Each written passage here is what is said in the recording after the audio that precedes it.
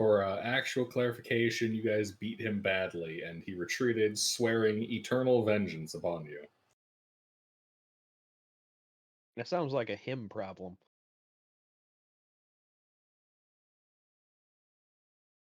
Yeah, it kind of is. All right. Now then.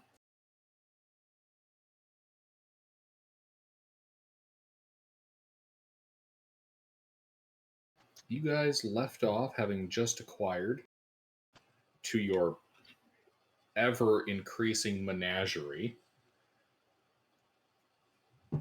8 of these pale green cyclopean creatures who apparently just keep, staring at you and saying, I see you. In Repeatedly. Undercommon. In Undercommon, endlessly. It's the only thing they say, but apparently they've been recruited by you guys too. Yeah, they're the vocal for Yep. Ryland's band. Indeed.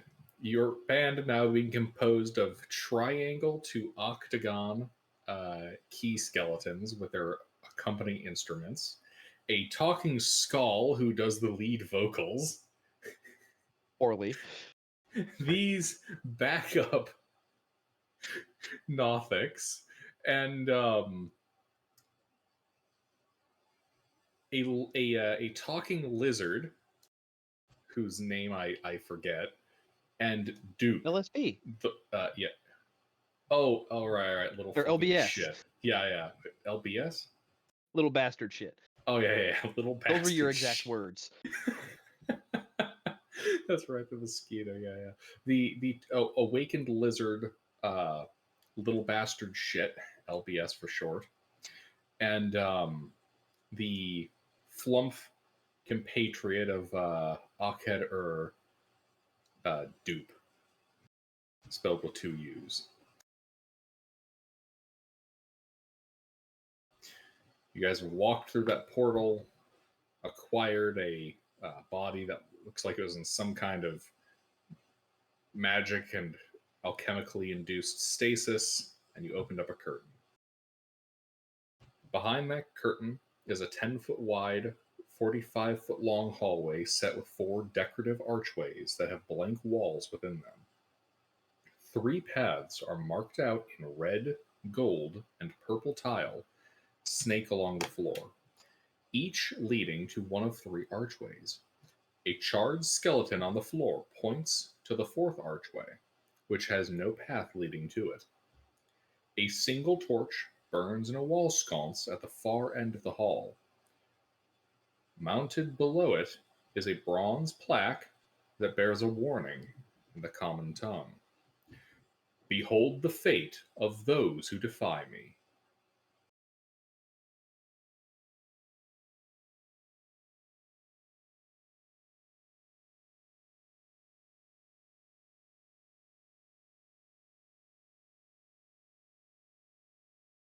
And so, gentlemen, I find me asking myself, what do you do? Well, from the other side of the portal, Sinclair will ask over the TACnet, should I come through? Yeah, it seems safe enough. Made some Before I go friends. through the portal. Well, it was more so because of lack of access to our stuff that's at the beginning of this dungeon. Oh, is there a portal like to go back? Gilbert?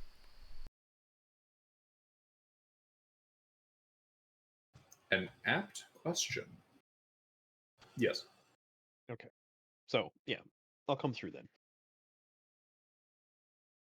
And then test the portal and go back to make sure it goes back and it's not a trick. Okay. So it is truly bi-directional. Let me check.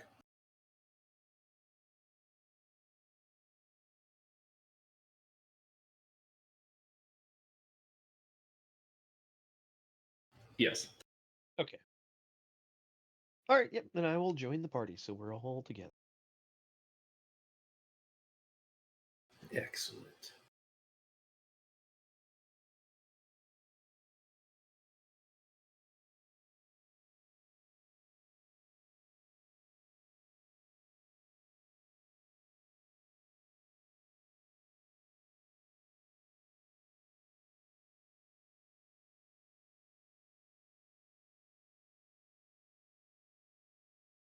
Well, which way you thinking, Introven?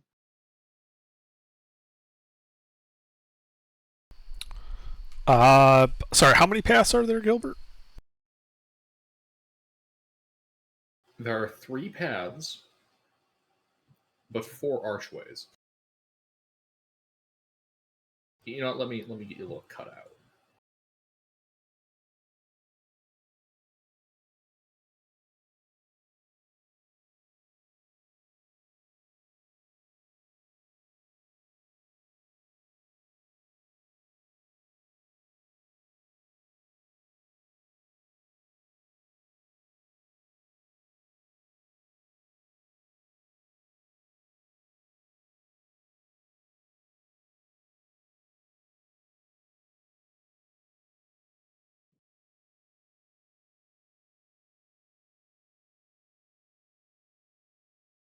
And what do the paths connect to, or do they just start on the ground? Like, they obviously go to the archways, but where does the other end go? Or do they just appear on the ground? Yeah, you guys opened the curtain, and like your feet, like the tips of your toes, are, like right on top of them. Okay. The third archway, so that would be the Yellow path. yellow path. Yes.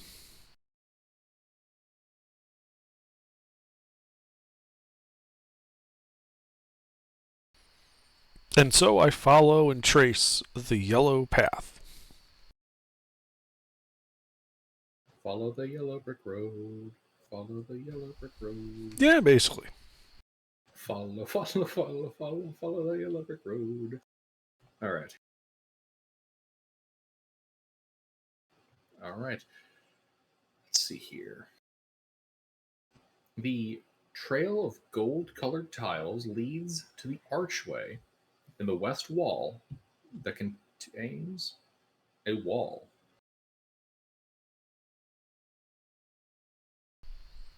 All right. Kind of like examine this wall to discover secrets and hidden things. I suppose so. Give me an investigation check.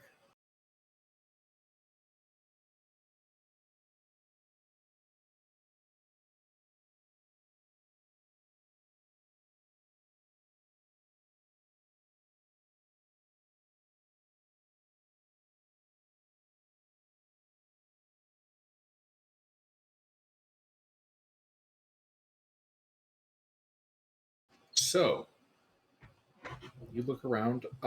Yes. So you can tell that there is a secret door here, but you also catch something.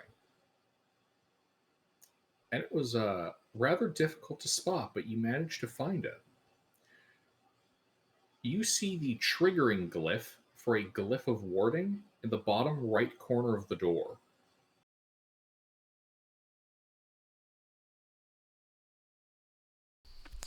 Oh, well, that won't do. That's bad. I'll do a 4th level Dispel Magic on it.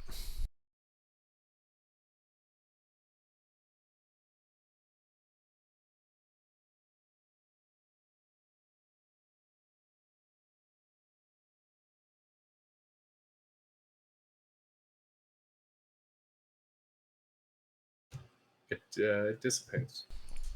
Great. I open the door.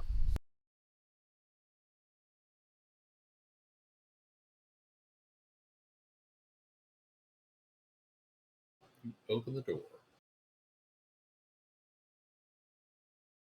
So, the archway opens, revealing a hallway filled with kind of cobwebs and dust, and the faint sound of music. Is it familiar?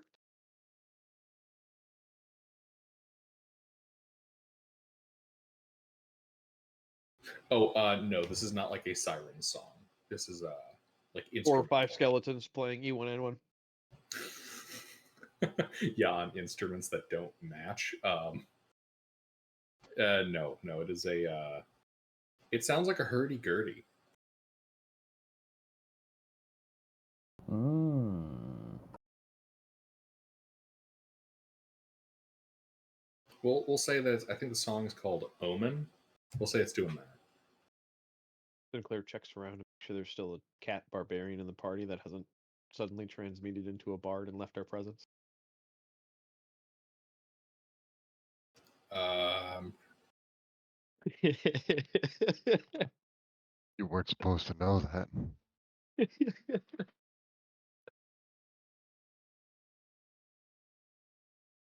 Sorry, when you said hurdy-gurdy, all I could think of was like a really ridiculous and silly song. Which would be exactly what Burger would play if he was a bard. I don't know. I feel like Sleuth might grab the kazoo. Which he could would do find a both. way to play a song called hurdy-gurdy on. No, given the frequency with which he makes reference to it, he would play Yakety Sax. Yeah. Anyway, all right. So cobweb fill the hallway. Can we see beyond the cobwebs, or is it obscuring?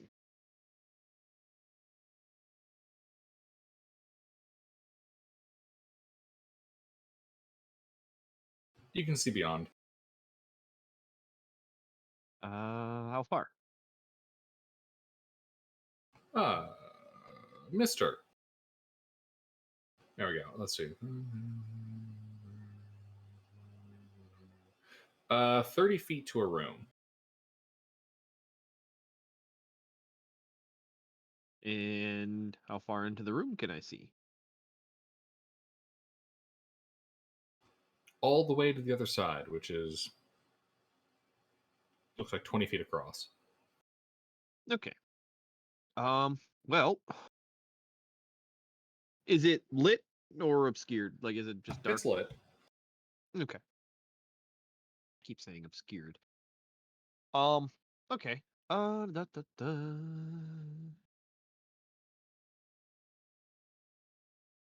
Sinclair will kind of look over at Intervin. What do you think they trapped it twice? Should we burn the cobwebs? That's where Nah, I'd hide a there's tripwire. there's no need for that. As I advance slowly with Mage Hand, kind of poking at stuff, checking for traps as we slowly move down the hallway. This is why all of my pressure plates are triggered by 11 pounds of force.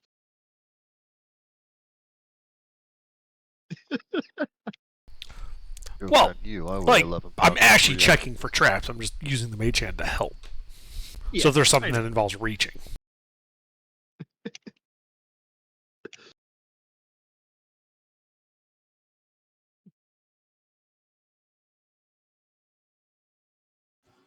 Give me an investigation check.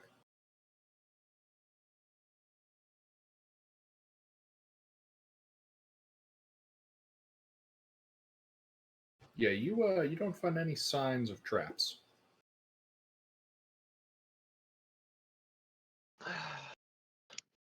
Then we go. Yeah, we go into the What is room. in this room? Well, in addition to the sound of a hurdy-gurdy playing, kind of filling the room, the walls are painted the color of dried blood. Bookcases draped in cobwebs and dust line the walls and stand 4 deep in the middle of the room. Hundreds of leather bound tomes weigh down their sagging shelves. At one end of the room, a small study contains a padded leather chair, a footstool, and a small table, as well as 3 corpses dangling upside down from shackles and chains bolted to the ceiling near the north wall. A lantern shaped device resting atop the table appears to be the source of the music. You can see an old man lies asleep in the chair, his horn rimmed spectacles slipping down the end of his nose.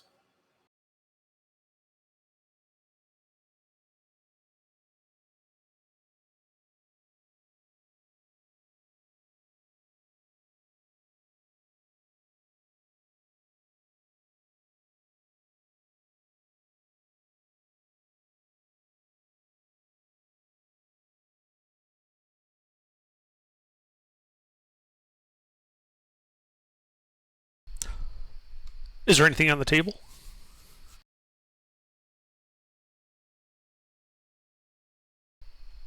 Let me double check.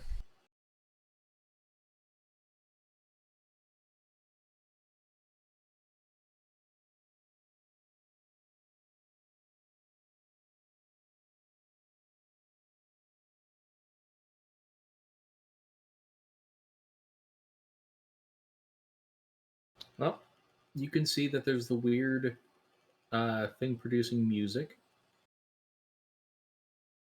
It looks to me made out of dark wood and gold filigree. You can see. Actually, from here, that's really the only thing that like stands out. Okay. I gently tap the old man on the shoulder and see if he awakens. What? What? Yeah. Who the hell are you? Greetings! I'm Intervin. Who are you? Yeah. Stands up, kind of straightens out his robe. I'm Mr. Fox. Why do you disturb me? Well, Did you say Mr. Fox? Is his first name Lucius? No, but Mr. Fox, Fox, not Mr. Fox, Fuck.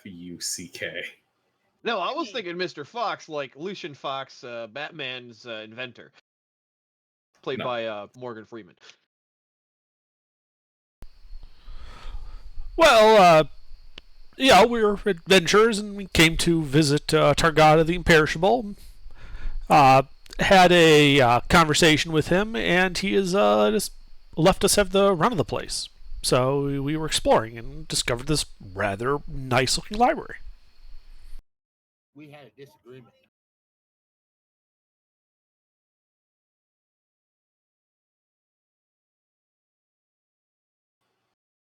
Give me a deception check? What? It's not false. Yeah, but you're trying to make events sound more amicable than they were. I mean, they were amicable. We amicably killed it. I mean, We reached a If- mutual understanding that he didn't want to be in the same room as us. Yeah. Oh, that's right. He got away. That's right. if you'd like, I could improve Interven's story, helping with the finer details. Yeah, lie. Okay. Sure, go ahead. Well, you see, we were sent by a friend to find another friend. Targata happened to be that friend, but we didn't know at the time. So when we got here, we worked our way down and had a discussion with him. He left and didn't tell us to go. So we figured we'd see what else there was here in his domicile. We met his lovely wife. Yes, we did meet his wife. Had a nice cup of wine with her. Okay, whatever. I don't get paid enough for Does this shit. that give Intervin advantage, or I can roll Yeah, deception? yeah, sure. That'll give him advantage.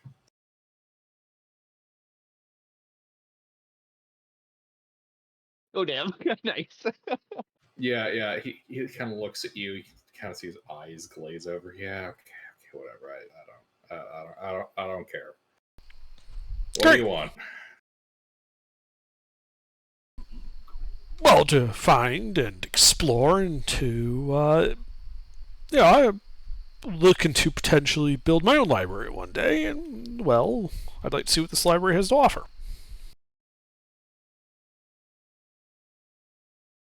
All right. Well, I'll tell you ahead of time. None of the books in this library, or the scrolls, or any other component of it, are allowed to leave. Of course, we would never loot a library of this scale. Hmm. Yeah, too many books carried. If You're adventurers. I find that Interveners Sinclair like, yeah, we would. We absolutely would.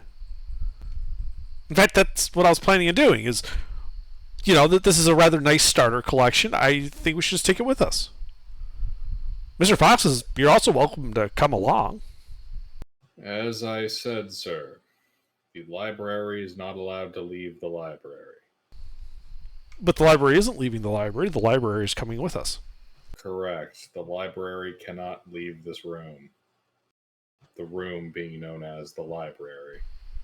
But if we take the essential essence of the library with us, really, can you say that we've actually taken the library from the library, or simply the library moving along with us and still maintaining its librariness?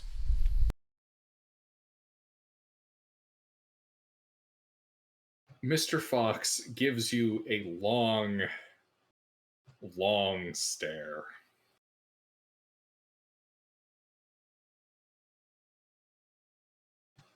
Son,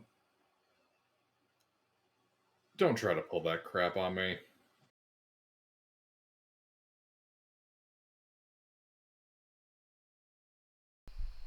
Why not? Now, if you'd like to peruse, you may, but as I said, no books can leave the library, nor scrolls, nor any other component of this library.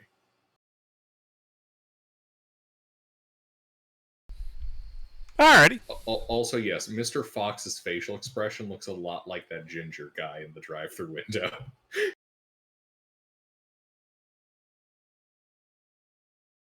Imagine someone staring And see Intervin below down. for Intervin. Imagine someone staring Intervin down so fucking close to saying, "Sir, this is a Wendy's." Right. Okay. That being said, is there a card catalog or index tome? Mr. Fox kind of taps his temple. Everything's up here. What can I help you find? Tomes of magical lore, please.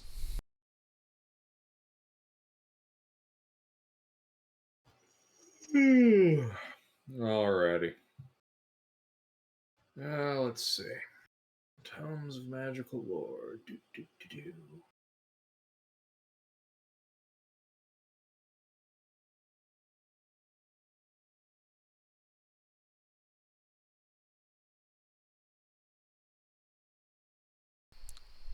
So, Gilbert, just so you know, I am telepathic.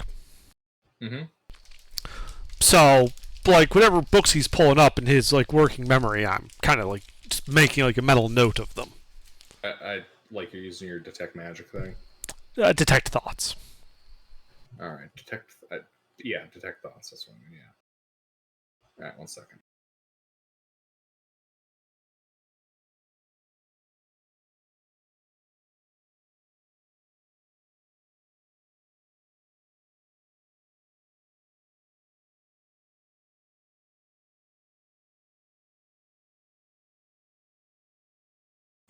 So, you are not detecting anything in his head. Oh, okay.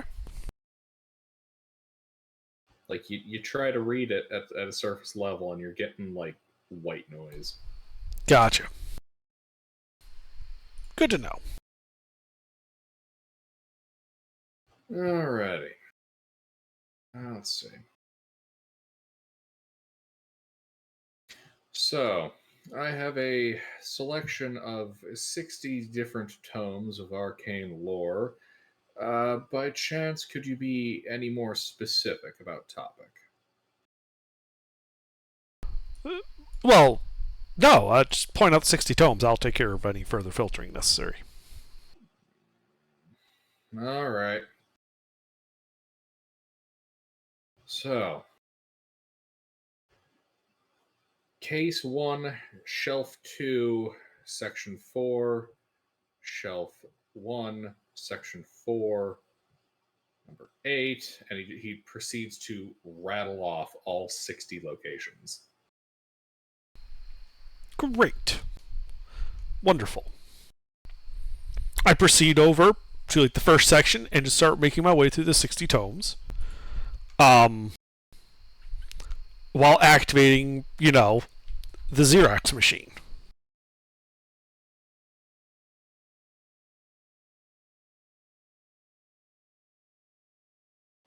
You think that transcribing from this library, given the thickness of some of these tomes, this might be even with your rather speedy process, this might actually be a multi-day process.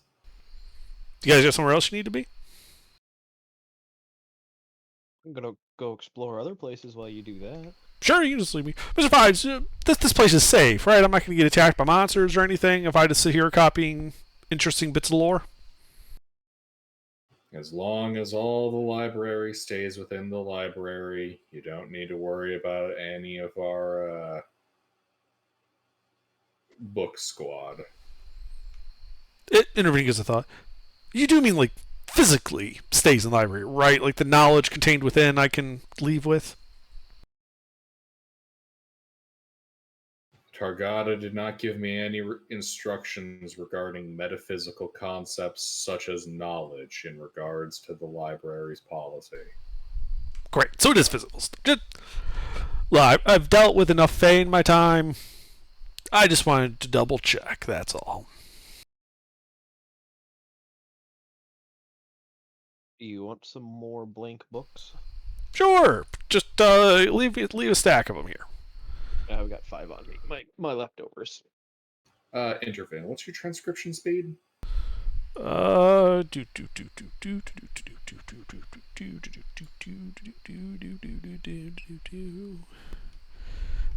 require ink.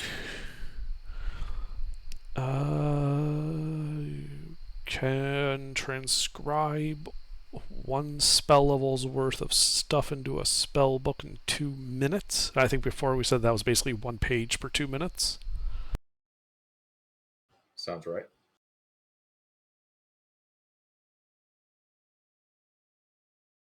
So what's the average with 60 books?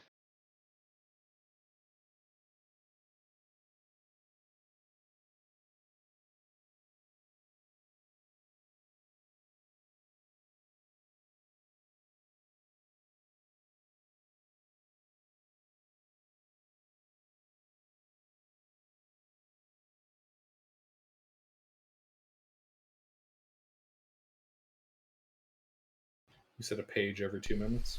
Yes.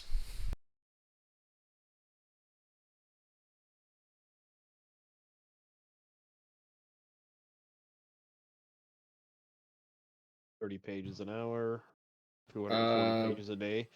If I'm looking at this, it should take, let's see, hold on, so 100 pages in each book. Multiply that by 200 minutes to copy 1 book, times that by 60 books.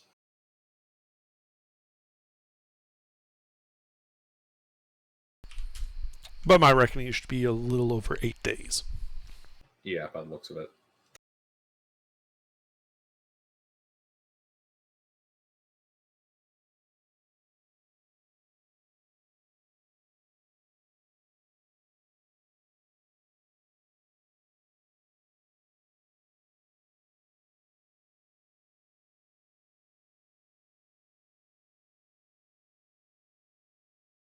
Yeah, so it'll take you 8 days to transcribe all of this.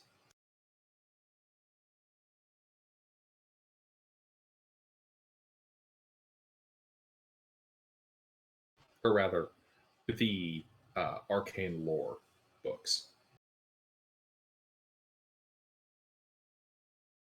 There look to be another 200 texts.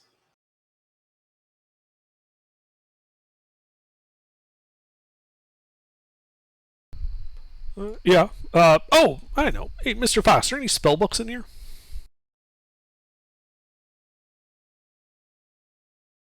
Ah, yes. The wizard wants to know where the spell books are. One moment. You see him walk over to a very nice metal box, pull out a key, unlock the box, And let's see here.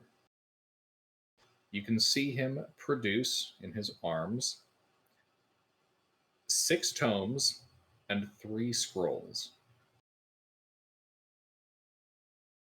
Probably should start with that. Yep.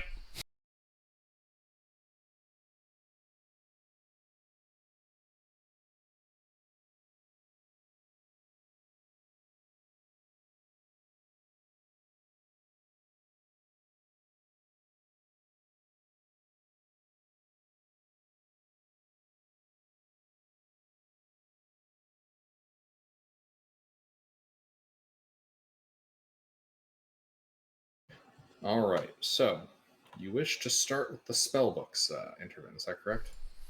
Yes. So, you go a perusing. Let's see what we got.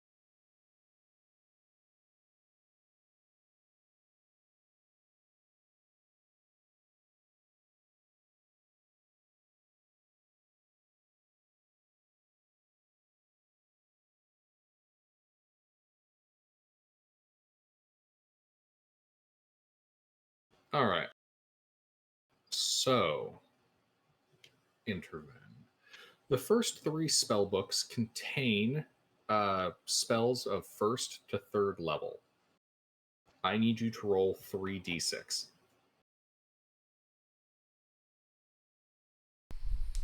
Blech.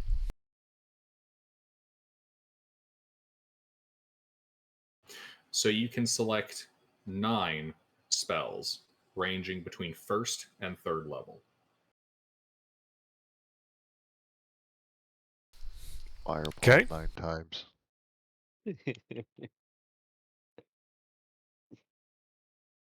There you go. Mhm. The 4th and 5th spell books contain spells 4th through 6th level. I require 2d4.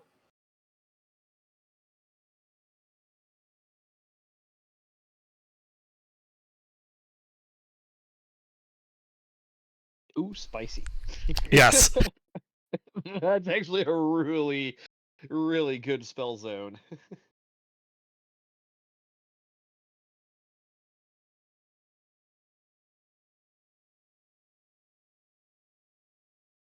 I had a fireball joke somewhere.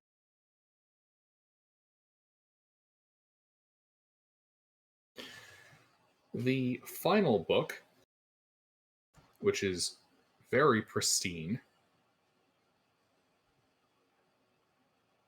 You can see it's got an almost perfectly preserved ebony wood exterior. Gold trims the edges. Very, very nice. And you can see that the spine reads Akhed's Arcane Grimoire.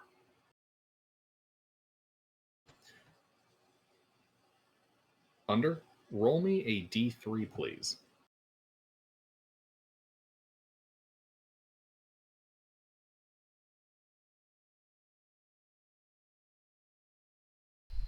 Yeah, the dice bot's keeping us in suspense. Apparently does not like D3s. Oh, Oh. where's the sad trombone music? Wow, wow, Mhm, wow. mhm,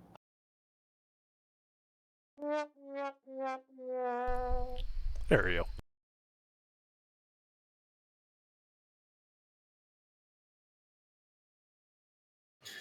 This one, unfortunately, as you flip to its later sections, is missing several pages. They seem to have been torn out. Provides you with 1 spell of your choice, 7th through 9th.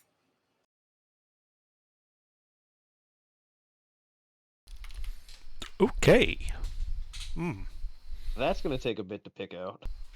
Hmm. Yeah, we're not exactly done with that book. Under? Yo. I need you to roll 2d6.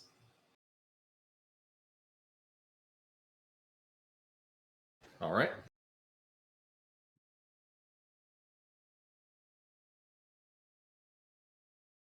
I found it.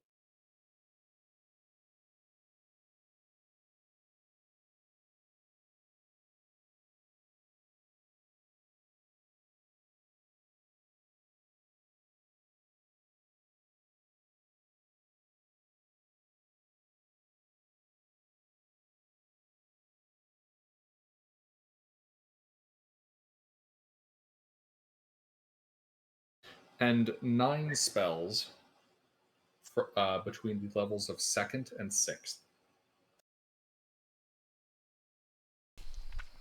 Alrighty then. All right, gentlemen, now that I've successfully sidelined Underdark for the next 8 days, now the rest of you are mine. The apprentice are staying with me to help with the transcription. What was that? I was laughing too loud.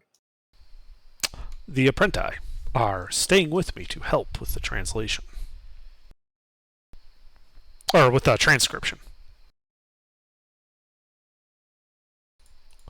Being Alrighty. apprenticed wizards and all.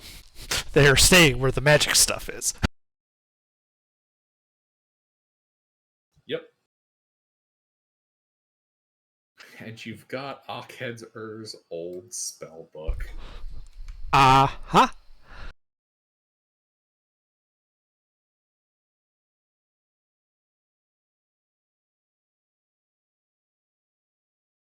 All right. Well, let's go play with the pretty colors. Yeah. Under how much time are you going to be writing just on those spellbook spells? So it's 2 minutes per level, so worst case would be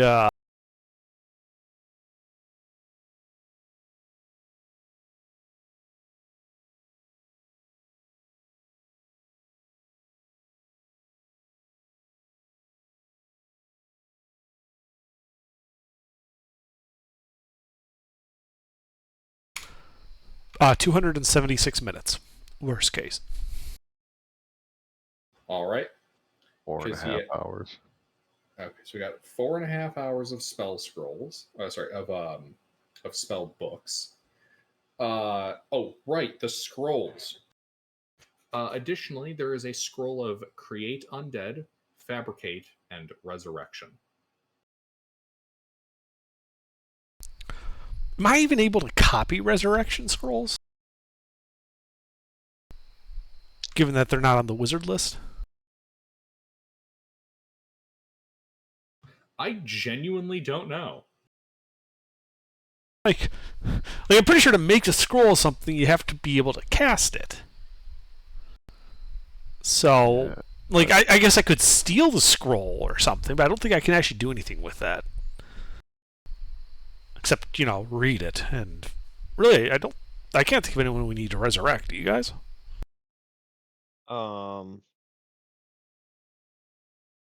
Technically, both of Scent's characters are dead right now. Oh, yeah. Well, the scroll isn't leaving the library when we use it. Oh wait, no, didn't we revivify Ryland? Yeah. Yeah, we revivified Ryland. So Ryland is up, but yeah, we would need something a little more juicy to get Faradul back up. So Resurrection probably. What? You have his body. True Yeah. Resurrection doesn't need a body. But wasn't he disintegrated? No. No. That was Father Gray's previous character was the one that walked in and got killed by the giant eyeball. Flist Yeah. also got disintegrated. Yeah. Oh, yeah. Flista, several people have No. in fact been disintegrated. Because resurrection won't fix No, disintegration. You do need a dead body. Flist isn't the Saturday campaign. It was my other character. I've drawn a blank on the name. I can't remember. It was a necromancer, right? Oh wait, no, it's the that was a rogue. Flista. It was a rogue. Oh yeah, that's right. The You're swashbuckler. The rogue that failed the Swashbuckler. deck save against Wither's Disintegrate. Ironic. Ironic. In the end, he couldn't save himself.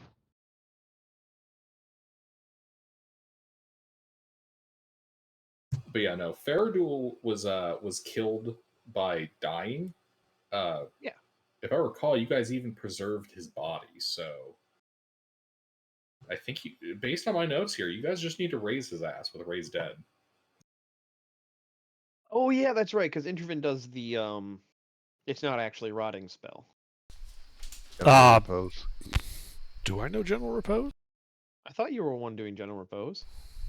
I thought that was Mr's character. I don't know who reposed. Oh it, yeah, I but do have it General here on my Repose. notes. Yeah, because you do it as a ritual, don't you? Yeah, Yeah. So you don't have to have it prepared, and you can just General Repose anybody. right. Yeah, I just had forgotten I knew that spell. Yeah, because you did it to my you did it to Rurik once. That's why I remembered you had it. Oh, Intervin, for weight capacity, just for your knowledge, if I dump out all of my tools, which I will be very sad to do, I can carry 386 pounds in the bag of holding. Well, you see, scribing spells into my spellbook costs gold, so I will be evaporating a decent chunk of gold. Oh, you need spell scribing components, don't you? I have spell scribing components. I have 273 levels worth of spell scribing components. Okay. I have 43 if you need more. I don't think you need more. No, I think I'm good there. I got an axe. Well, come with me. I'll need your axe. What are we chopping down? Hang I'm on a in. second here. I was gonna say, yeah, if you have the spell scribing components, you won't need gold, right? Correct. Like, I mean, to copy them, to make scrolls, yeah, we'll be burning through gold, but I think 1.9 million will take a bit to get an actual dent in that just making scrolls, even if you were making high levels Well, over the course of months. if I Okay. use like all max level from those 9819, I'll need to create 6 levels worth of spell scribing components. Oh, I can give you that. Okay. I have 43. 25 gold pieces is what I have marked down. And I Yeah. have So 43 extra. sorry, I need 3, not 6. Yeah. So Okay. I'll just take 3 from you. That's fine. Do you want all 43? I'm Sure. currently not using that. I use that in town. So yeah, just take 43. Will do. That way you can scribe while we travel too. So if I did my calculations correctly here, and I'm fairly certain I did, this library has 866.66 hours worth of transcribable material Okay. between 200 historical texts and 60 arcane tomes. Great. The specific breakdown is 12,000 minutes of arcane lore and 40,000 minutes of historical text. Uh-huh. So you want us to run to town, get you some food? Uh, You want to stay here for 3 months? I'll bring you some books back. yeah. Like, we're prioritizing the spell books and then the arcane lore and then the rest of it, but Yeah, if you choose to stay here, it looks like that would be 36 straight days of transcribing. Yeah, if you did it in 8-hour days. all right, I need 31 days more of food. Unless you want me to eat Mr. Fox, but I think he might object to that. Oh, when I said 30, That's like, 24-hour days. It's 108 days of 8-hour work days. Ah. I'll need a At little that bit point, more. I need to ask the question: do you want to hang out in this dungeon for that long? Yes, he does. I mean, We could run to town. hang on. I'm thinking. More accurately, do you think it wise?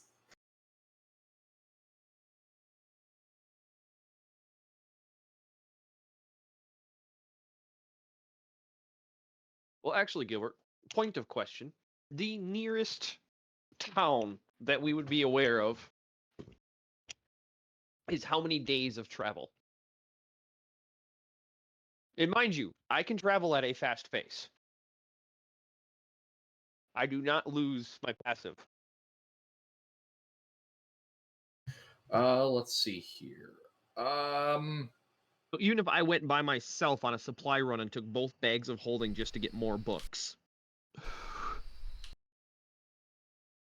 So the closest settle. Okay, let's see here.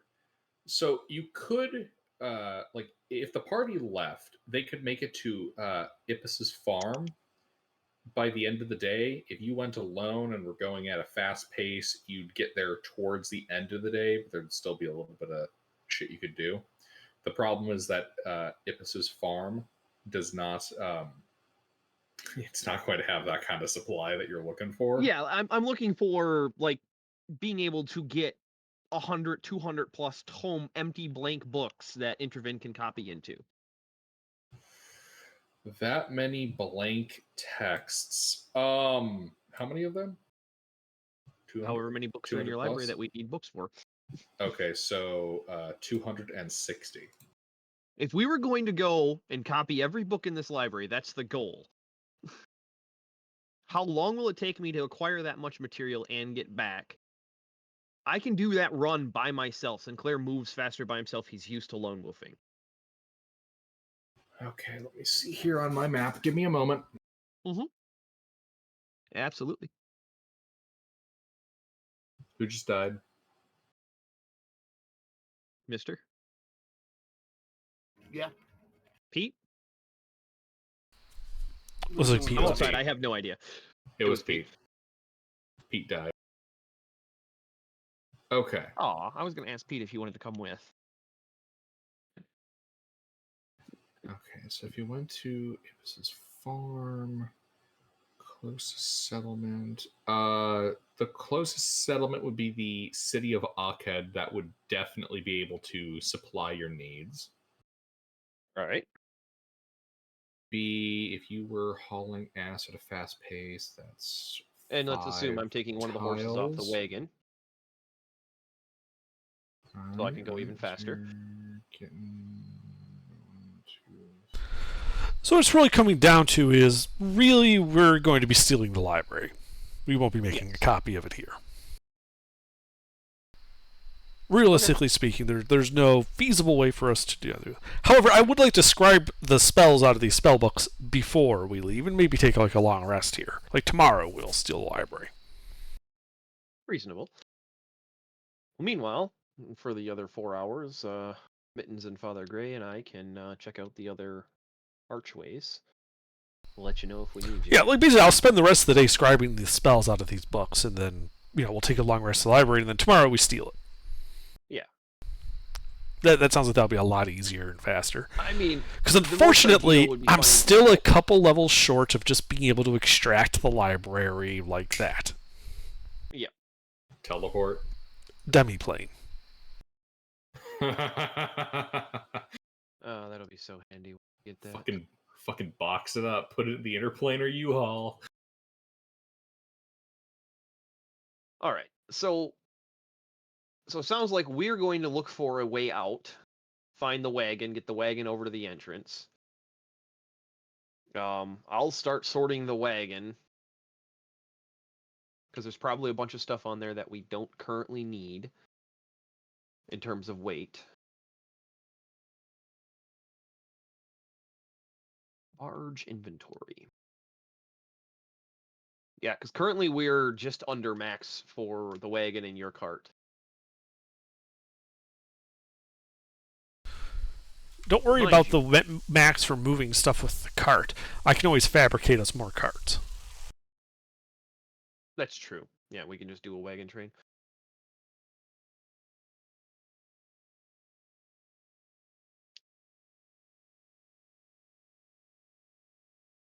Well, got the perfect things to fabricate with. A whole bunch of barrels.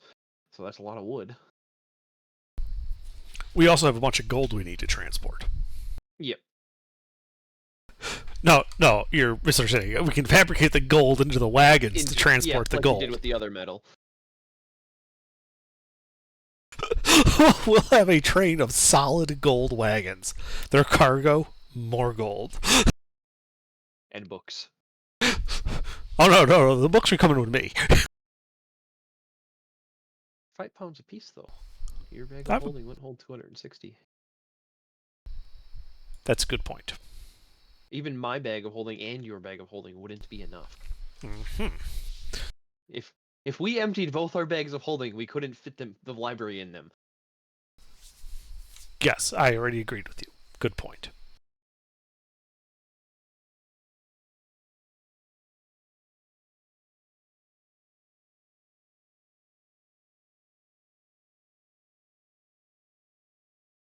All right. So you start looking at the other spots. All right. Here are your options. Do you want to check out the purple path, the red path, or the skeleton pointing at an archway? Let's go with red. We'll go with number 1 first. Red. Haha, you fool. Okay. Is it another library? Uh, with another Mr. Fox inside of it? That's right. I couldn't defeat Interfin by killing him, so I'll defeat him by burying him beneath paperwork. The Administratum strikes again. All right. Yeah, so this short trail of red-colored tiles ends in front of the hallway's southernmost arch.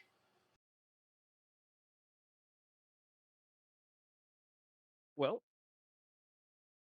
I'll take a look to see if there's any secret doors.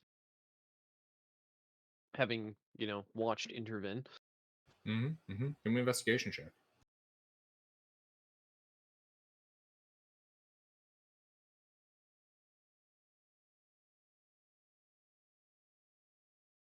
Right.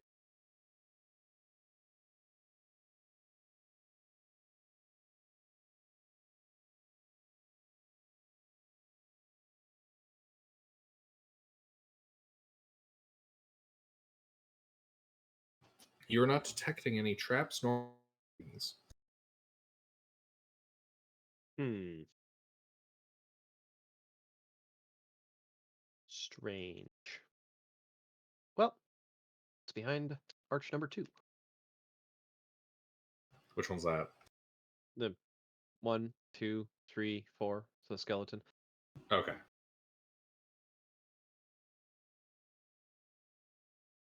A charred skeleton points to the arch containing a wall.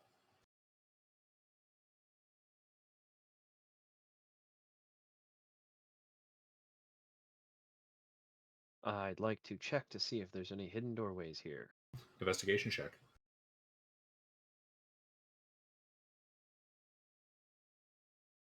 I'm supposed to be good at this.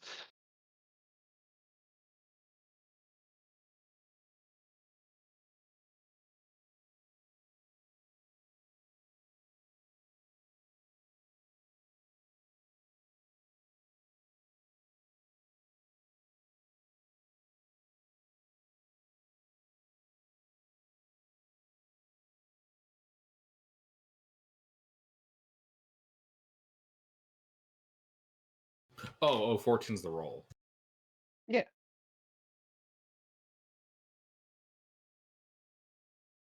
Sorry, I got so used to Intervin's rolls that I Yeah. thought 14 couldn't possibly have been the roll. Well, I only have a 4 on my investigation. It's not one of my expertises. Yeah, dude, that's a wall. All right, door number 4. Rinse and A repeat. trail of purple-colored tiles leads to the archway of the. Sorry, I had a bit to be on the wall's northernmost arch.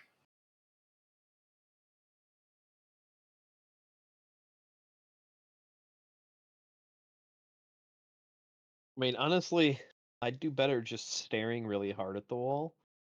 I'd do better just staring really hard at the wall. Perception of 8. Yeah, dude, this is a wall. This wall is particularly wall-like with its bricks and its mortar. Uh-huh.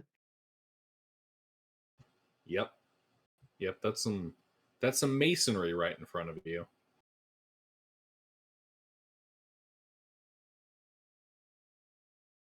Well, I don't see any way that I could detect the hidden doors any better. What hidden doors? Those are walls. Yes, because they're, you know, blank archways, and only one of them has a hidden door. He says to the wall.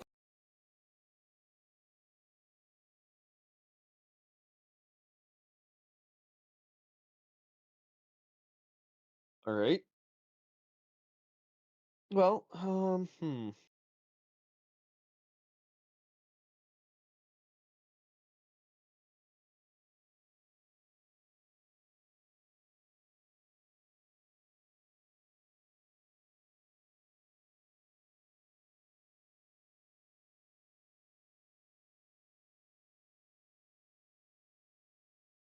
so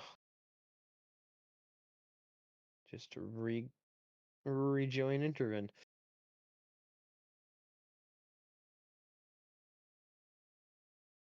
There's not a whole All lot right, else we can do right now.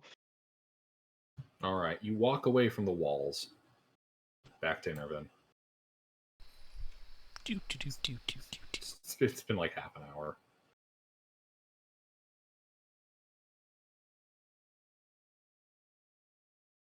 Mm-hmm.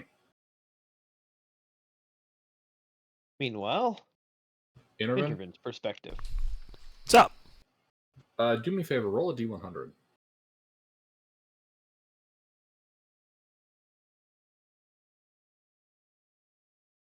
All right. Nothing weird happens. You're all good. Okay.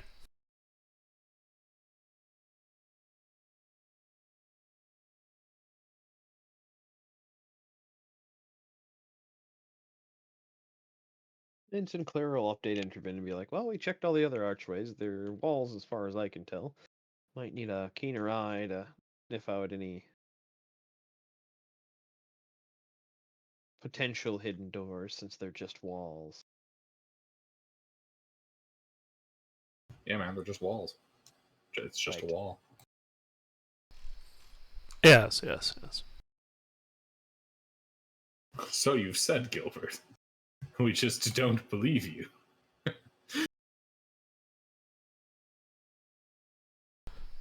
Well, it's more that Interven's really quite distracted going through all this arcane stuff. Copying spells is always fun. Yes, and reading bits of lore. Indeed.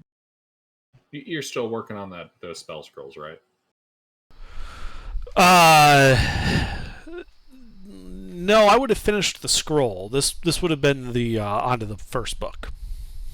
Ah, okay. On to the books. Yeah. Out of curiosity, you decide what you're picking? No, that's what I'm doing in real life. Ah, yes. The most immersive role playing. Doing doing bookkeeping in character while doing actual bookkeeping. Well, I guess we could take a long walk.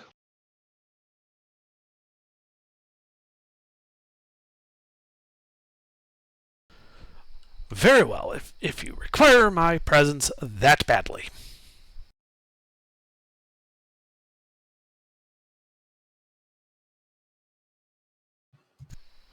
I then go out into the hallway and start poking around for hidden doors to start like flagging them for the party. Okay. Which one you starting with? The closest one. Purple? Okay.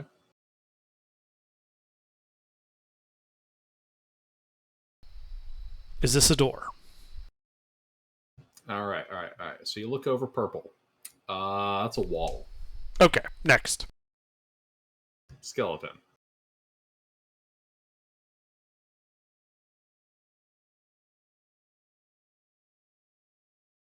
That is, in fact, a wall. All right, next one.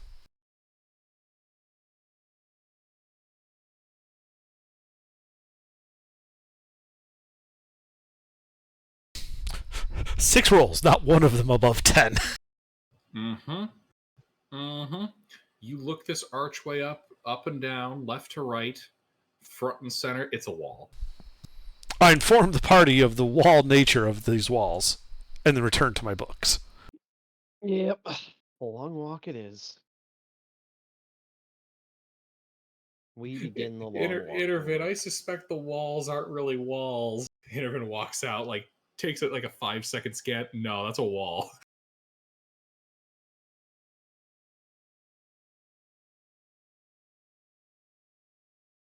All right. All right. We See, go for a walk. indeed, you abandon your companion in the bowels of this dungeon. Yes, He'll yes, be yes, yes, fine. yes.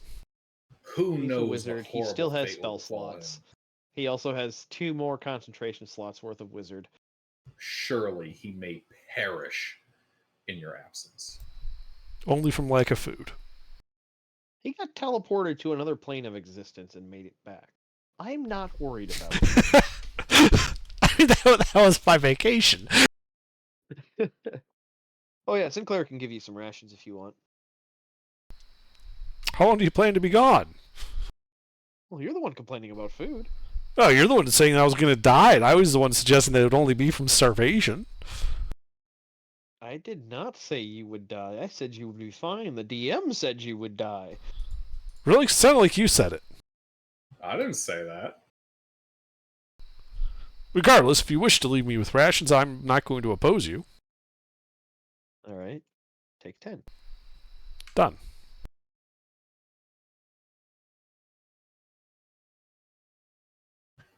Give me an opposed courtesy check. All right, I'll roll deception. I've already moved on to the books. I know. All right, yep. We go up through the curtain, through the portal, across the lava pit. I'm picturing the opposed courtesy check as like 2 people. They're stuck in front of a door. They're each trying to let the other one through first.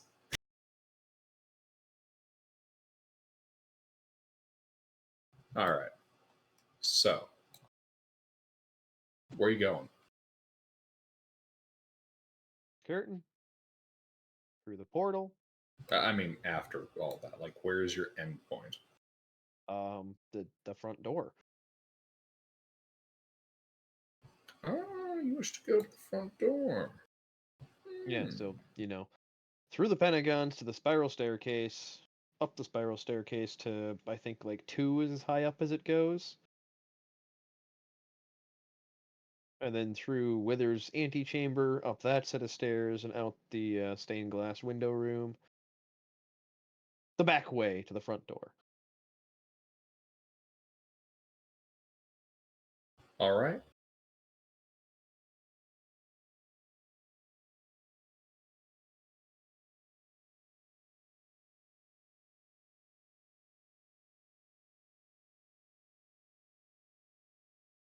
You make your way up and over and through and up and around and up and across and through and down the hall and hook a left and hook a right and bada bing bada boom, here you are. Is our pile of loot still here?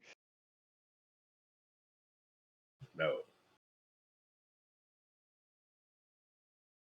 I'm just fucking with you. Yeah, it's still there. I was about to say, well, we have something to do now. There is a pile of dust. Tarkana, the spiteful prick that it was, disintegrated your shit. All right, time to start filling the dungeon in with concrete, starting from the lowest point. That would be such a dick move. Just destroy all the loot.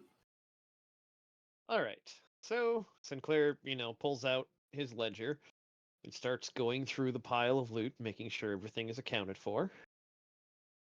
And Mittens and Father Gray could check the front door to see if we can actually get out or if we have to find another way. Roger, Roger. Well, there's one problem. He can't make it to the door. There's too much loot.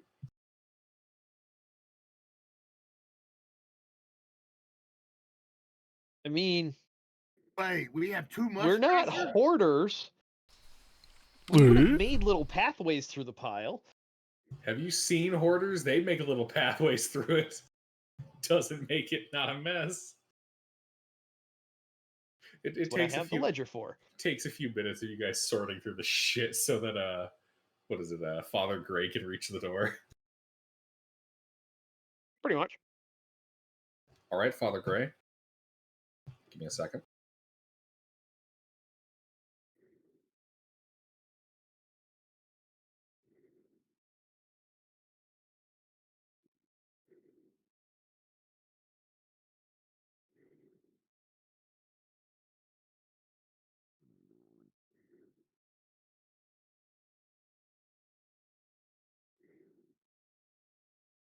Father Gray, the stone door is closed in front of you. How do you open it? Well, Father's Gray gonna try the door. Try to open it. Try to push it open. The door does not budge. That might be because it's a lifting door, though. Oh well. Somebody want to come open this door? I mean, strength is not my strong suit, so Yeah, same I here. won't be opening this door. Mittens? Mittens?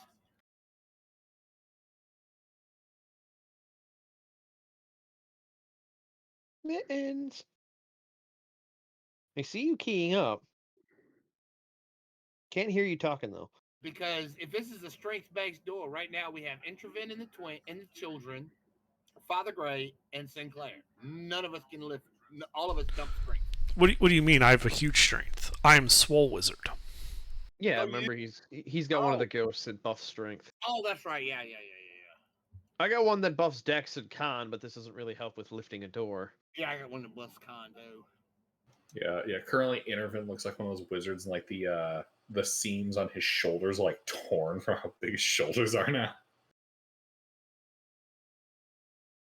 Burger, are you here? He's definitely here. He moved himself. No, I moved him. Oh, Is he sleeping?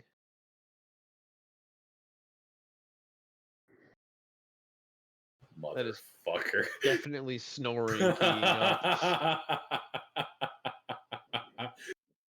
Sleuth, you rat bastard, wake the fuck up. I got something that'll work.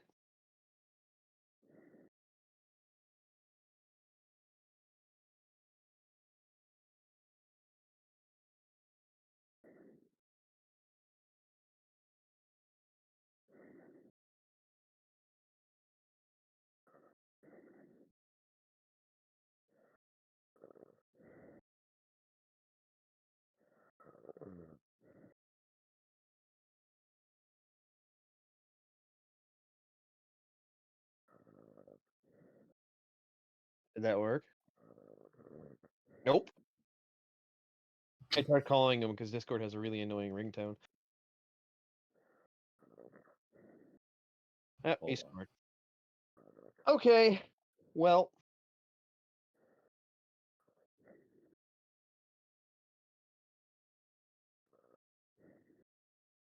Mister, do you have strength score? No, I dump strength. Okay, so you have less than 0 in your strength. Yes. Okay, Gilbert, I'm going to give it a once-over and look. If I rolled a nat 20, because I have a 0, do I think I would be capable of lifting the door?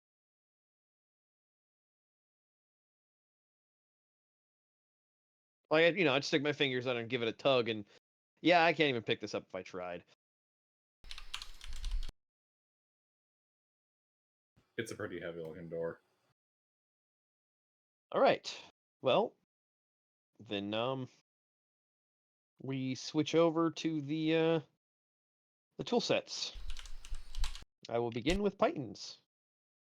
One on each end, lifting the door a little bit, and then switching over to smithing and carpenter's tools to increase the height the door is being lifted little by little. Okay.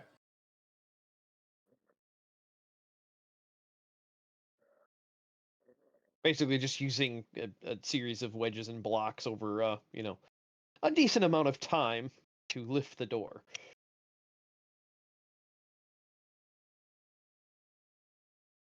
Okay, that's doable.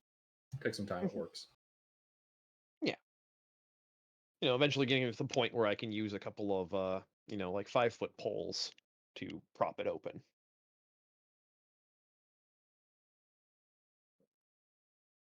Of course, then the problem is the other door. At least that one's a swinging one. Oh, wait, no, is that a sliding door? I forget if you changed it. It's a lifting door. Oh, okay. Well, then I rinse and repeat on that door. Okay. 1 second. Okay, yeah, you repeat the process, it opens. Yep. And then I go find the wagon. Okay. You leave to find the wagon. How many days has it been since we entered this dungeon?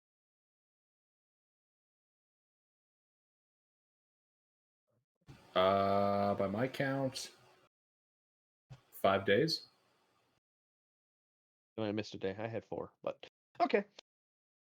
So Intervin's little you can't see in here area is gone now because that was 24 hours, wasn't it? Yes. Okay. So yeah, I go find the wagon, and bring the horses over to the entrance here.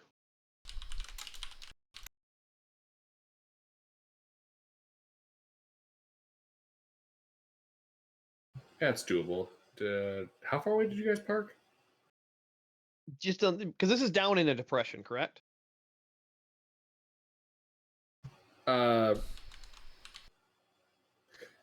Yeah. I forget if it was like there was mounds around it or if it was down into a recessed depression. When we were fighting the harpies, I knew that came up as a point of contention.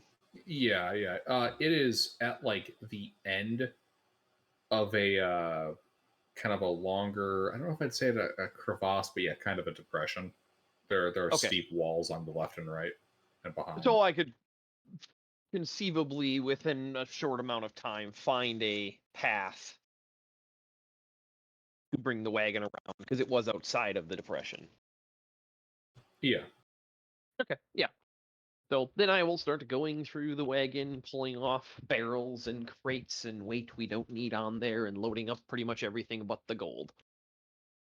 Putting all of the valuables in smaller crates with hay and stuff like that. Doing the typical bookkeeping and ledger that Sinclair enjoys for art objects. Cataloging everything. Catalogs. He's got the Homer Simpson drool going on as he writes.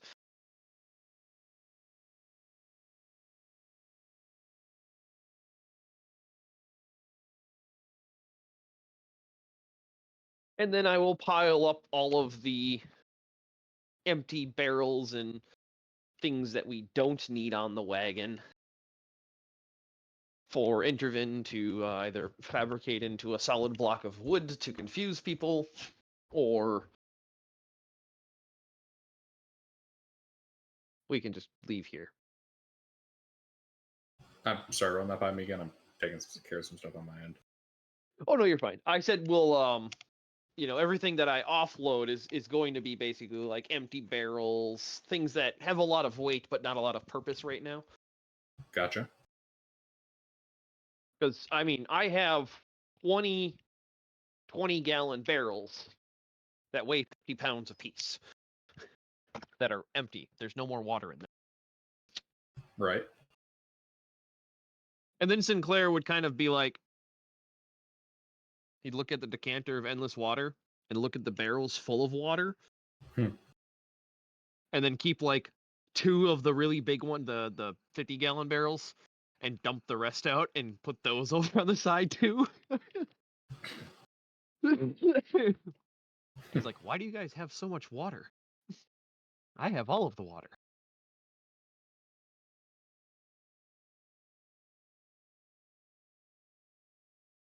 Okay, I've just finished trolling Sleuth. You have my full attention again. Well, I was trying to call him. That's why I disconnected from the call, because the Discord ring was really loud. But if they have it turned off, then Oh, he should have like 30-something pings in my PMs to him. As I one by one typed up and sent him every line from the opening of Skyrim. nice. Well, hopefully he Fucking wakes back up. Sleuth falling asleep on me.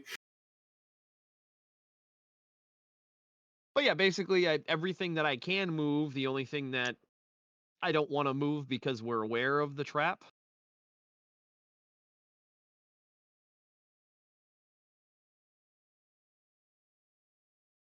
I don't want to risk rolling the, 30,000-pound drum of gold across the trap door.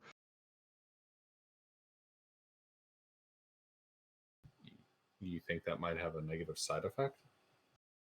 Potentially. Don't know what that might be.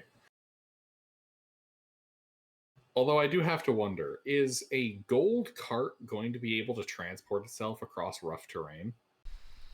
I wouldn't want to ride in it, but there's no reason why it shouldn't. Well, and the other point of contention is, Gilbert, you wouldn't make one. You would make 2 or 3 that are like contiguous and joined together by like golden ropes. Chain, golden distribute chain. the weight. Yeah, golden chain, because it needs to be all one thing inside of a certain volume, right? Or we could spend multiple days doing and splitting it up with fabricate. Yeah, which I think you could, even in one day, you could fabricate enough times, correct? If you had a long rest and fabricate prepared. Fabricate, fabricate, fabric. Or the 5th. I always forget which one it is. It's 4th, so I can do that 3 times. Well, 3. I can do that 6 times a day currently. Okay, yeah. So if you use your 6, 7 if we slots, stretch it. Yeah, you'd want to keep some slots in reserve.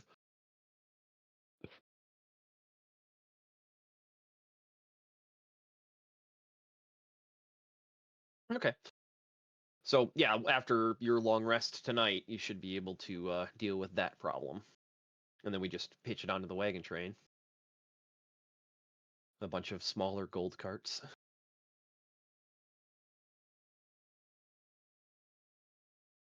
Okay, that's problem resolved. The next problem will be tomorrow. So yeah, we'll You said this is like the end of a gully, kind of, Gilbert? Yes. All right. Well, I will hitch the horses up somewhere separate from the wagon. Giving them food because they're probably tired of the bushes they've been munching on. And then obscure the cart. The horses give you a look like they're about ready to riot. Sinclair gives them all carrots. Horses love carrots. They look completely like they're not about, like they seem to have completely renounced their desire to riot. They have been successfully bribed. Imagine that. And then, yeah, I'll take some time obscuring everything, and that should be pretty much close of the day by then.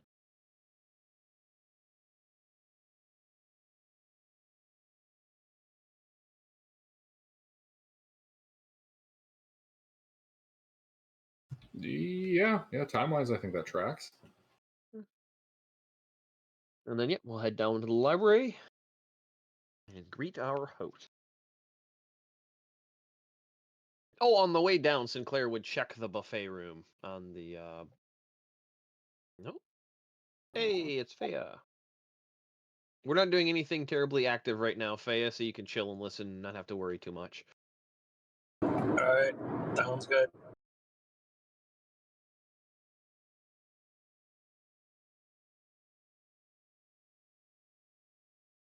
So yeah, Gilbert, I'd like to go all the way back down to the room outside of the throne room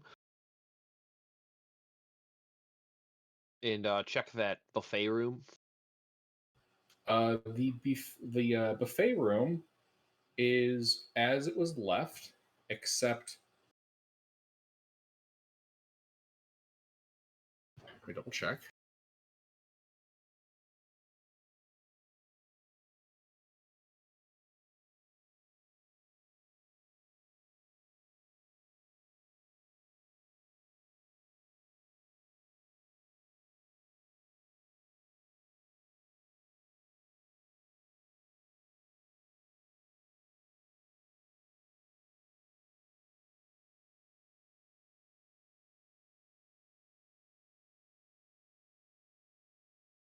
The room is as it was left, except there's no butler and there's no food.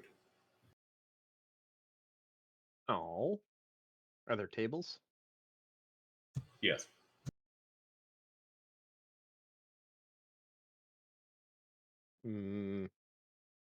Another day. We head down to the library.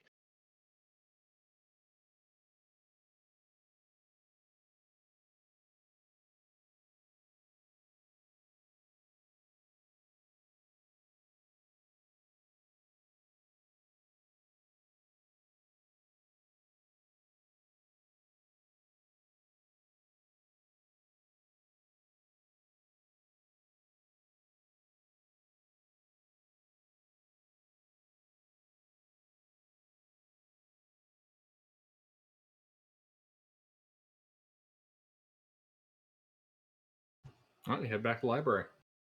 Yeah, you can see Intervin hanging out there. Intervin, roll me a D100.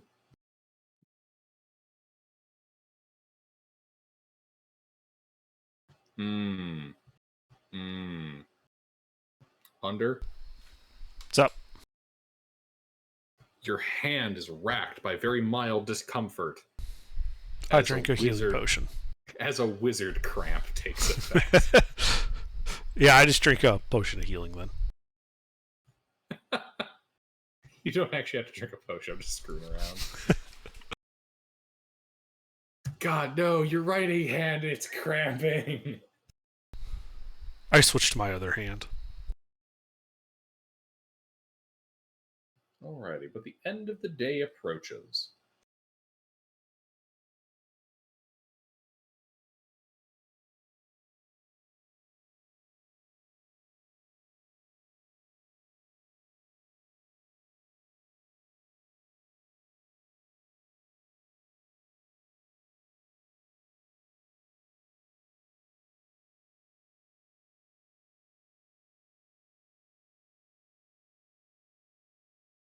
And the end of the day is here. What are you guys doing?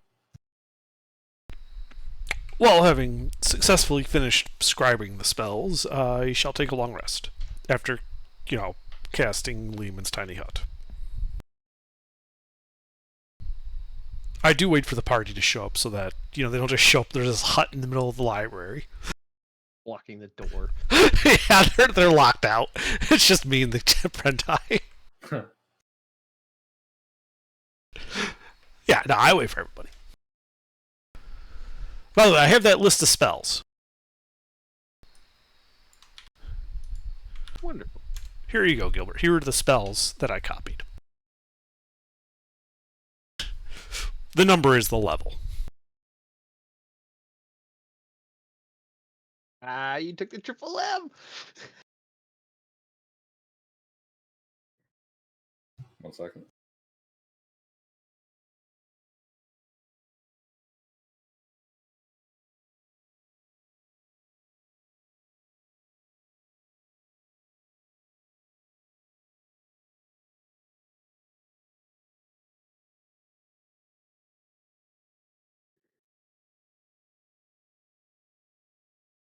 Burger, are Okay. you awake yet?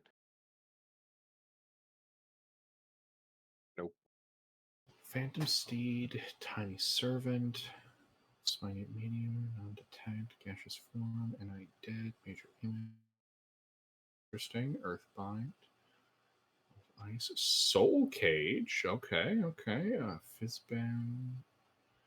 Dwarves summons, Severate. Magic Jar. Dawn. Creative 2. Stars Cap. Dream Chaos. Mark. Interesting. All right. I like it.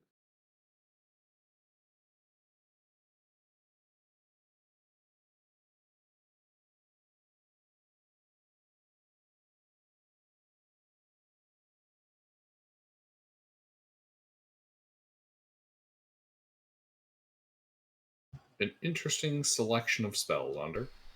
Thank you. And I just have to kill you before I can use anything.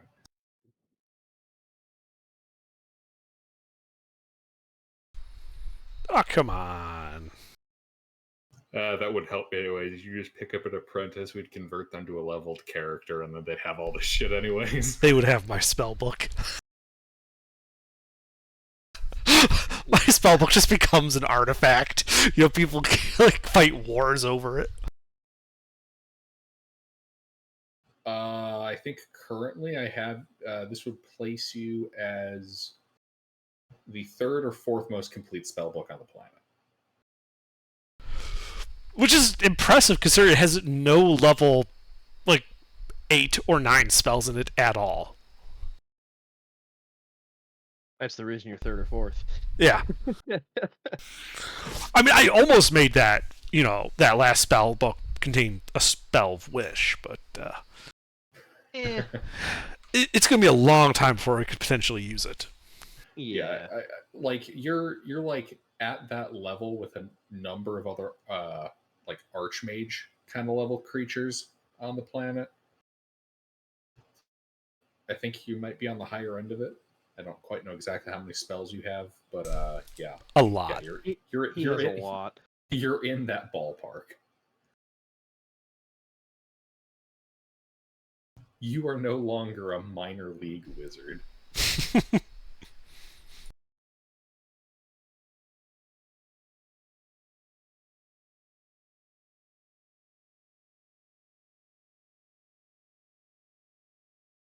All right. You guys set in a watch order? Yeah, who wants first watch?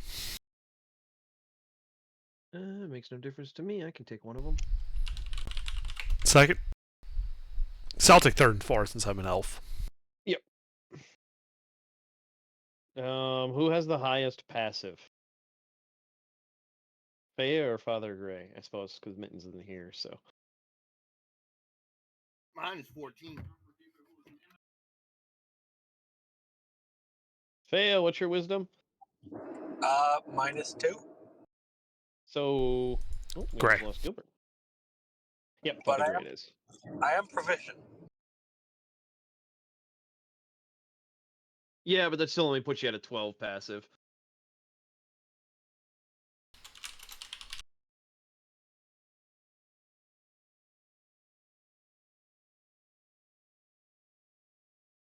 I'm here. What's up? We got our watch order situated for you. I'm surprised you didn't swap the R and the A under. Huh? Oh. Father Gray. Otherwise known as Gary. Father Gary.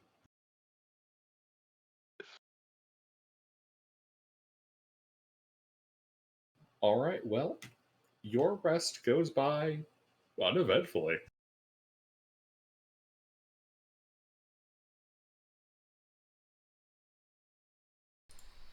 Yeah.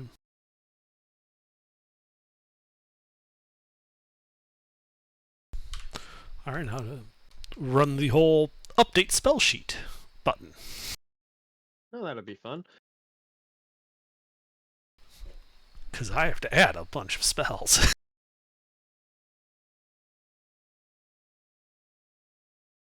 Well, in the process of moving things around in the cart for the better part of a day, I made sure to empty my bag of holding. Good. I probably could have taken yours and emptied it if you would have let me, but I wouldn't know if you'd let me or not.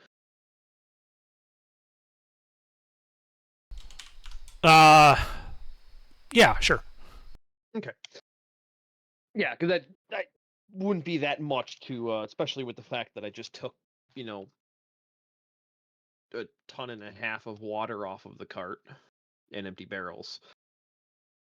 Even if your bag of holding was full. It was.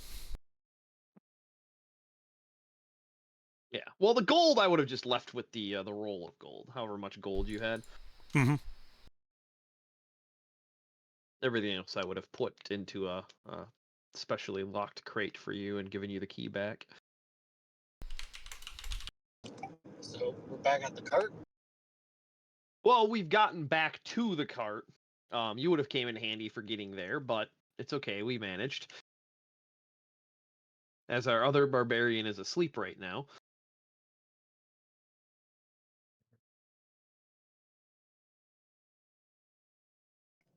All right, so I'll tell you the amount of pounds of gold I have when I get back to my character sheet. No, that's all right. We've not lost any of the gold, and in the process of the last half of a day in game, we've reshuffled pretty much everything outside into the cart, and then slightly hid the cart at the end of this little dead end canyon. And we're down all the way on the sixth floor in the library. We're down at the bottom of the dungeon. I don't remember how many floors there are, but we can pretty easily get up and down. So, yeah. Any loot you were carrying for us has been deposited to the cart. And there is a pile of crates and boxes and barrels sitting outside of the cart to accommodate all the weight of the crap we have. All right. So I can just remove it from my sheet. If you have an item that I have not tracked that you do not want, just either put it in chat or send it to me in a DM, and I'll make sure it's updated to the cart. Because I don't know exactly what you're carrying, if you took any items when I wasn't present. Okay, I'll just that? remove He's the calling gold. you a Yeah, thief. when you get home, don't worry about it right now. You hear that? He's calling you a thief. Not exactly. I know. I'm the thief. What can I say? I want you guys to start some shit and die and like beat each other up for loot. It'd be very funny. I'd be deeply amused. Well, I mean, we do have the rogue keeping the ledger. There's a problem right there. Hooray! Embezzlement! Yeah, for some reason we only have 1.2 million gold. I have no idea. I could have sworn it was more, but when I redid the numbers, I was off by 700,000. 1.9 million? No. It was 1.09 million. Oh, I was gonna I'm- say it was 100. It was 190,000. Sorry, I accidentally added an extra decimal space. All right. So we finished our long rest. You guys and, bring out so much gold that you crash the local economy. Your gold is worth a tenth of what it once was.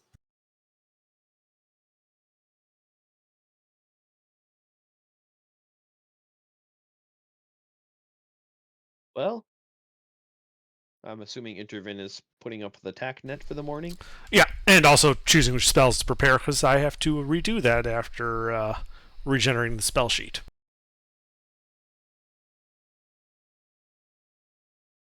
Well, I can see one in your list being pretty useful.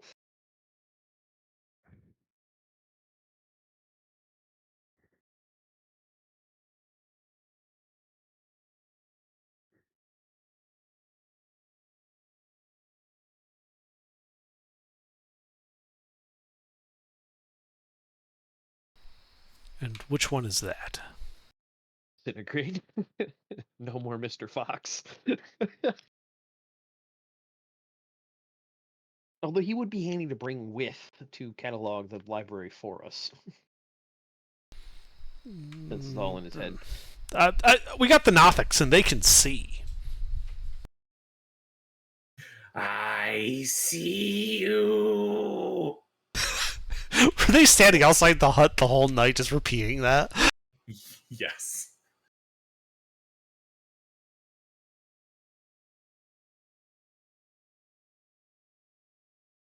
Right. So, how are we going to proceed with this process?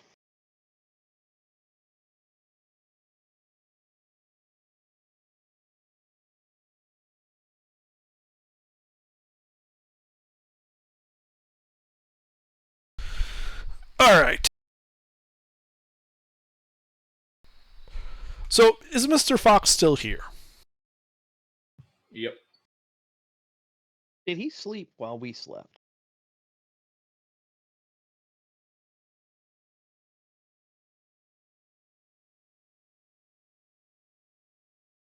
Yeah. Okay. Was just checking to see if he wasn't some sort of immortal unsleeping being or, a construct of some sort. It's information. He slept, therefore he can die.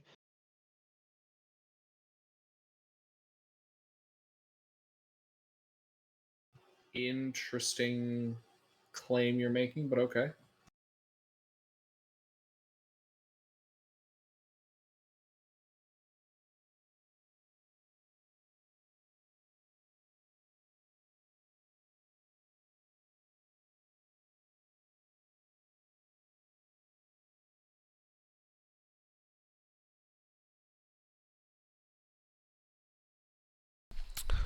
All right. So, I'd like to ask him. So, what happens if we remove any of the library's elements from it? Does it explode or something?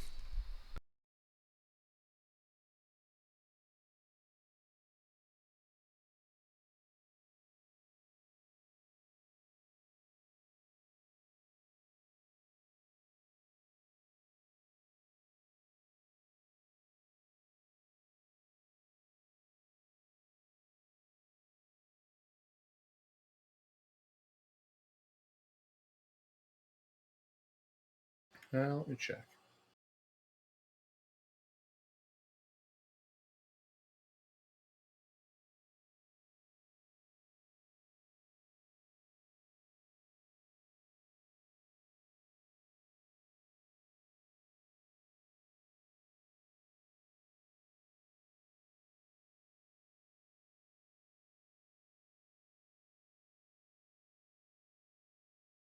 Well, frankly, if you try to steal from the library, I will be forced to kill you.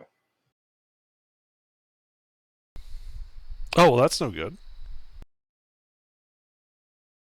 Indeed. Generally speaking, mortals prefer to live. Mortals. What are Although you? I have met some very stupid adventurers in my time.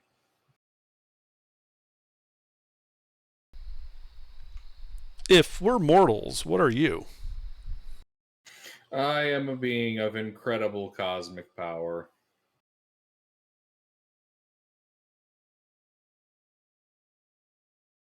Why do you work for Targeta then? Shouldn't he work for you? Unfortunately, Targeta is a being of even more incredible cosmic power.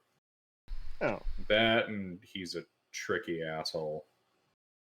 So he's bound you here. More or less. If we were to say unbind you, would you care as much about the library being here?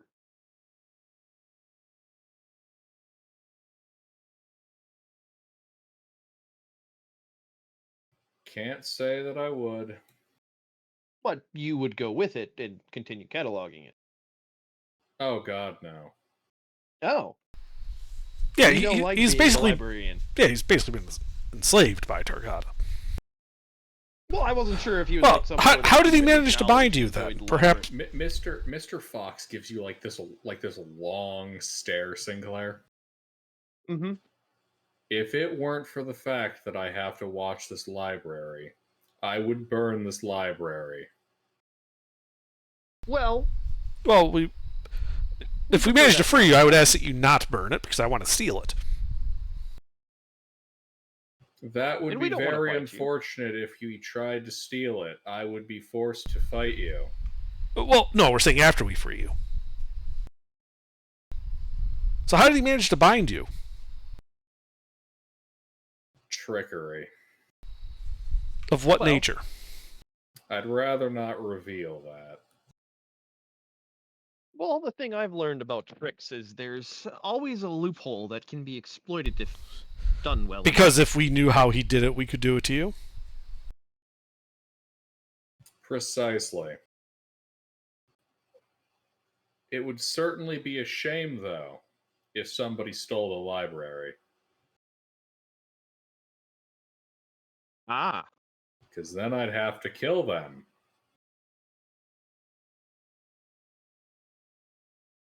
what if the library didn't exist anymore? What would you be bound to guard then?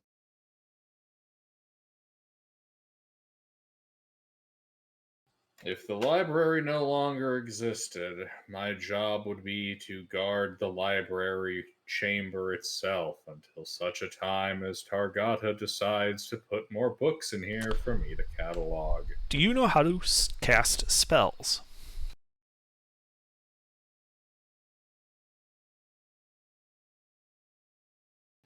He gives you a long look, Interven. I am the guardian of a library filled with spell books. And it would be an ironic punishment to put someone in that situation that doesn't know the first thing about magic. That's kind of the thing I got. Like, Targata would absolutely do that just to torture you. Oh no. I know how to use magic. Do you know the Gios spell? Yes. So, I propose this. You cast a Gios on me that binds me to free you. Then you can tell me how you were bound, and thus how I can free you. And then you don't have to worry about me using that method to enslave you to my will. Because of the Gias. Precisely. I see what you're saying, mortal. Have you considered, though, if I had to stop someone from stealing the library, I would have to try to kill them. We're not talking about similar. We're talking about freeing you. Does your commands require you to kill anyone who tries to free you? I mean, maybe he's considered part of the library, and thus. I mean, I point to our entourage. We've kind of established a pattern here of freeing Targata slaves so that we can get them out of here.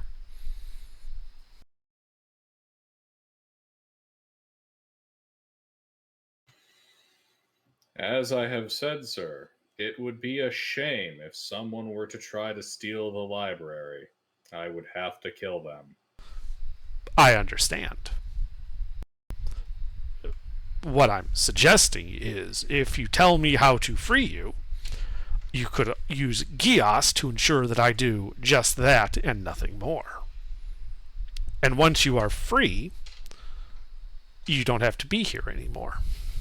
And the library will no longer be your concern. Intervene, give me an insight check really quick.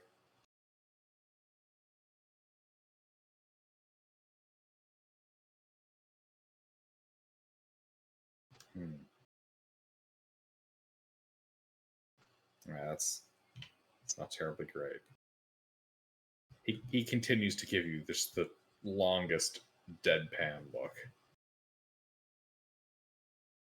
All right. Sinclair will pop into the TAC net and um, maybe he wants us to try stealing the library because he keeps repeating that over and over again, I saying it's a can. shame. Can I give it an insight check shot? Sure, Faya. Give me an insight check.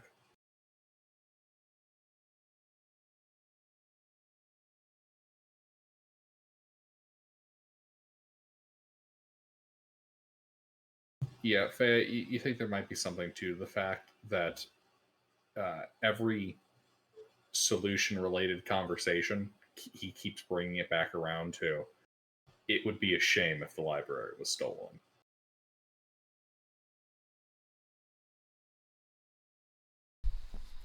Okay, well, what can you tell me what manner of creature you are?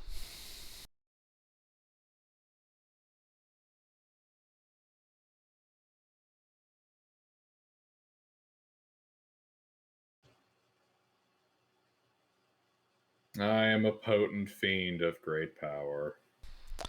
Ah, a fiend. Yeah, what devil you know?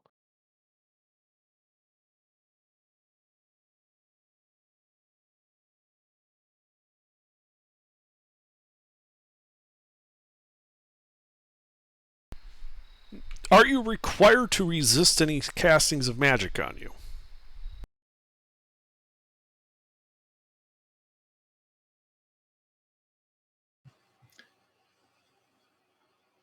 It would be a shame if someone were to try to steal the library. I would have to kill them. Well,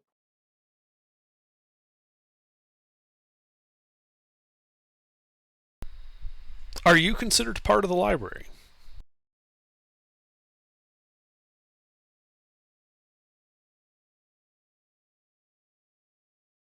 Yes. do you weigh less than 500 pounds? Yes.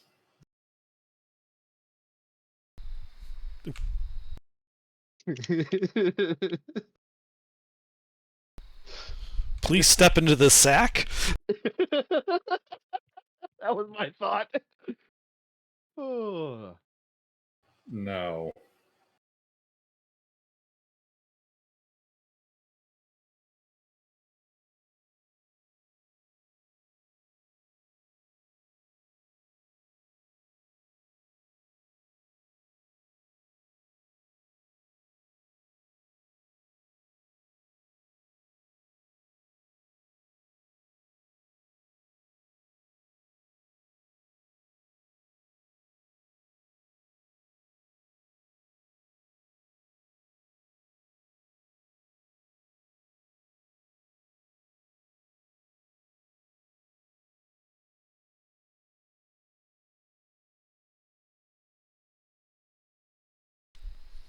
What magic do you know?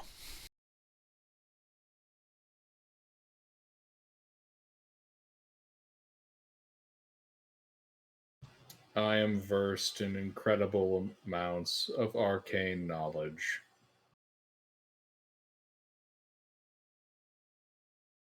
Even the mightiest of archmages should fear me.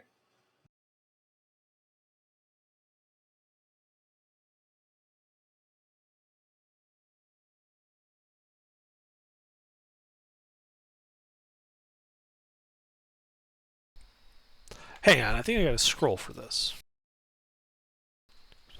Yeah, let me try it. Do you mind if I cast a spell on you? It won't hurt. It won't damage anything.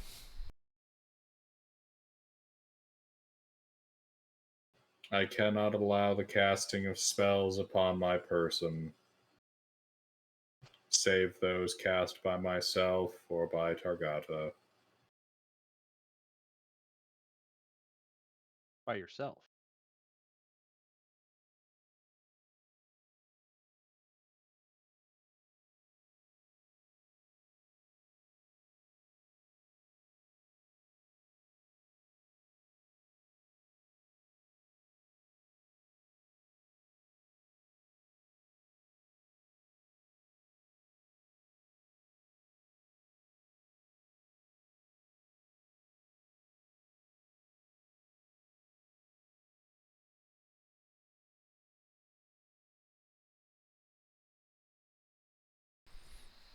Okay. Can you just do me a favor and like just stand like right here as I point to like an open section of the floor?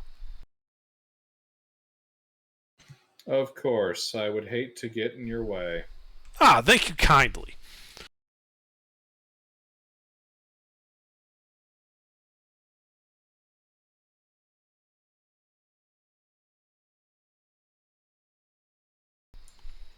Okay, I cast Wall of Stone and put him in a little, 5 by 5 by 10 house.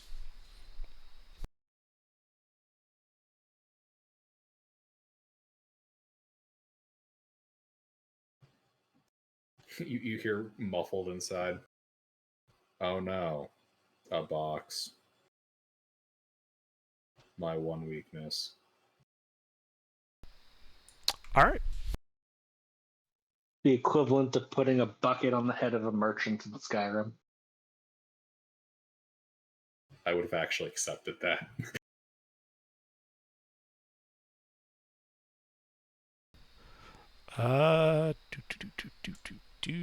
Anybody know silence?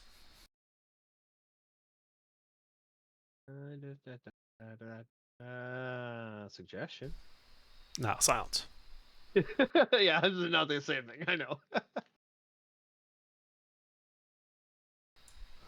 All No silence. I know synaptic static.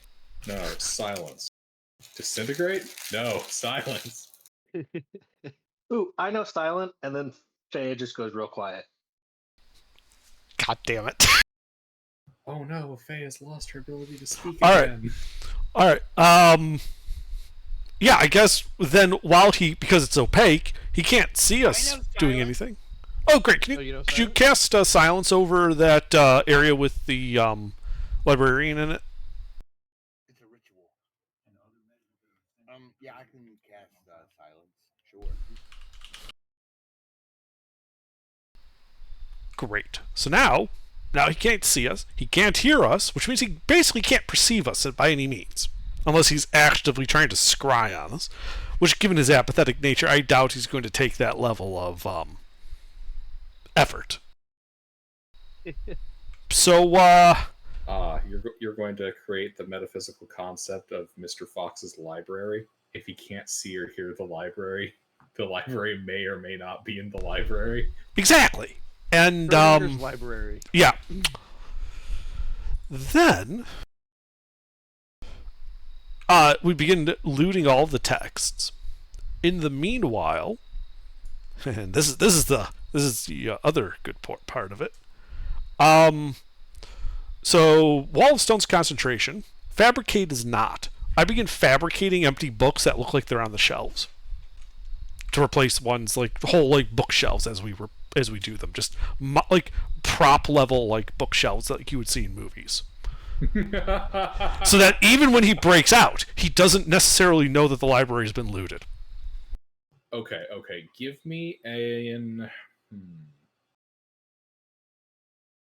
I can help with pointers. Are you proficient in forging things? No, I'm proficient in making actual things. Okay. So, in that case, just give me a straight intelligence check. Let's see how well you can bullshit the props. All right. Could I get guidance from Father Gray? If we know we're doing this, Intervin casts enhance ability on you. Oh, that's a good point. No, Sinclair's? All right. Yeah. Sinclair casts enhance ability. Sorry. Yeah, you cast enhance ability on yourself while you're concentrating on Stonewall. I was going to say, no, I'm not. Yes, I cast enhance ability on you. Okay. For a total of 21.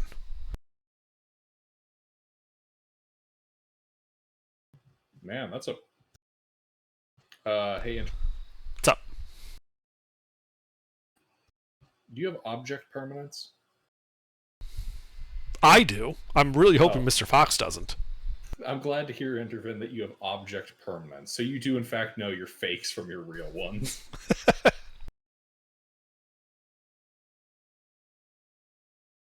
All right, you've produced the facsimile. the facade. Right, the facade of the library, and then we how many castings of Fabricate does that take? 2? Let's see. I mean, it was only like you said 160 books or something. So 260. 260. So that's like what, 2-3 shelves? Let's see if it's a 10-foot thing. It would take 2 castings to get Enough books to stack on the shelves. Well, it's like the shelves with the books are all like one thing. They're just like solid wood. They just look like they're full of books. Right. I'm looking at the fact that it's a 10-foot by 10-foot cube. Right. Trying to see how this could be split up. Well, if we can do sprues. No. Let's see here. Making the facades. Bang, bang. With 2 castings of it, you'd be able to get the core 4 sets of bookshelves completely fabricated. That would leave 3 bookshelves. I suppose would amount to be 4 bookshelves remaining.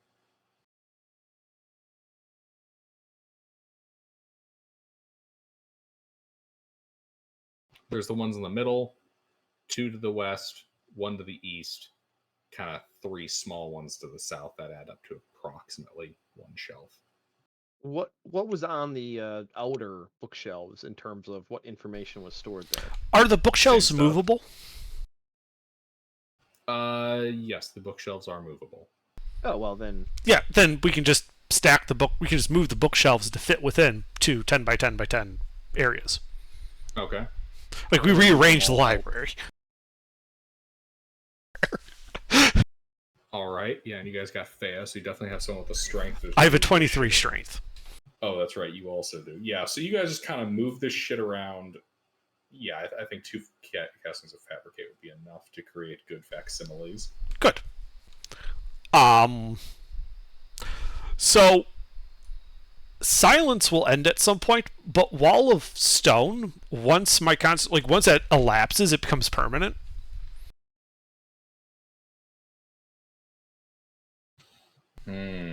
So yeah, that's a box. Yeah, it's a box.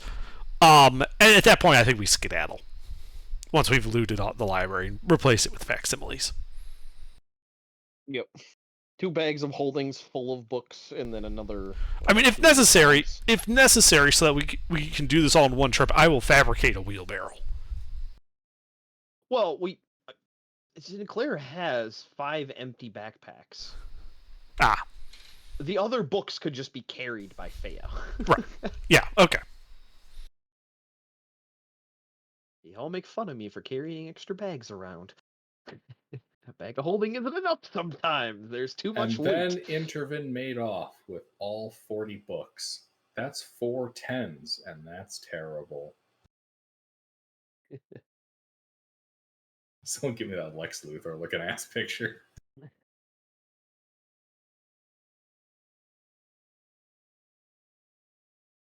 As Intervin steals a library.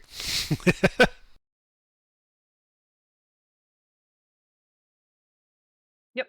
Then we head upstairs, parting from this dungeon. Mm-hmm. Indeed, you guys haul ass.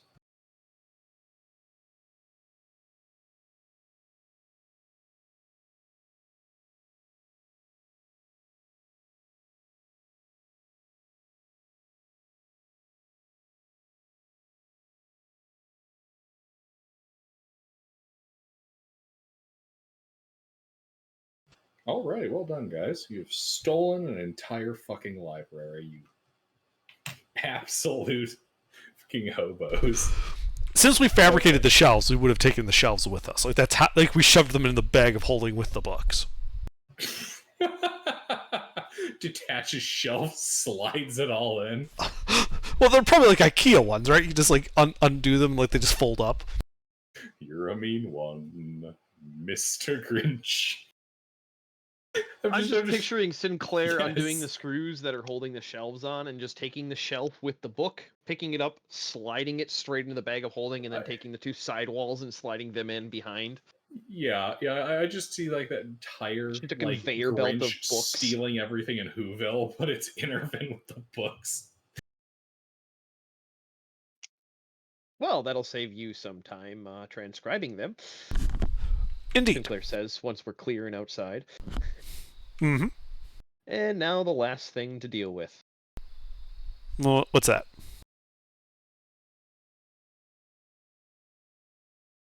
37,000 pounds of gold.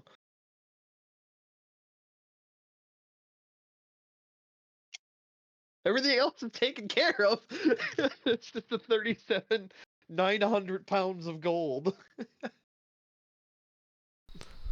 Well, I have like 4 more castings to fabricate today, so Full wagons it is. yeah, I can just make wagons, and we can literally just have a golden wagon train. Well, in the interest of not attracting attention if we get towards populated areas, Sinclair suggests we use all the red paint we have to make them match our wagon, and no would be none the wiser that they're gold. Other than if their foot got ran over, then it would be pretty obvious.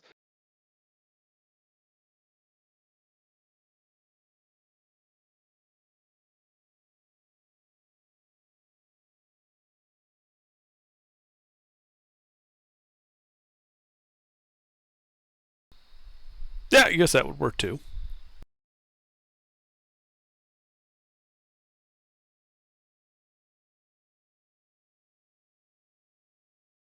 So Intervin fabricates, everybody else paints. Intervin fabricates, everybody else paints while he's fabricating.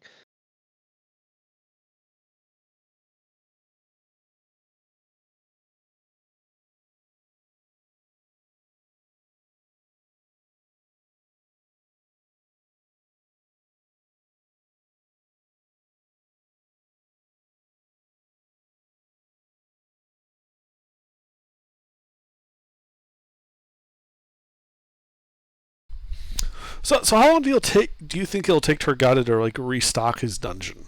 Like, how often can we come here and like farm the dungeon for loot and money?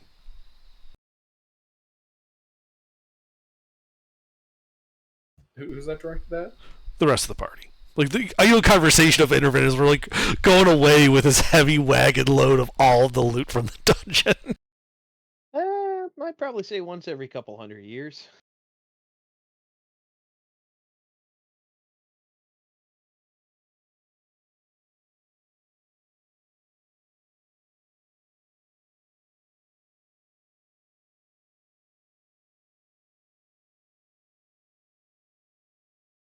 Well, then the other question would be location.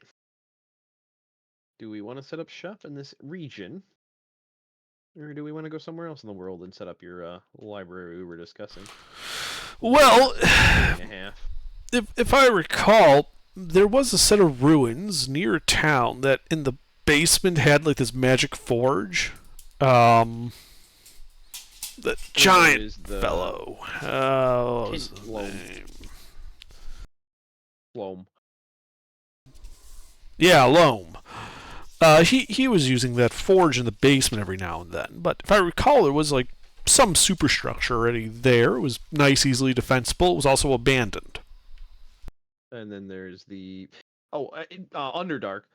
Gilbert and I discussed after you left. There is the tin mine as well, and then there's also the there's a region that's kind of unoccupied north of Lalesh. That's a very nice, well-defended mountain range. Well, the trickiest thing about the tin mine is it's technically owned by the by a kingdom. The reason I was thinking the site with the magic forge is because it's a site with a magic forge, and therefore, we might be able to do stuff with that. You mean like make some of those magic items I've given you all the fucking components for? We have the components for a staff of power? No, you guys have that.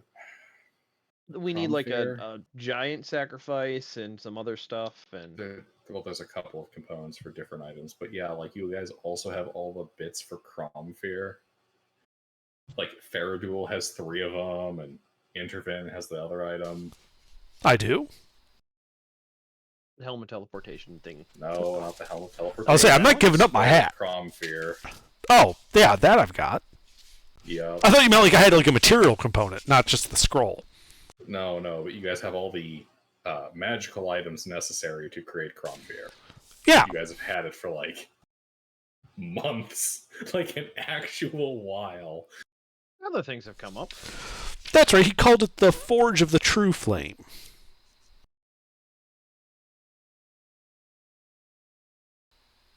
I'm just going back through my old notes.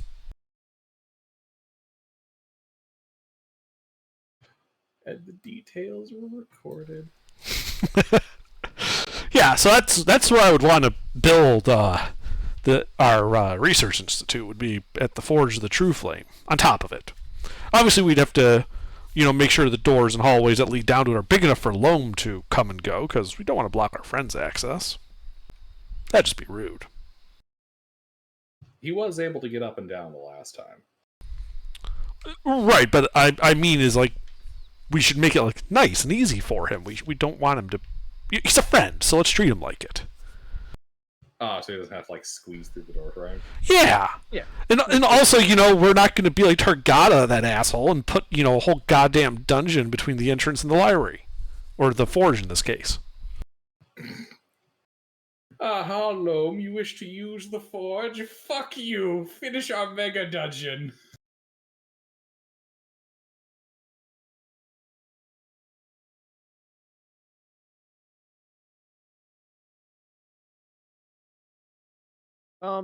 Gilbert, it'd be easier. I'm scrolling through our chat because I know I do have an image of the Lalesh area in our conversation, and it's also in the D&D chat. But could you get a snip of that cluster of 4 mountains that I was, just so I can show under? So I was thinking of the forge as like a turret or like a secondary, and then like the mountains. Once you see what I mean by the fact that, one, it's by the biggest capital city in the area, Lalesh, and 2, it's even if you marched an army to take the library, it would be a bitch.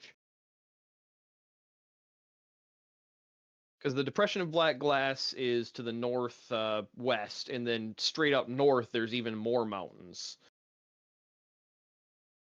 And there's just the ruins there.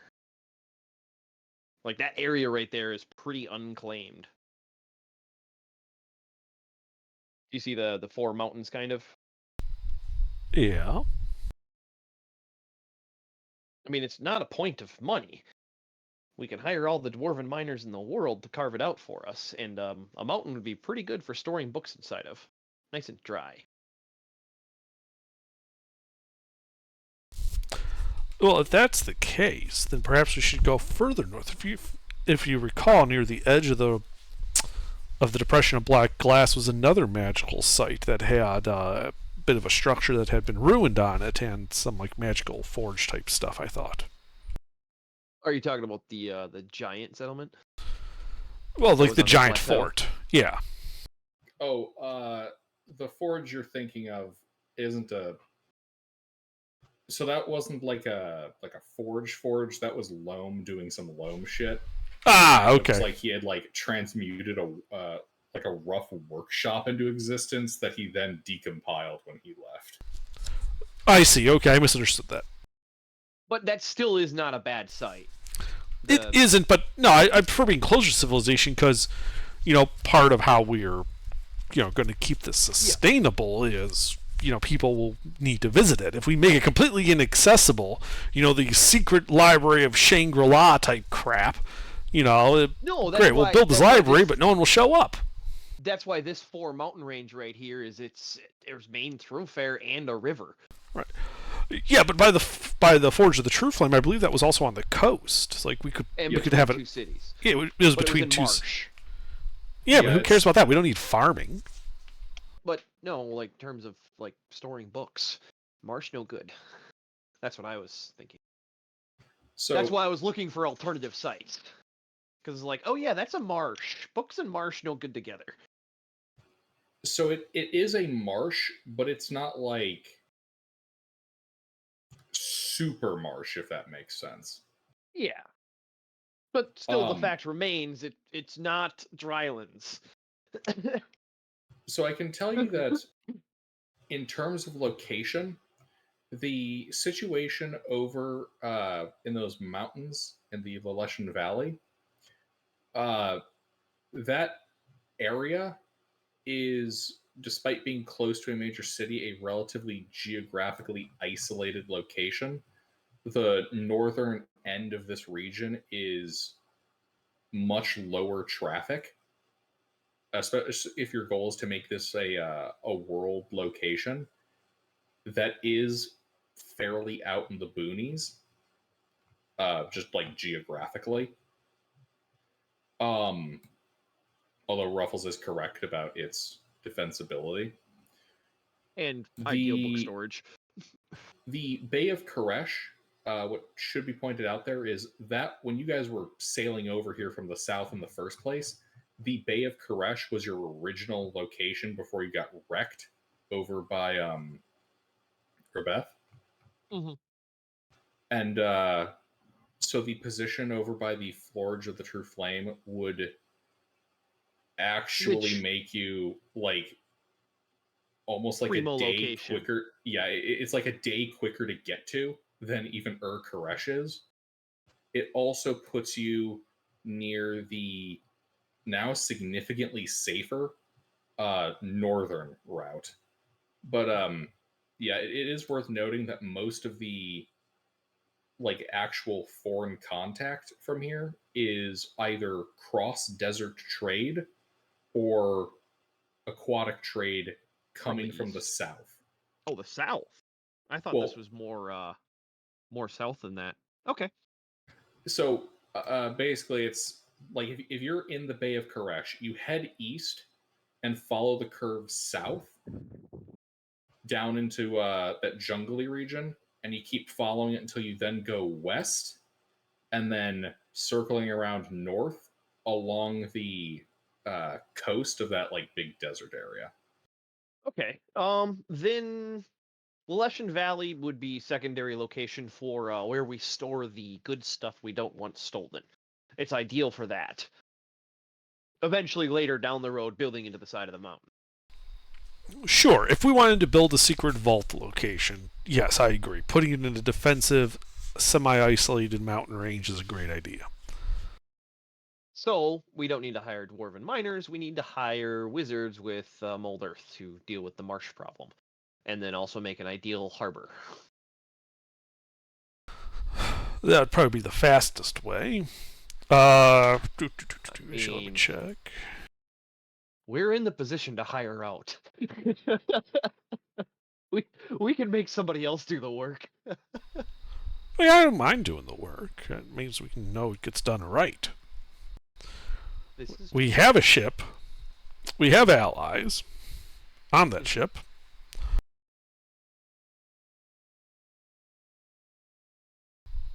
So yeah, I think our current course of action, Gilbert, would be getting back to our ship with the loot. I think we would want to, for the time being, avoid population. We'll just get to the ship and then go from there. Well, yeah, like I said, the Forge of the True Flame's on the coast. We can get on the ship and just sail down to the location of our future base. Mm-hmm. And we can just build it. Like, it's in the middle of a marsh. Who's going to stop us? Yeah. All right. So you're in the Singing Hills by the Tomb of Echoes, south of Ipus Farm. Okay. So it sounds like you guys want to head southeastward through the southern fields, kind of skirting the edge of the actual floodplains until you get over to Ashal, the city where you got the kids from, and then hop on your boat in that area, and then go across the bay to the forge. I think so. Sounds decent. That evades all the major cities and populated areas, right?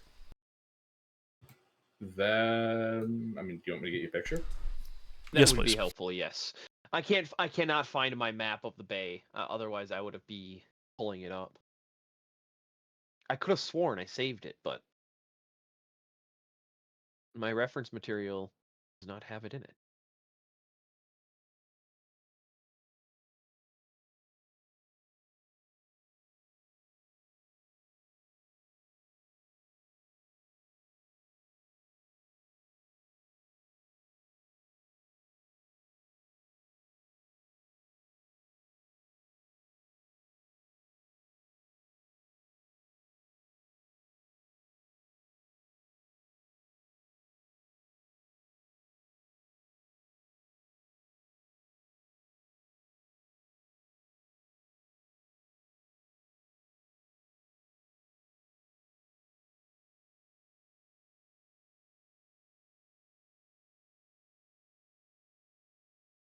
And I need to do a quick restart while you're getting that, so 1 sec.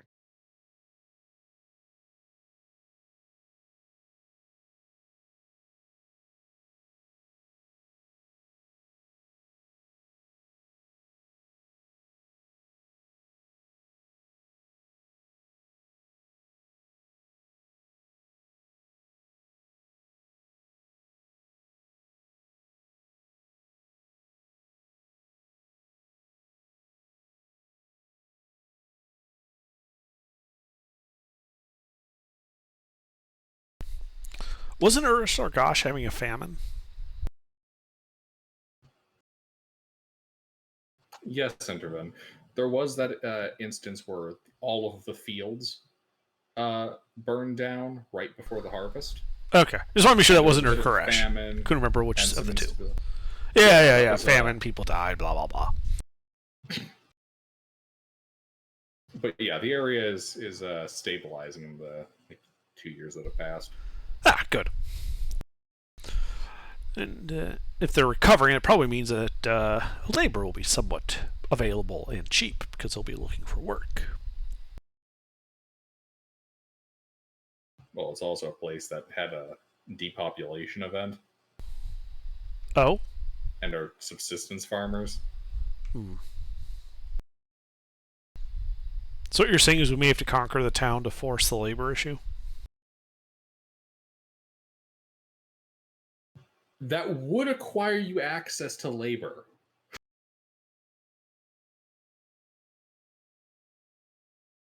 I mean, slave labor is free labor. Yeah, but then we got to manage a whole town and those people. I don't know about you, but really, I want to like build this institute, get the archives up and running, and start working on stuff. Contract? Yeah, I hear you. Managing a town. I don't know. Maybe one of you guys wants to do it, but I sure as hell don't. Well, Sinclair would make a good mayor. He is a particularly persuasive individual, and where persuasion doesn't work, he can lie through his teeth like the best of them.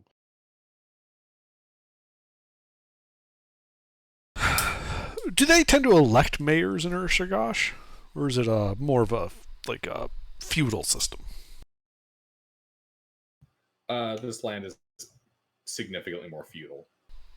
Well, I'd be alright being a lord instead. Usually, if a ruler is trying to be diplomatic and getting good with the locals, he'll promote a person from the local populace.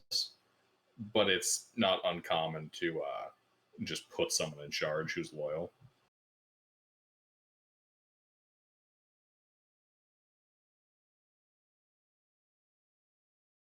The concept of an election doesn't exist out here.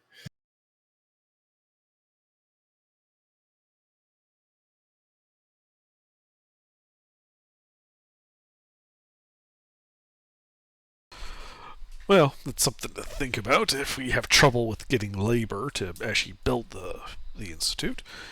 Other than that, but yeah, I think this path looks good to me. Yeah.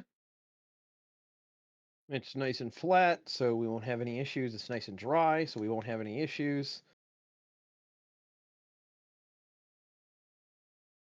Two biggest things with a 10,000-pound gold cart is, uneven ground and wet ground. Takes her through the marsh, fucking sinks. Yeah, exactly. Yeah, so I guess all we gotta do is start heading there and communicate with our ship to meet us there.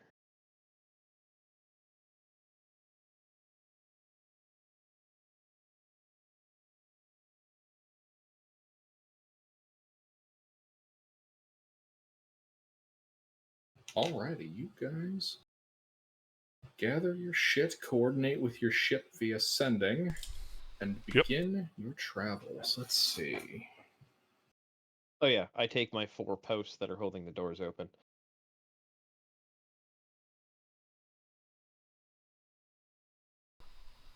What's funny is because of the weight of our wagon train, we're probably literally carving a swathe through the terrain on the way down. Like instant Well, rut. Just add wagons. So it The, looks like it'll take.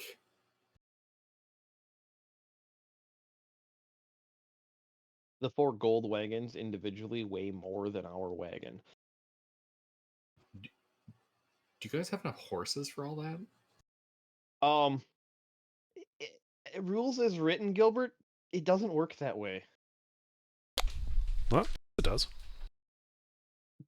There's no upper limit to the number of wagons you can add to a horse. While that's true, their drag lift is 8 times their normal. And that's how much they can drag on wheels. That's modified by a wagon. Yes. Yeah, I don't think that's How going to many count as horses weight do of we gold have? wagons. We currently have 8 horses, so it's not really that big of an issue. We can split them up and have separate wagons. I'll say eight horses should Yeah. be enough to pull that whole wagon train, Yeah, regardless. like we got Okay. more horses. That's enough to like drag a ship with no modifications across the ground. Yeah. We I got had more to make horses certain at one you guys point had the horses. because we ran out of horses one time, and we had to have Burger's character wild shape into an elk to pull our wagon because our horses died. So we made it a point of order to have extra horses. All right, excellent. I had to be certain that you guys possessed the horses. But no, actually, I looked at it. I did like proper research. Rules as written, there is nothing stopping you from pulling 50 wagons with 1 horse. Except for the obvious fact that that's ridiculous. Yeah, like in reality, that is ridiculous. But the rules as written is the wagon just modifies their push drag lift. The rules as written can kiss my ass. I know. I would never obey those rules, but I think it's fucking hilarious. Behold, through the application of wagons, this one horse was. I can already Exactly. see it. I can already see a way to create some kind of stupid perpetual motion like Gargant by powering it with one fucking horse. Really changed the perspective how the Oregon Trail worked if you played it in D&D. The Oregon Trail is a conveyor belt of wagons being powered by a horse in Chicago.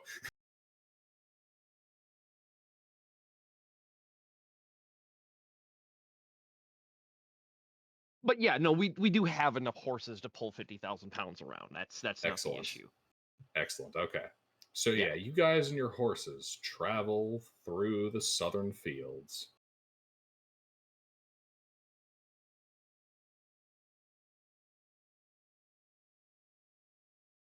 It's a fairly uneventful journey, actually, as you travel. How many days?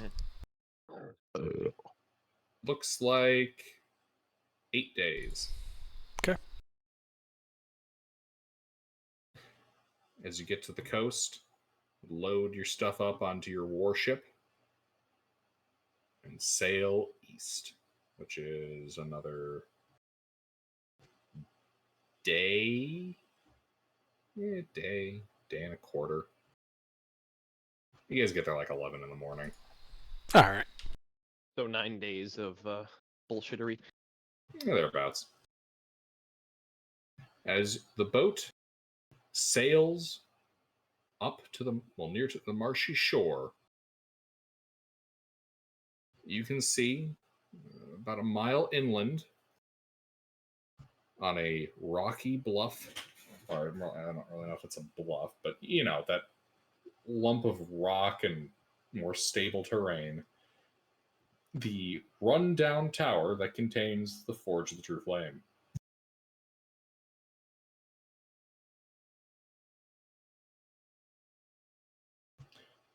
The marsh bugs are buzzing. The waves are lapping against the shore. It's actually a fairly pleasant day, if a little on the warm side. Intervin, do you have earth shaping capabilities available? Yes. Yes, I do.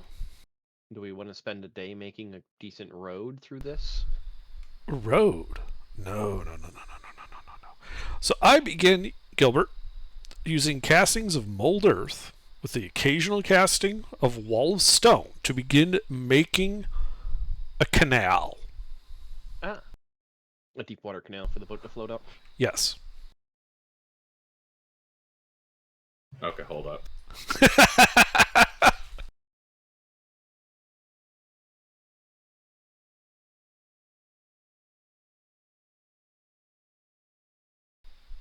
I've got mold earth, I've got shape water.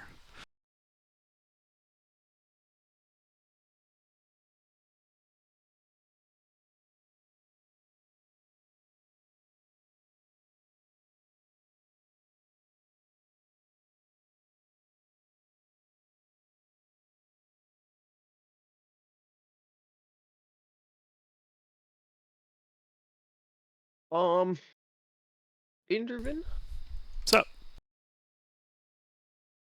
how much spell scribing components did you use during those 9 days? I have 191 levels worth of scribing components left. Okay. Levels?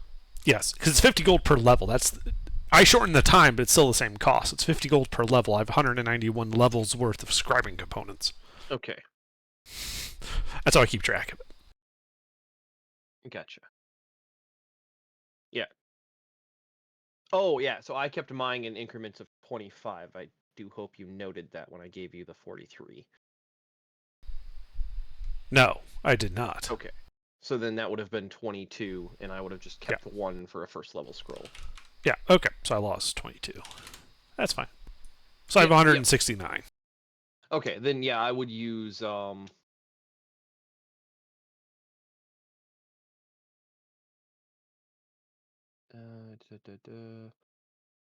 75. Yeah, the reason I had it arranged in 25 increments is because first level spell scrolls is what I was using it for. And that's 25 based on your rules. 1 day and 25 gold pieces. Right. Gilbert and I agreed that these were basically the same types of components you would also use for scribing it into your spellbook. Spellbook. That's why you keep tracking 50. Yep. Okay. Yeah. Okay. Then I would need 75 and 500. So yeah, 575 to do 3 first levels and 2 second level scrolls. I am currently looking into land reclamation in the Netherlands for All right. How long it would take to do this. Ruffles, I'll give you 600 gold pieces worth of spell scribing components then. Yeah, that's easier. Because that way I can keep my stuff as a whole integer. Yep, and then I can convert it down to 25 for mine. So. And you'll have some left over for your own use. Yep. Well, I mean, once we get to this place, the first thing I'm doing is taking, 20,000 gold to the nearest big city and buying spell scribing material. That's the first point of order, is a little day trip. Mm-hmm. Actually, probably, I don't know if I want to carry around 100,000 gold. I'll probably do it in smaller increments at first. If you can shove it in your bag of holding, we can just literally teleport back and forth. We have the helm of teleportation. Oh yeah, good point. And we do have yeah. I can set up a teleportation circle. Yeah, and we only need to use the helm one way. Yep. Let's do that first. Well, actually, point of order, don't you have a teleportation circle written down for that other wizard tower? The workshop in Urkaresh? Yeah. Yeah. We could just go there. Sure. It's Urkaresh, that's a bigger city, than versus walking or teleporting nearby. And that's, again, we're teleporting, so there is no travel time. We just appear, and you appearing in your wizard tower would not throw anybody aloof. Whereas if we appeared at the front gates of a nearby city, might get some questions. Then it would just be a matter of how much gold can we put in a bag of holding. 500 pounds, 50 gold per pound.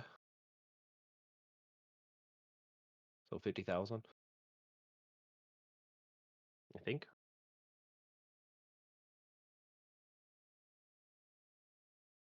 Okay, so if I'm gathering this, what you're wanting to do here, you're creating a canal and then creating like a series of polders to kind of hold together the terrain and keep it from like collapsing back in. Retaining walls. I'm building retaining walls on the either side of the trench I'm carving with mold earth. Gilbert, Google a canal using quays. Kilo Uniform Alpha Yankee. QUAY. It's a quay. It's a retaining wall meant for literally what we're doing. It's a canal with stone walls on both sides. Okay, give me a second. The quay refers to the stone side, yes, the retaining wall that keeps like the side of a port or a canal sharp. Gotcha. Okay. Think like the stone walkways along the Chicago River in Chicago. Right. That's a quay. Okay. Good to know. Okay. That's the term for that. So yeah, I'm basically digging a trench and then using walls of stone, which I can lay down in 100-foot increments to just keep the shape of the thing so it doesn't erode under it. You know, it will take us a fair amount of time. It will probably take us several days to go that mile to that thing. But it's still insanely fast compared to normal medieval techniques for doing this. Yeah. Which involve peasants and pitchforks and pickaxes. By compared to medieval techniques, for the local folks, what you're working on is actually like damn near miraculous. It is magical, weird. Yeah. Your science and your magic have actually achieved magic. Quick question for the formation of the stone interval. Uh-huh. How big can that stone that you're forming be? Like, what's the actual volume? 100 feet long, you said, but what's 100 feet long, 10 feet tall, 6 inches thick. Okay. So then you could do another, like, with extra time, another 10 foot by 6 inches thick, like, at a 90 degrees to it to make a road there? I could. Why would we want a road to the sea? Like, we can put the port at the foot of the hill. That's the point of the canal. Okay. Remember, you are trying to bring a warship in? Yeah. That's a reasonably big boat. Yeah. Yeah. We're making basically a canal that goes into an artificial deep water harbor that we're going to construct. Okay. Because it's marsh. It's marsh, so we're already at the water table. I don't need to dig down. I just need to shove, the dirt out of the way. Okay. 20 feet down of dirt aside. Your plan is to banish the marsh from the marsh. Sort of. Mold earth doesn't banish the dirt. It shifts it. So I'm literally removing the dirt from the canal and then the deep water harbor when we get to the foot of the hill and putting it just on the outside, forming a a levee. You're that is then reinforced with 6-inch thick, 100-foot long, 10-foot deep stone retaining walls to keep the shape of the land so it doesn't collapse back in. Then when we get to the base of the hill, we can start using mold earth again to... It also lets us mound it up the earth above the water table, so now we can start building actual structure there. And that becomes our port at the lowland. By making more hill. And we can put the actual institute facilities itself at the top of the hill where the ruins of the forge of the True Flame are. Its rating transports the plants embedded in there as well, so you're actually creating a fairly sturdy pre-built earthwork. Yes. Yeah. Levees. I'm building levees. Mm-hmm. And we're going to use it to, build a swamp base with a sheltered deep-water harbor that we built artificially using magic. Okay. Hold on. How do you spell levee as in the piece of earthwork? Levee. Thank you. I've gotten so used to spelling out levy as in like levy of men that I forgot how to spell the other kind of levy. All right. Yep, this is extremely doable.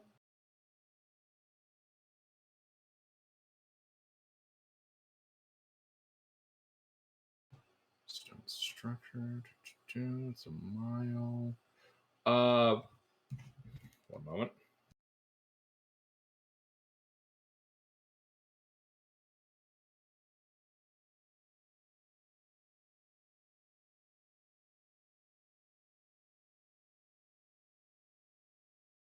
Okay, so you got 5,280 feet to go. How many feet of stone can you create in a day? And So how thick is it? it's 6 inches thick. It's 100 feet long, 10 feet tall. Let's use a 5th level spell, so I can cast it 4 times a day. So assuming we're doing both sides, I can do 200 feet a day. All right, so 200 feet a day. Okay, so it would take 26 and about 26 and a half days approximately to hold on. Round it up to a month. Yeah, it takes a month to build a mile-long canal. No, wait, your months are 40 days long, aren't they? Yeah, they're 40. Oh, The local half a calendar is month. 40. Well, We could speed it up also with a little bit of if we use the helmet teleportation, because teleportation is also a 5th level spell. If we use the helmet teleportation to just bring in loads of stone with bags of holding, I could then use fabricate to probably shift another 30, maybe like another 25 feet a day of stoneworks. I think the month figure wouldn't be terrible if we considered the fact of the Deepwater Harbor as well. Yeah, the harbor is what's going to take another probably half month to build, Gilbert. Realistically. Yep. That's fair. Yeah, we can lump the entire first stage of terraforming.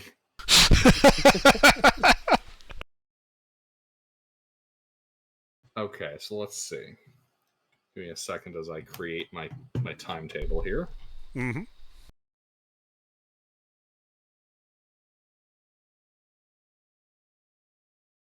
And yeah, Injurin, I think my math checks out. It should be 50,000 gold per trip that we can do with the bags of holding and teleporting, not including what we can carry on our person. Sure. But I think 50,000 gold at a time is more than sufficient for buying spell scribing components, in bulk. Mm-hmm.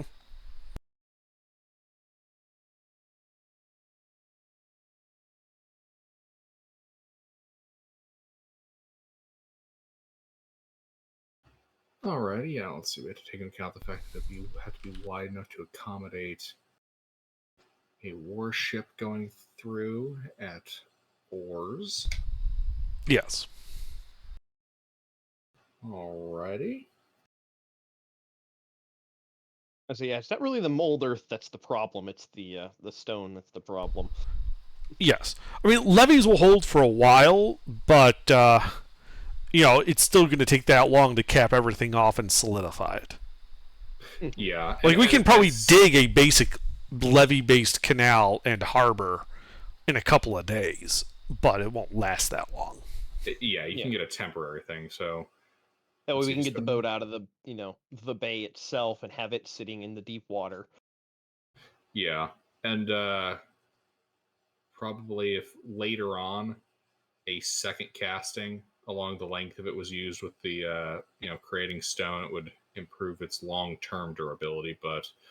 At that point, with all the plant material mixed in, levees on both sides had to be wide enough, that would be a fairly sturdy area. Mm-hmm.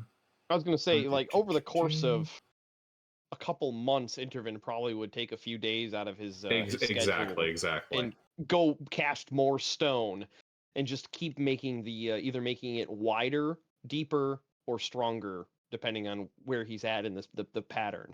Yeah, but that's something that could be kind of fitted into like a looser downtime process. Mm-hmm. Yeah, once we start building and all the other stuff that's going to go into this library. Mm-hmm.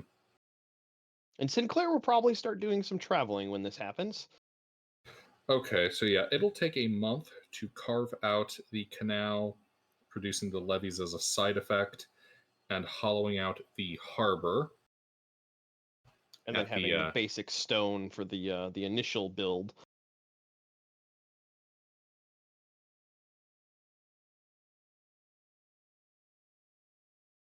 Where are you guys staying during this time? On the boat. All right. We have a by nice the way- portable base. Intervin, What's up? do you think it would be fair? Oh, hang on. I have to open Rurik's sheet because it's on Rurik's sheet. Rurik. I should actually copy that over to Sinclair's sheet because that is logistics. Do you think it would be fair give the crew a little time off? In the marsh? Well, What are they going to we're do? not far. We're not far from the main road. Once we get to the initial trench dug, we get the harbor situated so that we could receive cargo shipments that we contract in. I think sending the crew, and perhaps you along with it, to a city port for some R&R before coming back with special materials that we might need. Yeah, that's what I was thinking, is sending them off and then also giving them a year signing bonus to stay with the ship. Well, currently they had been basically earning their way via trade. They've been running trade routes to pay themselves. Yep. But if we gave them a nice little coin purse each to stay with us forever, it's not going to hurt our copper or our coffers. No, I have no problems with it if you think that will work. Yeah, so I'm gonna have a little chat with Captain Balthu.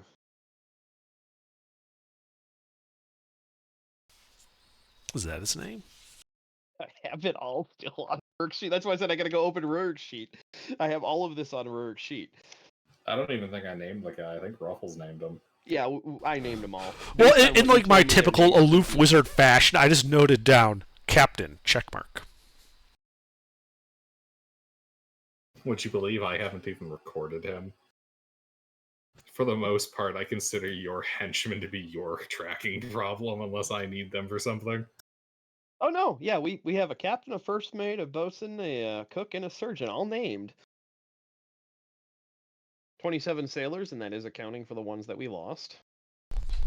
See, once we get like the first like basic level of like institute up, what I was thinking of was talking to Blethlin Par to see if he wanted to set up shop using our area as a base, yeah, that's right. considering the,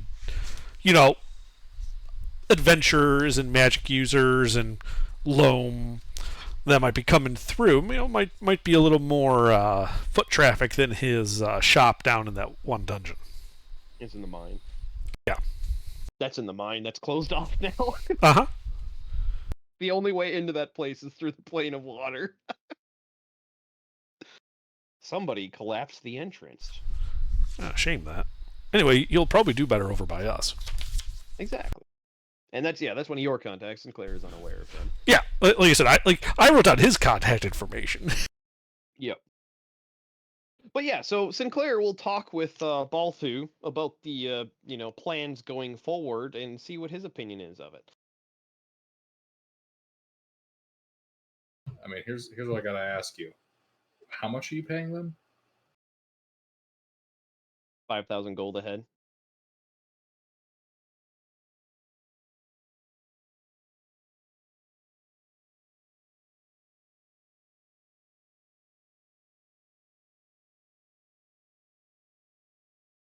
The captain tells you that if you pay them 5,000 gold ahead, they are entirely likely to actually just want to retire. Oh, good point.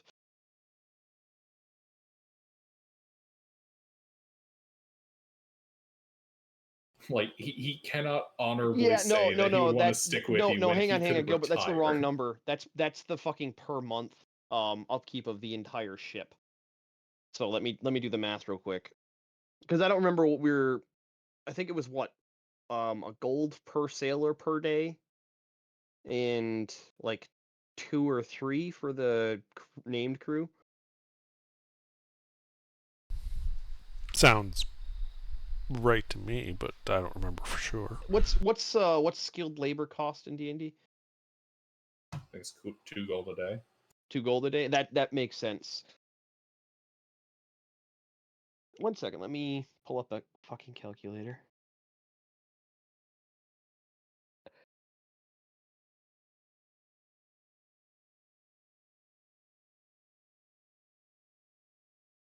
I would also point out that with how a boat typically would function, you're likely going to want to do the equivalent of get like the officer cadre on what Locked down. almost amount to a salary Yeah. type deal. We pay you this much per year. Guaranteed, regardless of Mhm. action. Like they could be in port for a year and they would still get paid. Yeah. Correct. Okay. Yeah. Well- from a like cultural standpoint, you would sort of be vassalizing them. So that is to their benefit. My current math, what I have written down would be the equivalent cost per day for that ship is 57 gold. Because I have written down, fucking hell, where is that note? God damn it, I lost my notes. Too many papers. Oh, it's because it's a scroll bar. I don't like that. Yeah, current upkeep is 4,560 gold per month. So if you divide that, oh, I'm sorry, not 57. Oh, we lost Faya. We lost Mister. I've dragged him back. Ah. Oh, you lost me. Then why can I hear you? I looked over for a second and I seen the F at the top, and then I looked back at the calculator. So yeah, that's 114 gold per day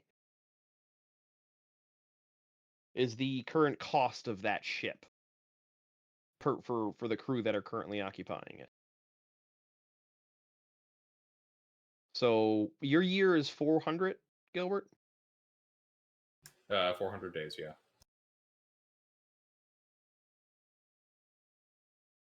That can't be right. What? 50,000 gold a year, that's it?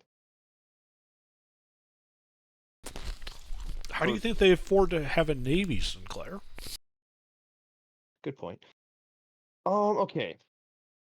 So we will do 5 times 400. So yeah, we'll set up the captain, the first mate, the boatswain, the cook, the surgeon's mate, and the 5 officers with a we'll say 2,500 a year salary, and get those guys locked in. So Intervin, are you capable of making legally binding contracts?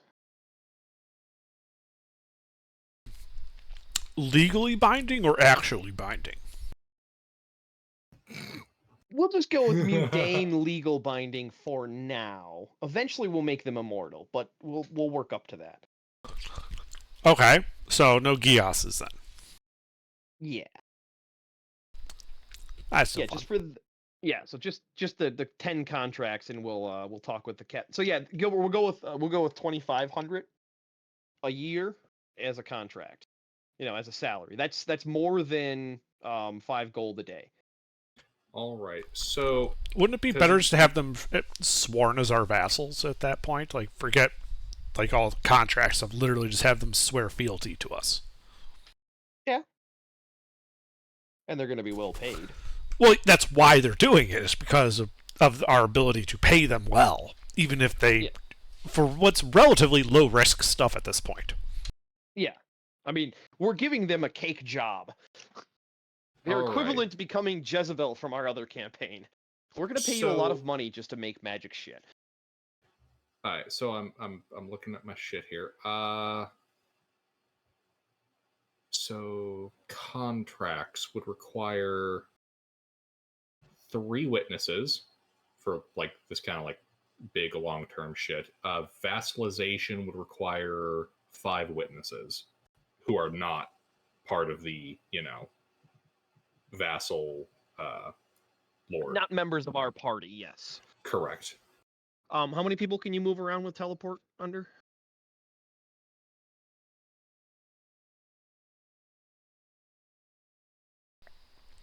If we do it on a day where I'm not doing stonework so that I can use teleportation circle, as many as we can fit in a 10-foot diameter circle. Well, actually, that's another point of order. Actually, no, that's another point of order for a later date. Yes, then, yeah, we can bring all 10 officers to, like, Urkaresh and get, Yeah. you know, And go to like their somebody from solicitor's Ziggurat to office. witness. Yep.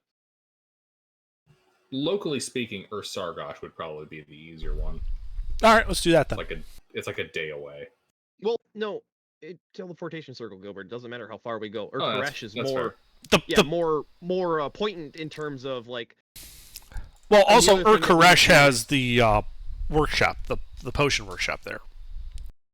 where we have a teleportation circle, so we can get back from for free. Mm-hmm. So then let's see. Actually, interesting note: the reason why you only needed the one witness in regards to the vassalization of that wizard tower was because the witness in question was actually one of the people who directly oversees this shit over in the city of Akhed. Quite literally, that oath was sworn in front of one of their high bureaucrats. Great. We'll have to get him on the payroll at some point. He sounds high maintenance. More like you would need to supplant like the realm itself. Yeah, that sounds like too much work. Sinclair is Doable, but we smiling. don't Intervin want is to. going, paperwork. Exactly, paperwork, and not the fun kind of paperwork. All right, And that would be another point of order. On one of our first trips, we're going and getting the 50,000 increments of spell scribing material. We probably should put in a request to actually claim the land that we're claiming and make it official on paper instead of just saying we live here. Now we have the backing of the local government too. Pay them a little bit of money. See, and I claim dislike that. tile. I dislike doing that because that implies that we need their permission. Whereas by I'm not simply saying we need their permission. by claiming and taking the land and simply building ourselves there, we are in essence declaring ourselves sovereign over the marsh. Exactly. Yes, it's ours. So, But to smooth things over with the local government, giving them 10,000 gold is like literally nothing. Right. But we want them to come to us. oh, they either fall in line or we make them fall in line. No. I'm completely willing to, if like say the Lord of Ursargosh comes and says this is actually my land that you just claimed and took from me effectively. Rather than even acknowledge his claim, I'd just be willing to say, yeah, we did. It's ours now. I'm willing to pay you an indemnity just to, basically agree that, a payoff of sorts. Rather than to ask forgiveness than permission. By him coming to us, we can treat it like a border dispute between good point. peers, rather than subjugating ourselves to their authority. No, Such I see a what you're saying. canny political operator. No, that's a good point. Like, let me be clear: the Institute answers to no one. Sinclair is very comfortable just handing out bribes to make people go away. That's why Yes, it's from his but perspective. like if the options are pay gold, where we have an abundance of, or fight a war, paying the gold really does sound like the less annoying option at this point. We would completely win the war. I mean, we just carved out a section of the marsh in a month. Their army, we can build castles faster than their army will be able to build earthworks to siege them. Yeah, That's very true. Oh, speaking of your 10-foot by 100-foot stones, I would recommend a nice 100-foot by 100-foot plaza, right at the edge of the Deepwater Harbor. Yeah. I need a shrine, a sanctuary, a holy. Yeah, we'll have a religious institute over on the side for you for the gods. Thank you. The temple. It's just a temple. Yeah, we'll have a temple. We will have a market. library? No, the library's market. going up on the hill with the. That's the institute. That's the library that's up on the hill with the. Oh, I see what you're saying. Yeah. That's the citadel. It's separate. Yep. And tower around the what did I call it? The forge of something or other. The forge structure that's already existing. Right. Yeah, that'll be the central citadel tower. The institute itself. Well, then I can build a giant clay-backed stone plaza village at the base near the harbor for things like the temple, non-institute personnel, houses, warehouses, things of that nature. Dry dock. Have you considered converting the surrounding land into farmland? No. We don't need farm. Well, no. 2 reasons for that. One, I like the marsh being there. It is actually a very good defensive tool against a land invasion. More what I'm getting at is even if you converted some of it into Netherlands style farmland, it's still pretty fucking fortifiable. Yeah. Well, the other reason for that, Gilbert, the other reason for that is having to import food, at least superficially, from Ur-Sargosh will improve diplomatic relations with them through trade. Mm-hmm. And will make them less likely to want to invade us because they know that they can sell to us. And in the back of their minds, even though they may not realize that we could quickly convert and start importing food from elsewhere or just grow our own, it would give their leaders a sense of control that they can always turn off the food tap, as it were, even if it really wouldn't have any actual effect on us. Yeah, they think it's a matter of realpolitik of giving them a sense of control. Yeah. Real quick, everybody that's here and awake, take a look over this list. Tell me if you want anything off of it. Wait, Sleuth, you here? No, I moved him back. Okay. Just a point of, conjecture at this point. So everybody take a look at this list. If there is anything on it... Torque wrench? I don't recall making... It's a golden torque, not a torque wrench. I know, I put wrench on there. I couldn't stop myself, Gilbert. Yes, I see we raided the Snap-on truck. And I typed torque and my mind just kept typing, and I put wrench behind it. Yes. No, Ruffles, torque, T-O-R-C. I know. I'm aware. I'm fully aware. But I was in a cheerful mood. So if there's anything on this list that you would like to keep as personal, this is cool, loot, let me know. Sell it all. We have more money than we know what to do with. Exactly. There's no reason to sell cool things if we want to hang on to them as a souvenir. Let's just hang them up in the walls and make trophies out of them or something. Well, no, a lot of the stuff like the Black Opal Crown and the Eye of Zoltar, I'm going to be auctioning off. Oh, okay. They're worth 5 times as much in auction. Those are the only things that I would not, if you wanted to keep, I would punch you. Because that's just silly. I mean, that's 50,000 gold right there. But like the ivory back scratcher, the gem encrusted eye patch. We really need gold. I mean, we have millions of dollars in gold. It's also Mister. It's a list of stuff.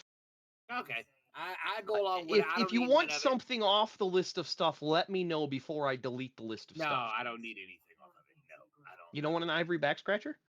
The gold spectacles. I want those. There you go. There you go. Yeah, there you go. I'll wear those. Yes, I will wear those.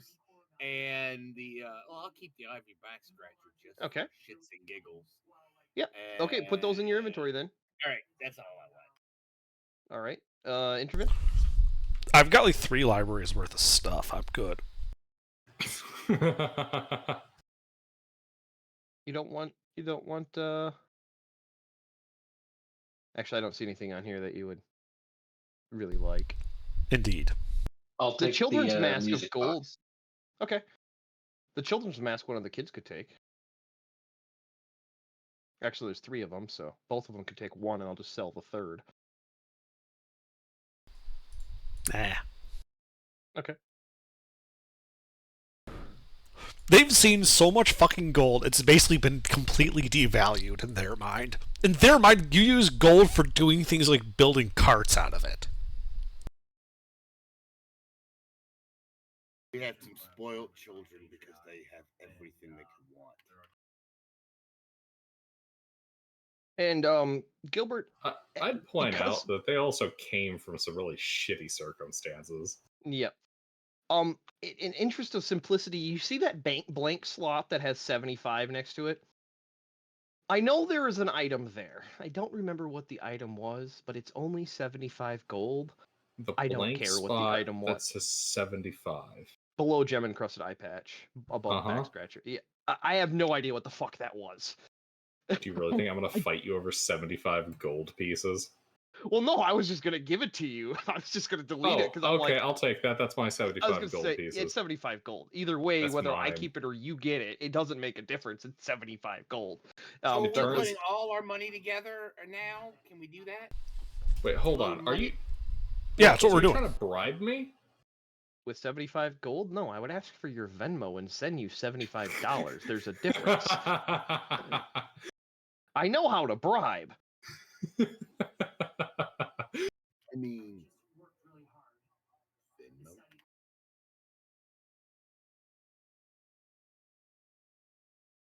All right. Yeah. So are we consolidating our money now? I mean, you don't really need to. You can hang on to your pocket change. If you have loot in your inventory that you do not want, I am currently calculating. I have 6,375 gold pieces. Okay. The fuck? Why do you have so many gold pieces? Because when we split it up that time when nobody could carry it all, that's how much. The gold sheet. Are you talking about the gold sheet? Yes. Oh, I'm assuming that that's the. Yeah, we no, got no, that already. Just delete that. Ah, okay. That 37927 is the total weight. I never removed that number, assuming we were going to make it out of the dungeon. If we didn't make it out of the dungeon, everybody's individual inventory would have mattered. All right. Like if I never came back, the amount of gold I had on me would have been measured. But since everybody is together and we were able to successfully extract with the entire gold sheet, you no longer need to track that weight of gold. Oh, good. Yeah, that 37927 is the total. I never took that weight that we carried separate. Underdark had that tracked elsewhere.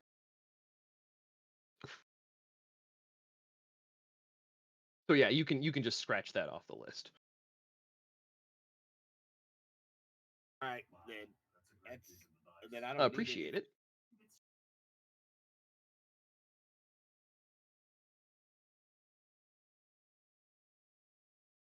What kind of armor does Father Grey wear? Father Grey is a monk. He doesn't wear armor. Ah, okay. He's a monk cleric. He doesn't wear armor. But he's a cleric. Okay. Yeah, good to know. Good to know. Good to know. 4 levels of monk. But Oh, you're a cleric? Yes, true cleric. He is a full cleric. Yes. Then you should know that from the library we did loot a scroll of resurrection that you have. Ooh.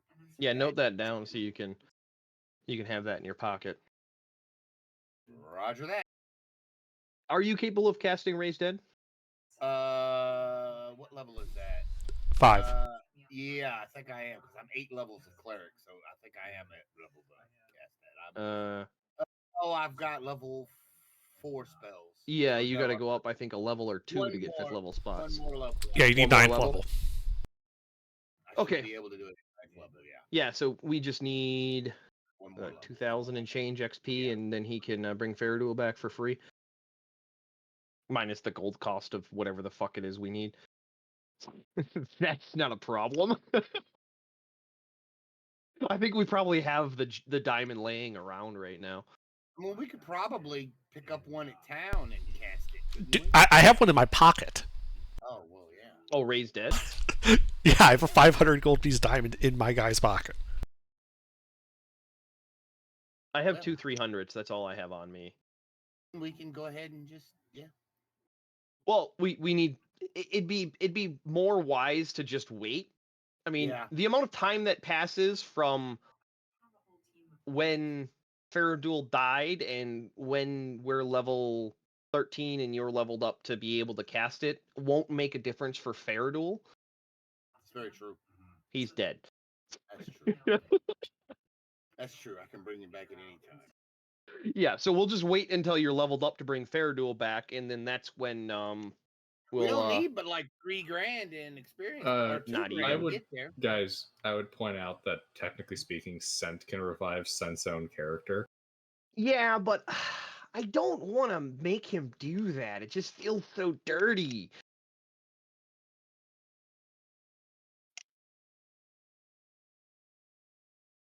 I mean, from a technical standpoint, given what he's told me and the amount of time that is passing in like the 2 weeks he can't be here, as far as I'm concerned, he's alive.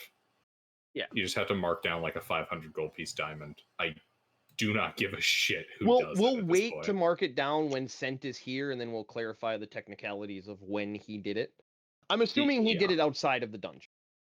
Like Yeah, as but soon as we were yeah. outside and leaving, he did his 500-mile march, and oh yeah, he has a farewell song I gave to him. He loved it. Yeah, we would have done it as soon as we could have once we got out of the dungeon, so that the penalty would have been off the quicker.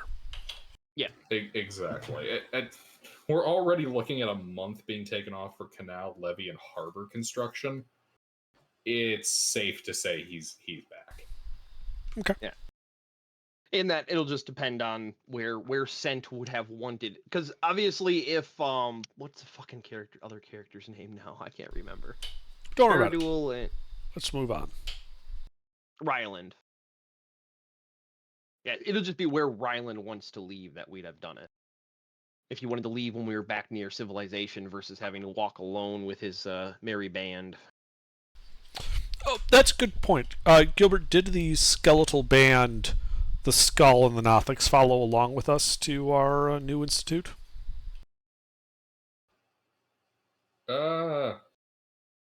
Probably. I always kind of considered that they'd end up going with the Bard. That was the idea. They're gonna go with Ryland and be the band that he sells our. Well, the Nothics I think would have stayed with me.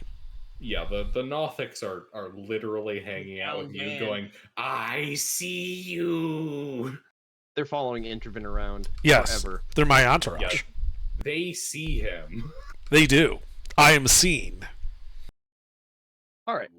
So Well, let me tell you, it is quite the power move to walk into a meeting with like the mayor of Ur Sargosh, and you've got like these like monstrous-looking Nothics just following you the whole time, just going, "We can see," the whole meeting. But it's an undercommon, so it's really creepy. Yeah.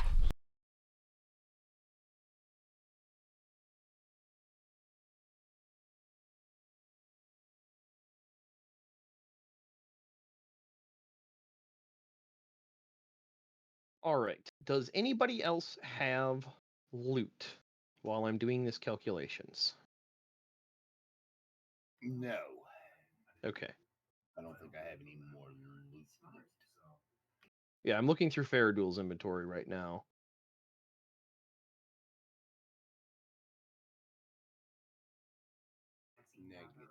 Oh, I want the only a thing...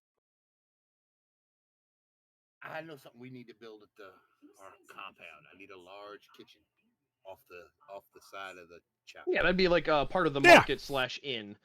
Yeah, because I am a professional chef, so I will be running a soup kitchen out of the church. Oh, absolutely. Yeah, that'd be like one of the corners of the. Yeah, well, there's a nice grandly cathedral, and then the soup kitchen, eatery next to it. Okay, good, perfect. Yep. Picture like a cross with one of the T's cut off of it, of 100 by 100 pads. Okay. That's what I'm picturing. Is we have 100 by 100 like I already forgot the word, like square. We build a wall. No, like a big flat 100 by 100 square that populace can walk around on, no problem. That's completely open. Maybe some decorative statues that Intervin got bored and stone shaped. Are we gonna have a walled city or no? No, we're an open institute. We have the marsh. That's our wall. Yeah, good luck. Like, the wall is defensive. Our defenses are the fact that there's, like 10 miles of marshlands you'd have to march through to get to us if you bring in an army. Very true. I mean, strictly speaking, on the micro, there is other stuff than marsh, but yeah.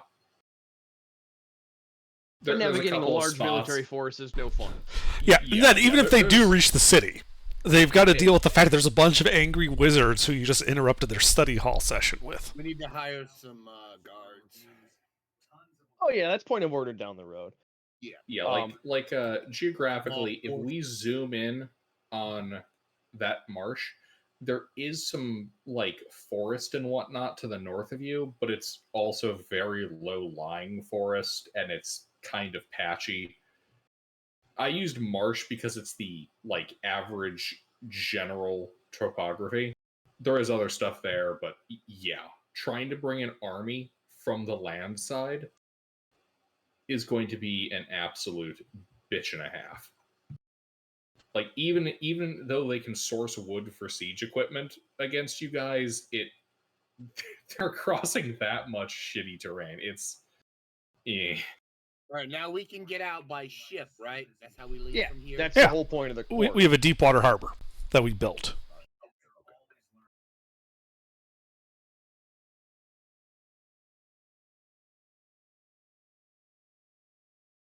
That sounds very lovely.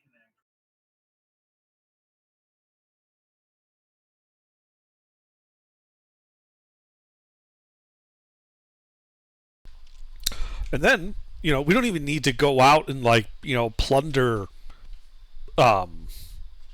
tombs anymore, because we can just pay other lower level adventure parties to go out and do it for us and return with artifacts of magical lore. Mm-hmm.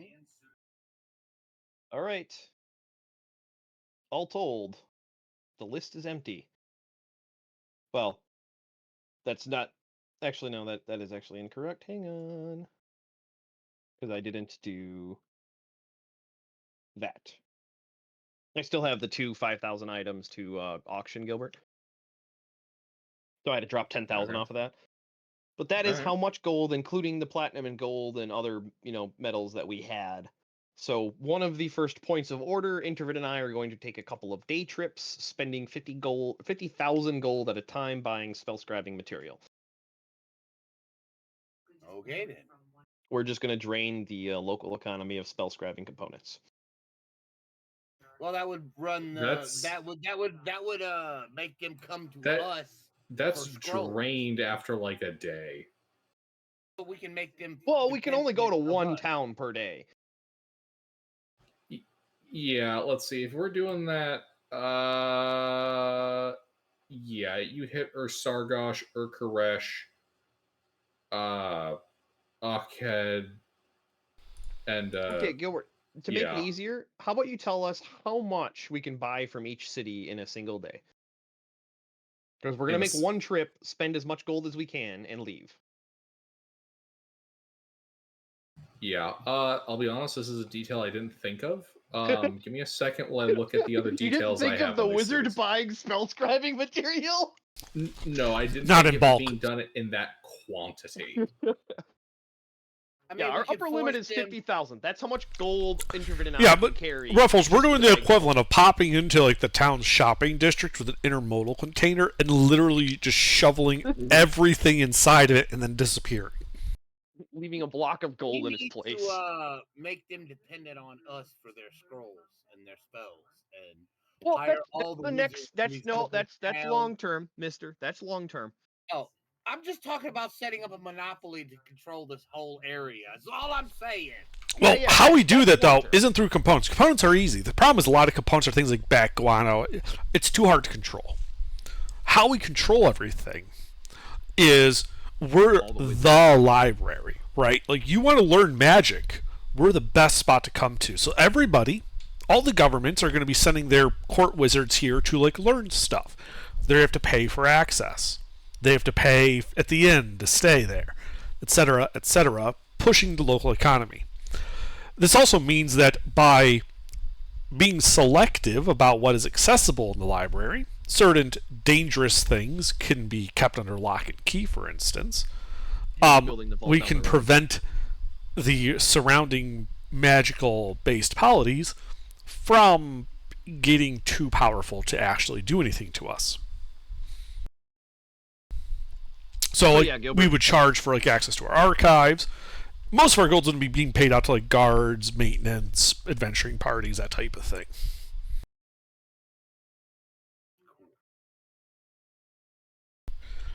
But the big point of this is we want to preserve and catalog all known knowledge in the world into one place. This makes us incredibly valuable to get on your good side, because if you're able to get in here, maps, history of where tombs might be to plunder and loot, hidden pathways through mountains that were, mapped out 600 years ago and forgotten. Intervin. Mhm. You're making the 7 circles, but public. That's literally what the 7 circles are in my world. They're just private about it. Well, Like, no, literally it's not like we forbid magic or control it directly or anything like that. It's just Yeah, but by being that's the what they started out premier as.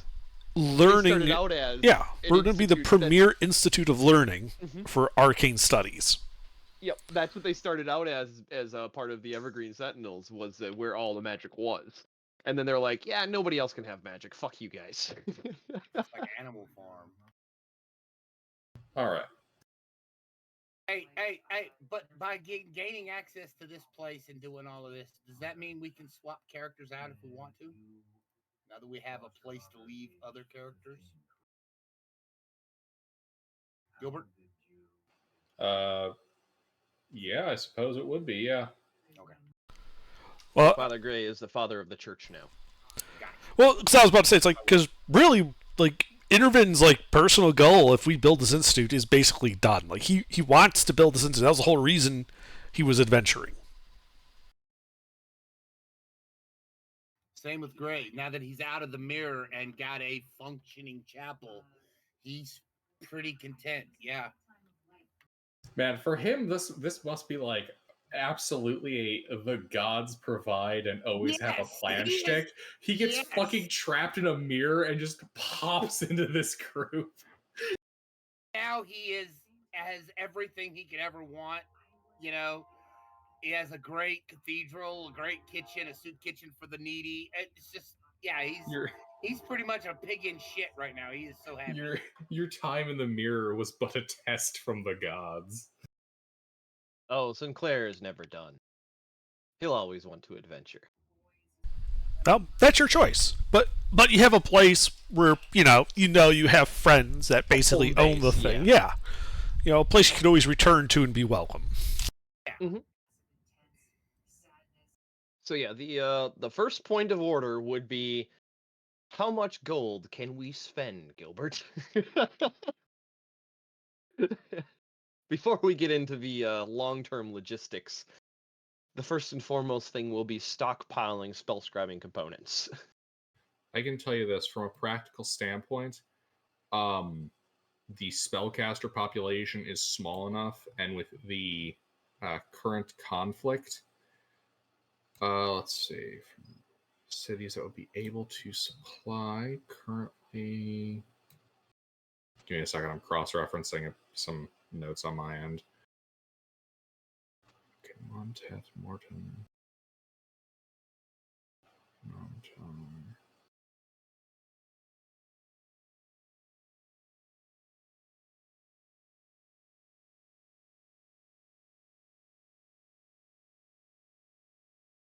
I would say that you're probably only able to source about 30,000 from Montet, Sargosh, Namtar, and Montet. What about like Lalesh? We can teleport, Gilbert. Yes, I'm aware. The issues in the cases of Shabula, Akhed, Amar, Koresh, and Lashala is those places are current. Well, in the case of the city of Akhed, that place just naturally also hoards the resource. Leftover policy of the God King.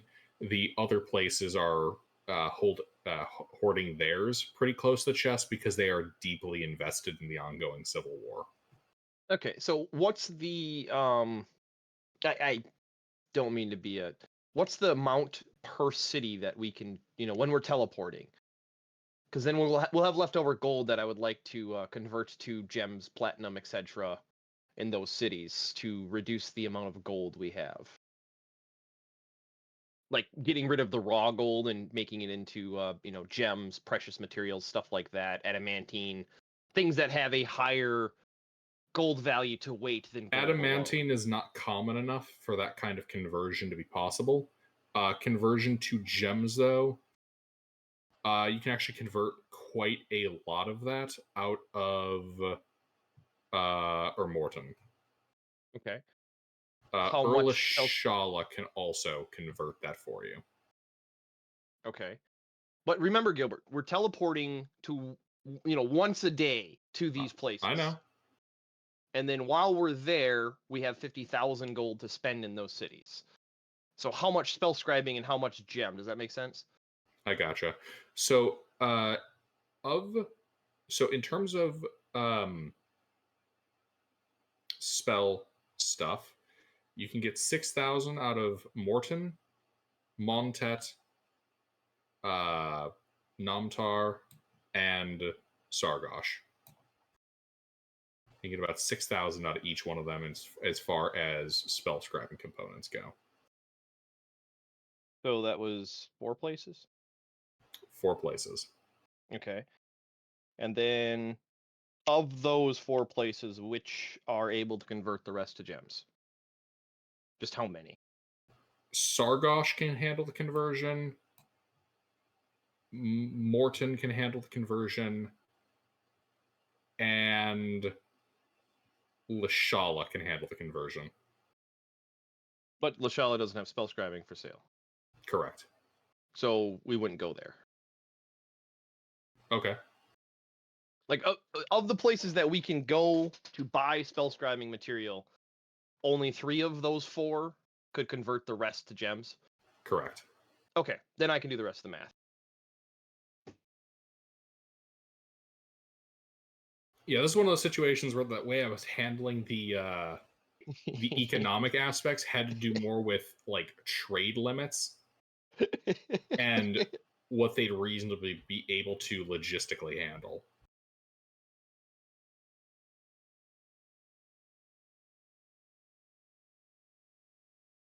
All right, under Yeah. 24,000 gold worth of spell scribing components. Okay. That's all you need, right? Yeah, it'll last me a while. I figured. Do you guys have a name for your place in mind? The Institute. The Peaceful Institute of Intentions? No, just the Institute. Seems a little Fallout 4, but okay. I like the Institute, actually.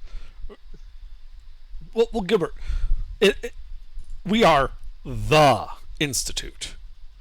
The premier, like, arcane storage, cataloging, preservation, research, all of that. Well, you know what I'm going to call the place in the mountains then, Intervin? The archive? The archive. Of course. We have the Institute, and the Institute has the archive. And we'll have teleportation circles in both of them. More my point of criticism is, yes. No aggrandizement in there. Nothing flashy. Just the Institute. Gilbert, those 4 places, I haven't been writing the names down. I've just been writing down quantities because the names are meshing in my head. That last one, the one that didn't have the ability to convert to gems and platinum, did they have any other trade goods? Which one? What's the list of 4? Let me write it down. Sargosh? The 4 places, Sargosh. Morton. Morton. Montet. Montet. Namtar.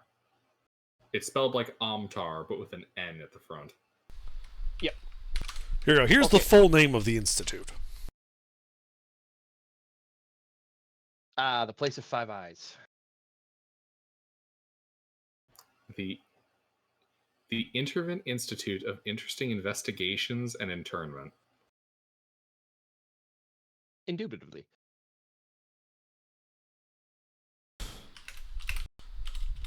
All right. I love it.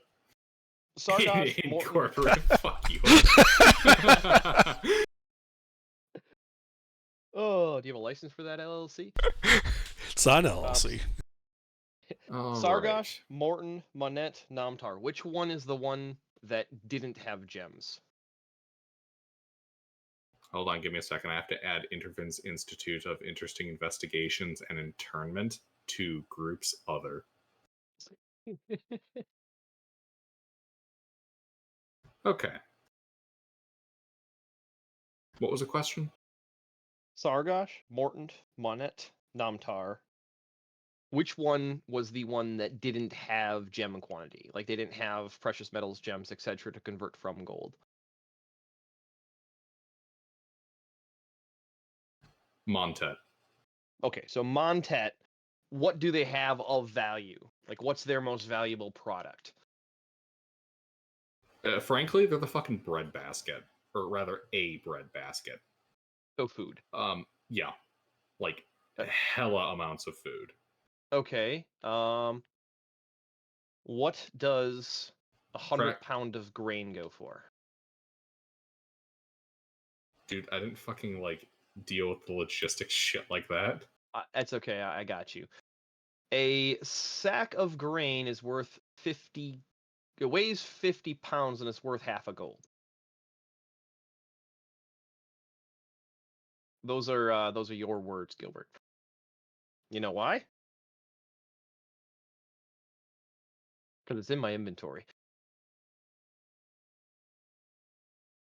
I'm pretty certain that's just a trade good. Yeah. Well, we have extra gold, bags of holding. We're just gonna bring back whatever the ratio works out in terms of, we spent 6,000 gold there. We, still have gold left over, and 2 bags of holding. We're gonna bring back a bunch of food. Okay, sounds like something you can do. Their primary things are wheat and barley. Okay, yeah, I'm just gonna do grain. I'm not gonna be that anal retentive. Oh, you I'm sure? already anal retentive as it is. Because I am. It's wheat and barley. If I find that got turned into rice, I'm coming for your kneecaps.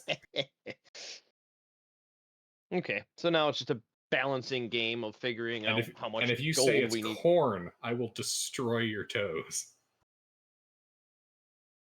And your fingers. Okay, on to other things. The gold spending has commenced.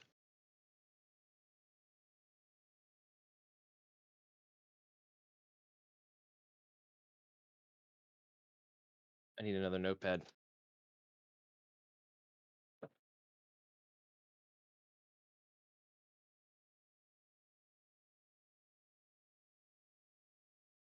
Oh, no you don't, Burger. I heard that disconnect noise.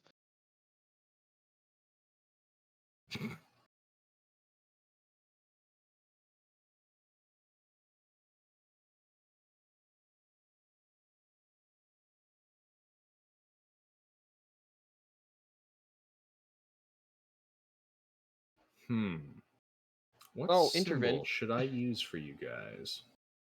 I do have a mantelpiece for you to put over your fireplace in your favorite library of the library. Oh.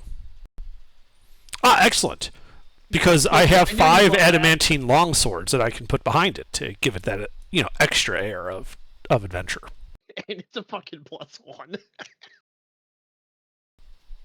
Yeah.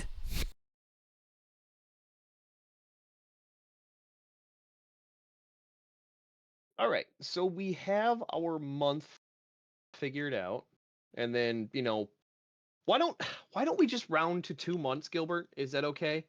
For all of this traveling and bullshit that we're doing? Yeah, because frankly, it'll take a little bit of logistical time, like a couple of days to handle some of the resource handoff to you guys. Mm-hmm. Yep, yeah, sorting through, all the goods, getting the storage situation dealt with. Um,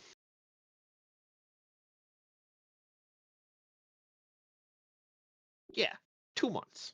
2 months to get all of this sorted out, and then that'll give Introven a little bit of time to reinforce the harbor with free days. Mm-hmm. You guys are sleeping on the boat. Yep. Good times. Well, I mean, Sinclair is a carpenter. After we get to the deep water, if Interven in the first day makes that 100 by 100 pad, or first couple days, the 100-foot by 100-foot I keep Market garden, like a square. yeah I keep wanting to say something other than square, but It's literally a square. It's 100 feet on the side. I know that I want to call it something else, but it is a square, and it is a square. Forum? A plaza? Plaza, that's the word. Yeah, the 100-foot by 100-foot plaza right off the docks. Sinclair can get to work building, temporary but somewhat comfortable structures in the time that Interven is reinforcing the canal in that first 2 months. And then, every once in a while when Interven's bored of working with stone, we take a day trip and go spend oodles of gold.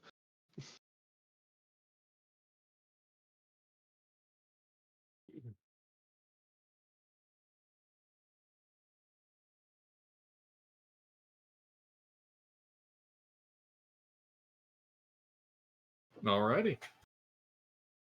So, at the end of a 2-month period, you guys have earned a map marker on the map. One moment. Cobalt Press.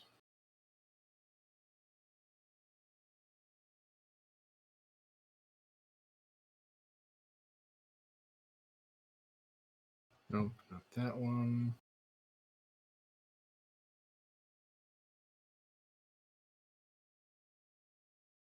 Oh, and after Interven builds the plaza, we don't even have to sleep on the boat before Sinclair finishes the temporary barracks. We still have those 10 by 10 tents that are 4-person.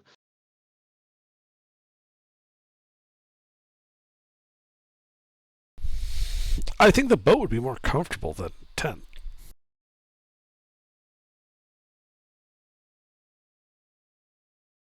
Well, either way, we have sleeping arrangements. I mean, also, we can just whip up some, temporary housing. I can always tear it down later.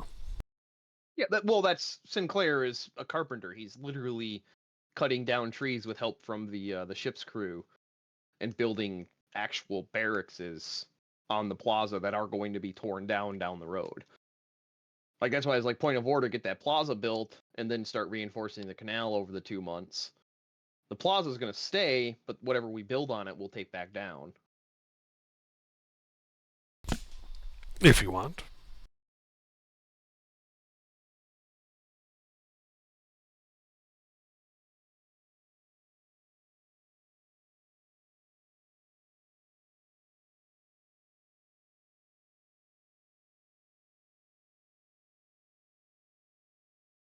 We've got 4 days of travel.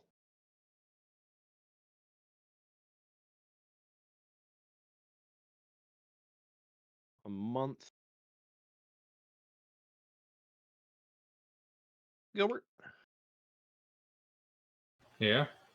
take a month to build temporary barracks with the ship's crew helping. Like felling trees and, actually making lumber and just building a like Lincoln log style. Yeah. Okay.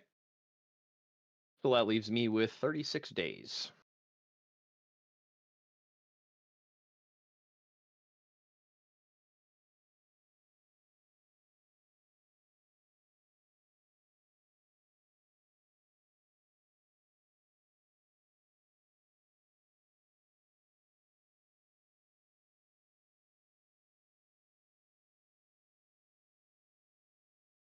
Intervin,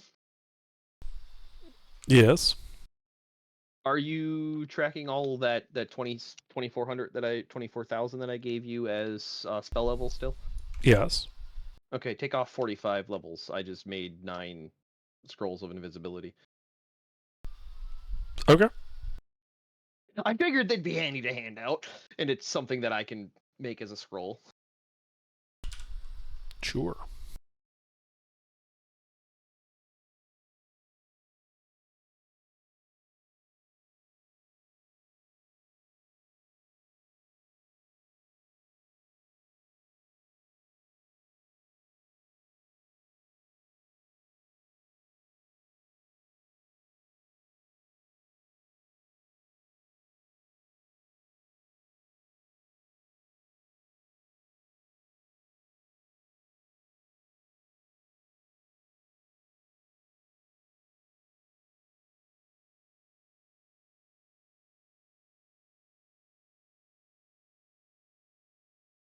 Okay, so I'm looking at some stuff here. Sorry, I'm currently looking at the Cobalt Press Tome of Heroes Manor stuff. What to do when your players start playing SimCity? I mean, it's not like we've never built a fortress in a stronghold before. I mean, that's usually a go-to thing once we get about this level. We start building bases and shit. Yeah, but we've never actually used them before. I am actually trying to let you guys use your investment.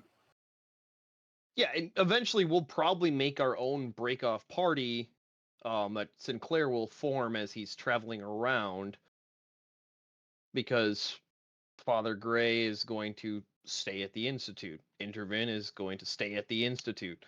So we'll need, they'll make new characters that we'll pick up along the way.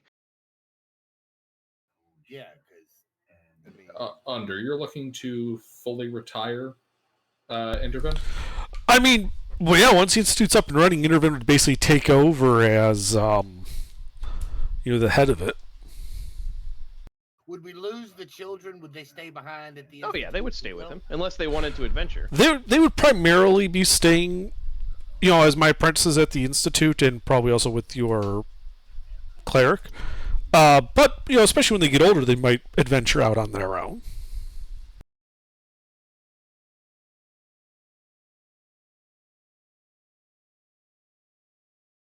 That was one of the questions I had to ask. Because eventually, at some point, I am totally fine with you converting those children into actual character sheets. The only problem is time. They're 6 and 7. I mean, it's less of an issue. 8 actually. It's now. less of an issue of being a small child. When they reach 10, they can go on their own adventure, just like in Pokemon. It's also more that there's really no reason to do that. Sidekicks don't really benefit in any way by being sidekicks that get converted. Versus bringing in a completely new character from scratch. What I'm saying is that you can convert the children into leveled characters. Yeah, I get what you're saying. Like maintaining all their shit. Yeah. Like give them a subclass and everything. Yeah, what I'm saying is it would be just a complete rewrite of them. There's nothing they have that would be pulled up except their items, which a couple of scrolls of Dispelled Magic and a wand of Pyrotechnics isn't worth a whole lot. What level are they? They're sidekicks at level 11. But if I was to up them to full characters, I'd bring them up to our full 118k experience. Right. So they'd be level 12 sidekicks. Players. Right, but then if I convert them to a player, the rules for players and the rules for sidekicks are completely different. Sidekicks are extremely stripped down. Yeah. So converting them to characters would just upgrade them into better. All I'd basically be moving over is their name. Yep. Right. Yeah. So, but I will probably do that at some point. in a couple years when they start getting to Yeah. proper adventuring ages, Right. you would be able to send them out as adventure squad leaders. Right. You'd still keep them as sidekicks and just send them on to quest A, B, and C. Yes. I mean, what I was getting at is he doesn't even need to keep them as sidekicks if he doesn't want to. I'm totally fine with him making them actual proper character sheets with the proper high-level spells that they would reasonably have. Yeah, but then that gives them the problem of playing multiple characters with one person. It gets too overpowered. Sidekicks are stripped down for a reason. I know. What I'm getting at is like I wouldn't allow the sending of both of them on a single quest. Yeah, I get what you're saying, Gilbert. I understand. Yeah. Gotcha. Okay.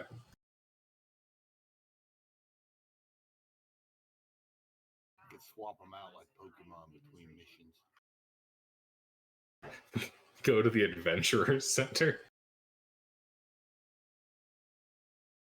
Feel like an RPG game where you swap That out party members. Intervens fucking Professor Oak now.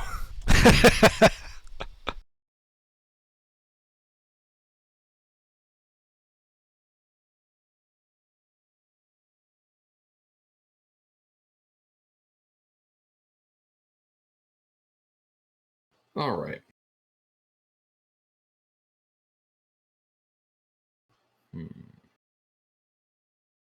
How big is an acre?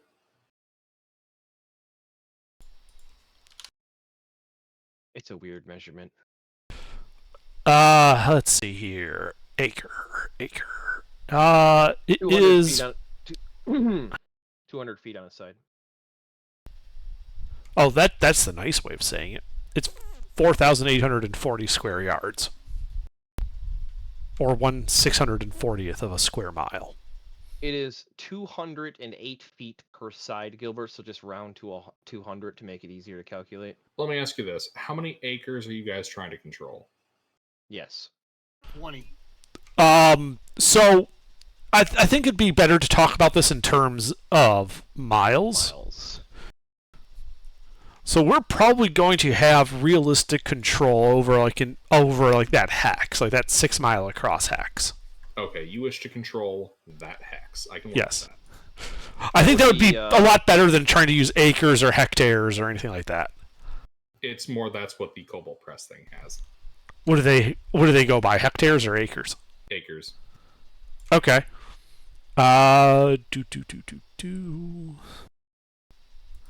So we've got a lot of acreage then.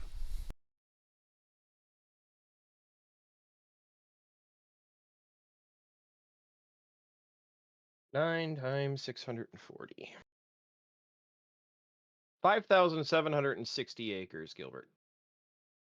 Okay, yeah, that would put manor size at huge, which is 2,001 plus. Total structure points 20. Okay.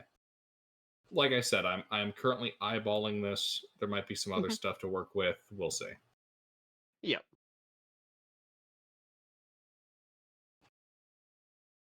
So, under how intricate can you get with the stone shape? Can you make stairs pretty easily with it? Let me pull it up real quick. All right, wall of stone. Like, could you make a series of very small walls that are all touching? I'll be back. It can have any shape you desire, though it can't occupy the same space. It's blah blah blah. Must have a foundation. Can merge and be solidly supported by existing stone. Spans over 20 feet in length. Requires supports. So any shape I can imagine, according to this. Okay. So you could make a perfect stone staircase up the hill from the plaza. Yeah. Well, I think that would be a great looking plaza. You have a 100-foot by 100-foot plaza with a 20-foot staircase going up it to the Institute. Yeah. I'd say probably every 100 feet, put like a 20 by 20 flat spot, and we could put smaller structures off the sides if we wanted to down the road. Make it like a terraced area. Yeah, like sort of like a terrace, but it wouldn't really be a terrace because it's just, a staircase wide. But having that forethought of being able to, if you wanted to set up a blacksmith shop near the bottom, every 100 feet there's a flat spot. So that'd be one segment of So stairs. kind of like this is what you're talking about? I mean, not exactly that. mean, that Exactly works. that, but that's really like close. I like that. That dude, I really like that for the Institute. I mean, I'd be all for that. Yeah, we could do the balcony that it stretches out. I mean, after a year or so, you could really do whatever you wanted with the stone shaped stuff. Especially if you can do any intricacy you want. You could Mhm. you could literally mold statues out of it. Right, you have to remember that it's built on a hill, and we can build inside the hill because I also have pass wall.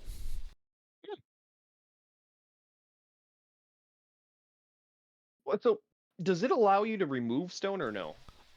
Pass wall does. Wall of stone does not. Wall of stone is literally generating stone ex nihilo. Ah, okay, so it's stone out of thin air. Gotcha. I suppose that makes sense for the canal, and there's not a whole lot of stone to pull from. No, I was thinking long down the road for the archive. Right, yeah, pass wall is what we would use for that. Just cutting straight into the mountain. Pass wall, disintegrate, fabricate, all that stuff. Yep.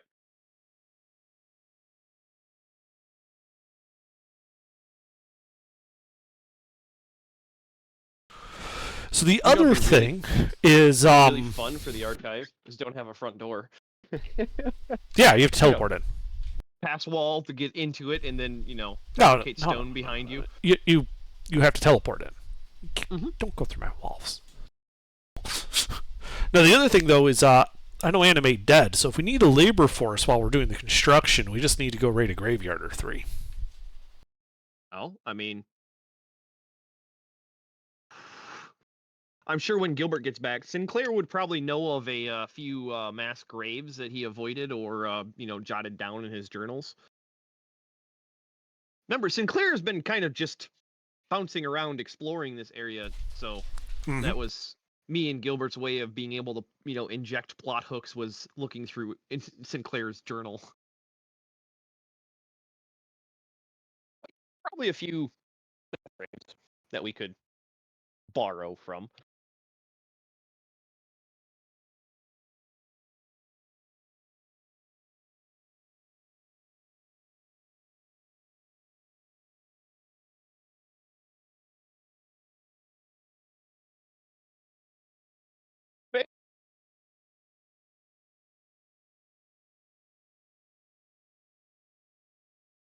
Thomas? What's that?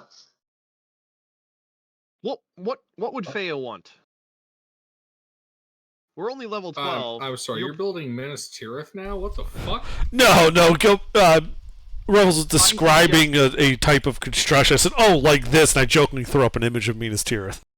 So I was saying, the fabricates, or what is it called? Stone. I keep saying it wrong. Wall of stone. Wall of stone. Wall of stone. He could make stairs with, and I was like, well, why don't we make stairs from the plaza up to where the Institute will be, and have every 100 feet a 20 by 20 foot. Imagine 20-foot wide stairs, 100-foot tall sections. And at the top of those sections, there's a 20-foot flat spot that's 20 foot by 20 foot. And then another 100-foot up, another 20-foot flat spot, another 100-foot of stairs. All the way up the hill to the Institute. And then Intervin's like, oh, you mean like this?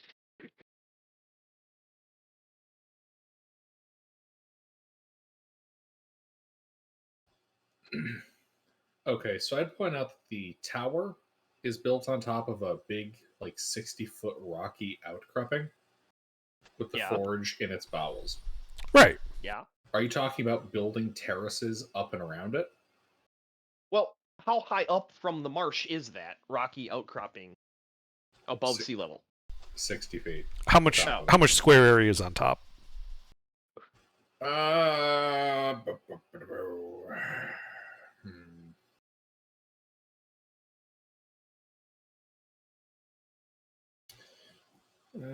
gonna look at the crude ass drawing I've got here. Because in that case, there wouldn't be terraces. We'd be basically converting the whole rocky outcropping into the foundation of the tower.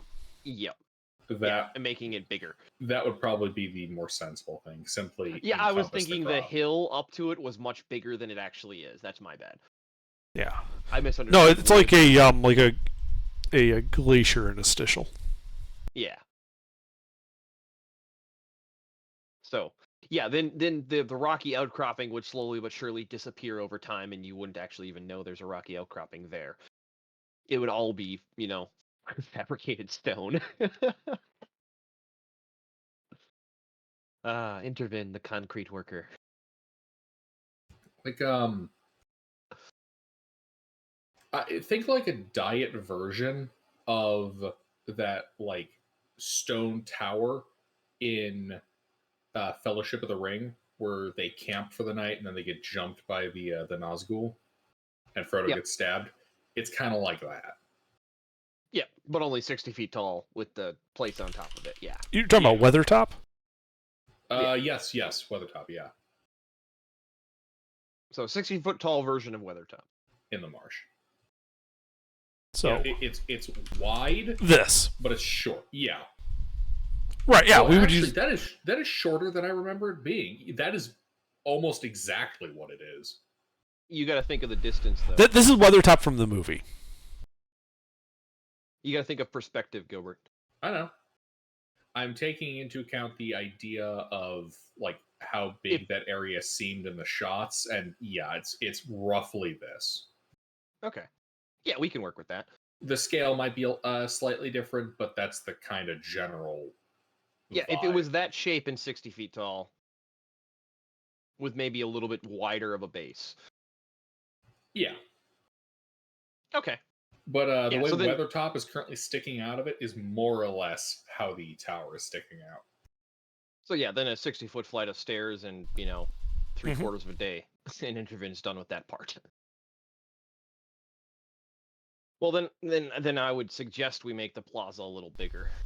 Yeah, that was just the initial plaza, just so that we could begin the rest, like act as a staging ground for the rest of the construction work. I would fully intend to have probably like a 1/4 mile deep rim around the base of the tower, all around this area to form, if nothing else, a really awesome looking base. But that's also where you would have streets and city structures and the like. Yep. All of the inner workings to make this place self-sufficient.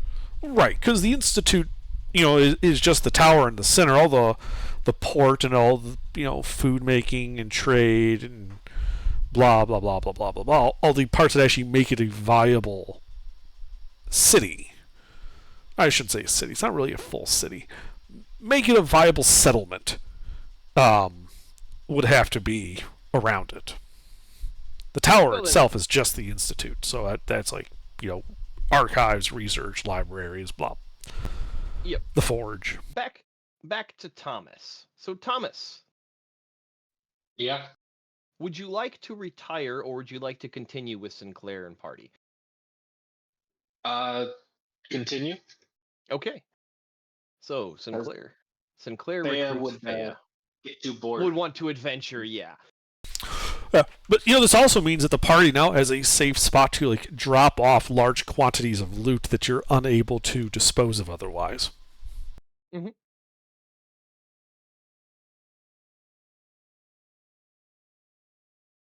Oh, here's something you might want to intervene until the Institute is built.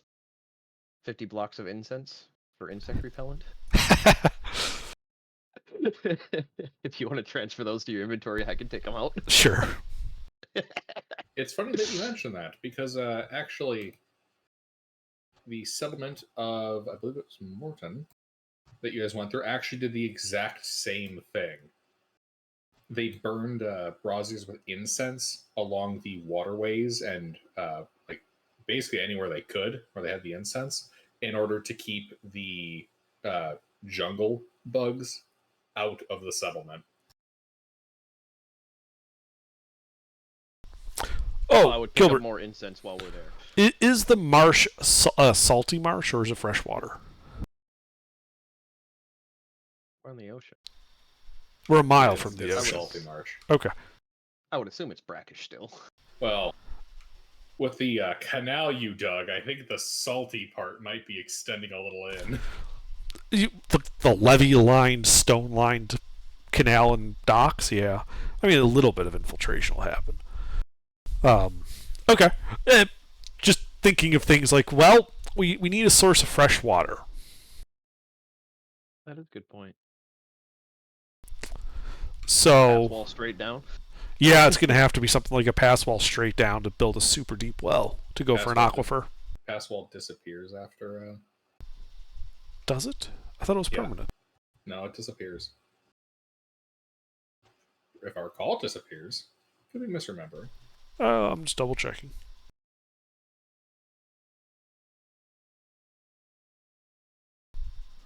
Oh yeah, it does. All right. Well, I guess I can't pass wall just straight down to mine. Yeah, mold earth and fabricate. Well, no. Fabricate actually wouldn't help. Mold earth. Well, when you get to bedrock. Mold earth and wall of stone to create a liner. Yeah. Yeah, mold earth, wall of stone for the soil layer, and then you'll use fabricate down below to hit water eventually. Yeah. But yeah, like a 10-foot by 10-foot well.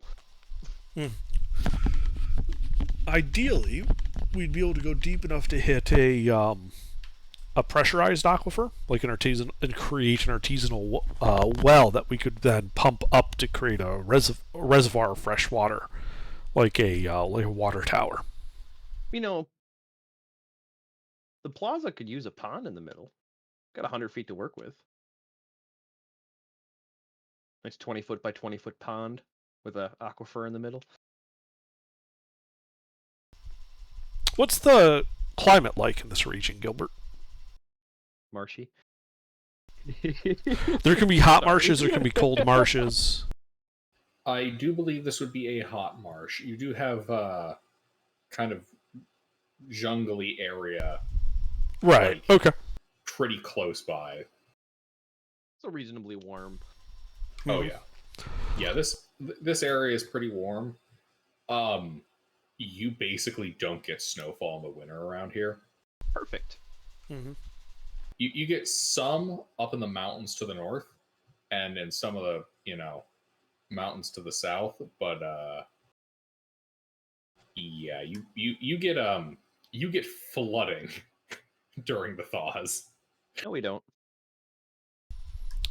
We can mold earth some levees to control that. That's not a problem. That's what I meant. Actually, one of the things on note in the map, if you look north of Vetmer, around the kind of burning city on the map, a star, that whole marshy swamp area, that area is prone to massive flooding, along with the swamp region near Amar and or Koresh. Like all those kind of like weird looking spots all have a habit of well, that's where the water tends to go during the winter thaw, during the spring thaws in the mountains.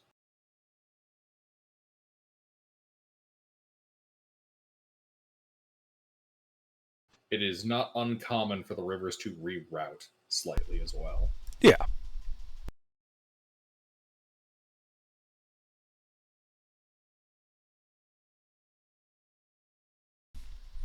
Yeah, but I think that's what our party's going to spend a decent amount of time building this, and then they're going to go off adventuring still. I'm sure we'll meet some unsavory individual along the way who will want to join us. Or two. I don't know what to bring in yet. I don't know. I don't know either. I was thinking a paladin. That's funny, because so was I. We could totally just be a pair of paladins. Oh, that would be crazy. Yes. Okay. One caveat. Since I'm not retiring, you guys have to both be gnomes. Gnome paladins? No. And brothers. I like that. Yes. No! Yes. I like that.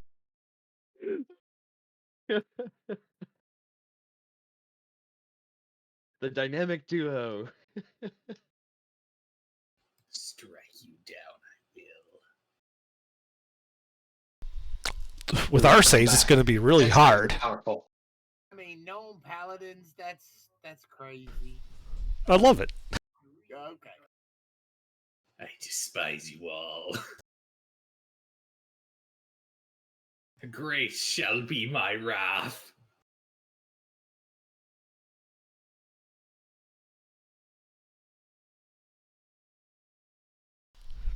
So how long does it take us to actually get the institute up and running?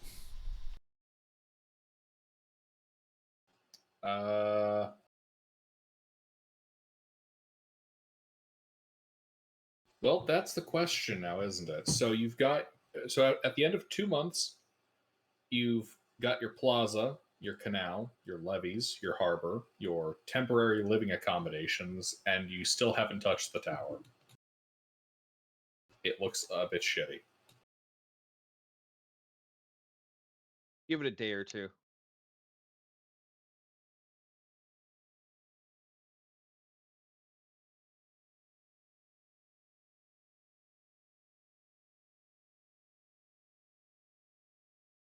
I mean, literally 2 days worth of.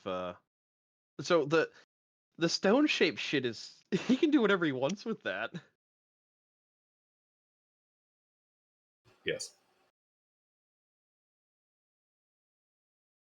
There is also the question about, you know,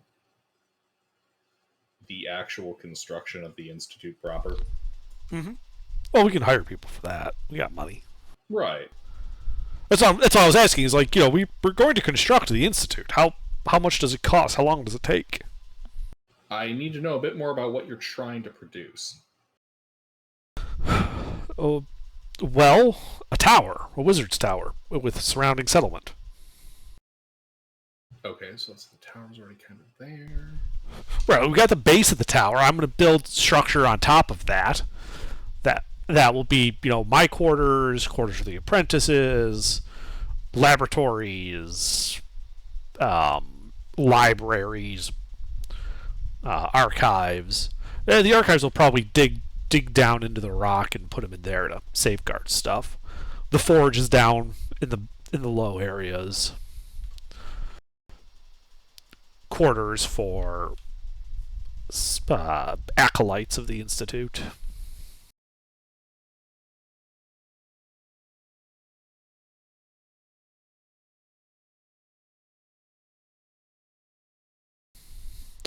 With the foundation of the town being that stone on top of the marsh to keep everything dry and stable, most of the structures would probably still be timber because we got the large marsh, all the woodland around. But the institute itself would be stone. All right. Ooh, here's a good one. So we got housing. There you go, Intervin. Yeah, I like that. Probably not as big of a door as that, but No. Because remember, I want like a door that's like a grand entrance that even Loam could comfortably walk through. 40-foot tall door it is. Yeah, exactly. Fuck. All right.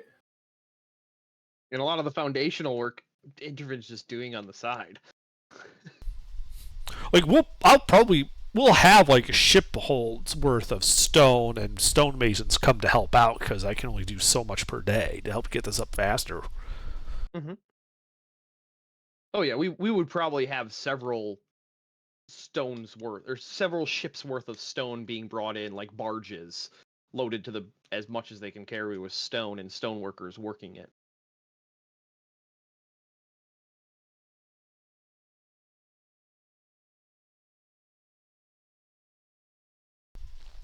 And like right in front of the entrance, like where you would walk up to the top of the foundation to get into the to that 40-foot entrance, is going to be a like 50-foot by 50-foot plaza.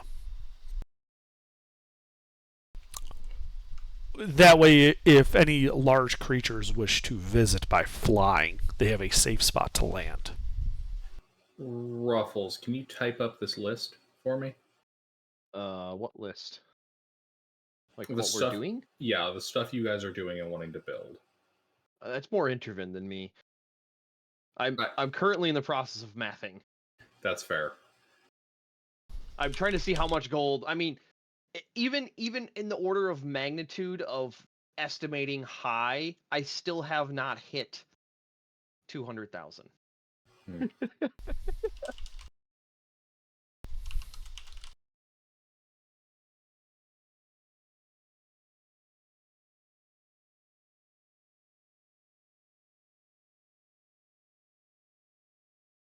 Then I would imagine each story is a slight reduction of the story below it. Sort of tiered after a certain point. Yeah, only the uppermost reaches would be shorter. They'd be 10 feet, but that'd be like my personal quarters and No, stuff. I meant like width, not height. Wasn't there something in the DMG for production of this stuff? Yeah. Well, let me find it. I just like that my bookshelf is now next to my desk and I can reach it. So, yeah, building a stronghold. Frankly, we're probably at the point where we would be calling this a palace or a large castle.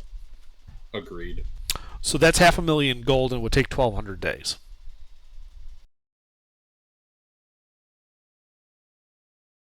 $3 years. Yeah, it would take 3 years to build everything. Given our extensive use of magic to do things like create stone walls and masonry ex nihilo, we could probably cut the time in half. Yeah. Well, I mean, the foundational work alone is the majority of that time. Being able to just make flat sheets of stone to work on is... What page? 128.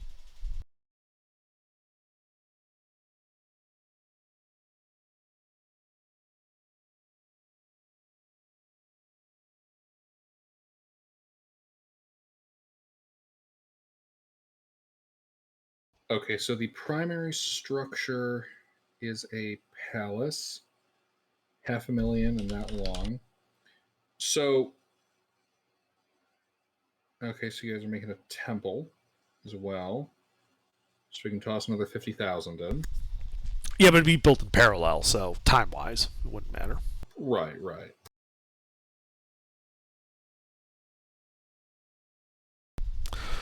Strictly speaking, labor-wise, it might kind of matter, but we can bring in more people. Later. I can teleport in people. Yeah, that's fair. Let's see. Oh yeah, we forgot about asking about. So, are there any Hold on. Let's stop jumping around. No, for the labor. Yeah, and I said let's stop jumping around. So, hold on. Large castle, 500,000. A temple, 50K. I mean, if we want to call the port and the surrounding like warehouses and stuff a trading post, that'd be 5K. And then the rest of the town probably an outpost at 15K. Sounds like it makes sense to me. So that'd be 570,000, all told, and like 2 years to make. Sounds right. The only thing you'd have to do at that point is handle acquiring populace, but that's something they would migrate. Yeah, that's something I'll work on my end. Alrighty. Well, once it becomes known that we're buyers of rare and expensive things, ship trade would occur. You'd have people who might want to then set up shop to service the ships as part of that trading post. Also, the invite to, you can pay gold to get access to our archive to train your wizards. So local governments are probably going to be sending us wizards and the like for the institute itself. And that's something that will require building a local reputation. Well, a reputation first. How many cities do I have to burn to earn a reputation? like Gilbert, how much more of a reputation does Intervin need before he'd literally just be like, this is what I'm doing, and if you want to stop me, unless you're like an Ataxius level threat, you have no hope. Gilbert, those 2 art items that were 5 times value in auction, would it be reasonable with the amount of time that we're spending that we could get full value for them? So we don't have to sit and... Okay. I'll just add the 50,000 and it'll be a lot easier.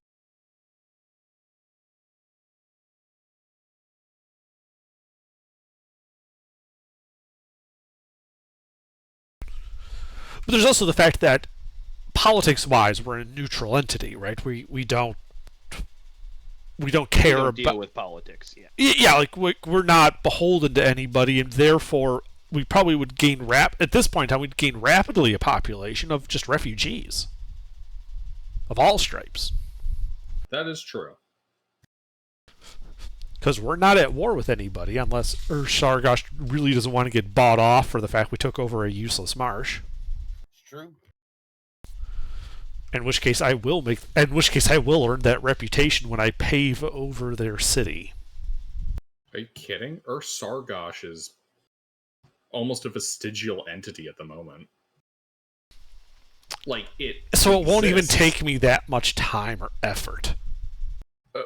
What I mean by vestigial entity isn't like the city's been annihilated. More that the famine that occurred and some of the ensuing political chaos with Droom has kind of left that region in a weird place in terms of allegiances and in terms of political power. Gotcha. Part of the reason why I asked about where you guys were going and who you guys were primarily working with is because, in a very technical sense, it is possible to shave territory off of the kingdom at this point. But we're not interested in gaining territory. Right. We have our territory. It's something though that I had to, right, in case what you guys were doing. Right, in case we wanted more than just one hex.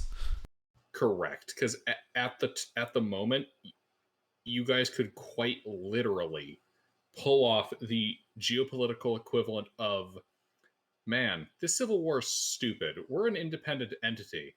Oh, you gonna send your armies to? The armies that are already engaged. Darn, doesn't that suck? And starving. And probably not the most loyal. Well, they're not currently starving at the moment, but well, it's also we would be war. pulling a Dresden on Urkeresh and stuff in response to that. Like, we are independent. No, you're not. Burns Urkeresh. We are independent now.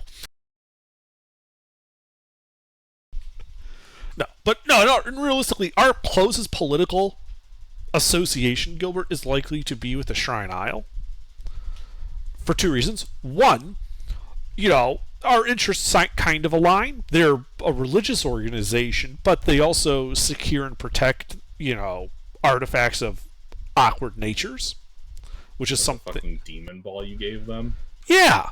It turns out our vaults are actually really good about stuff like that, and we can research ways to combat demons and things. So we would absolutely be working closely with them to research into these objects, ways to anti-demon warfare type stuff, and also to help secure objects that they don't want to hold in the shrine itself.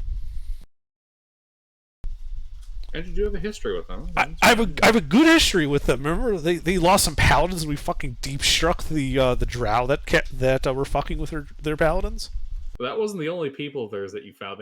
They lost other people that you got back. Oh yeah. In a marsh, no less. In a marsh, right next door to their settlement, with a big tall dude named Loam.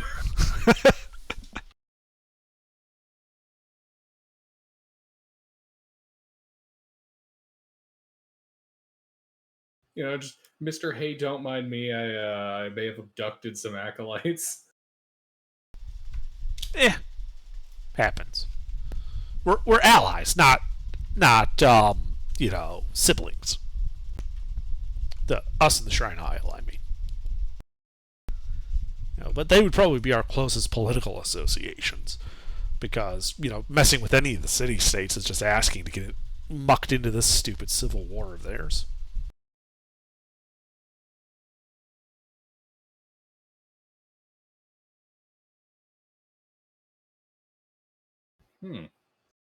Alrighty.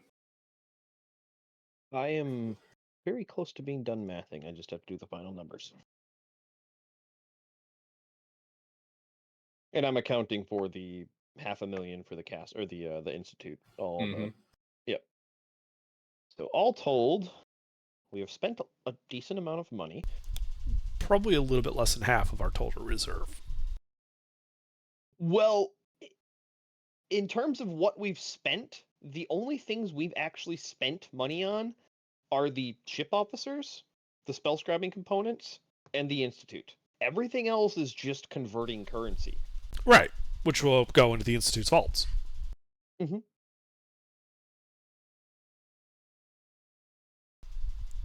Oh shit, we're gonna end up as like the world's first bank, aren't we?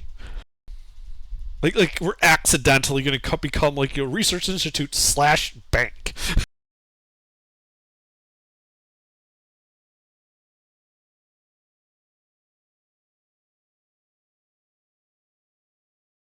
Alrighty. Got a bunch of people retiring. I think just 2 of us are. I've got 2 people retiring. Like it sounds like Faya, Mittens, and Sinclair are gonna keep adventuring, and they may encounter some gnomish paladins on the road. No, I'm not gonna go with a gnomish paladin. Oh. Yeah, I know. I'm going with something else. So, are you being a paladin or? No, I'm going archer. Ah, okay.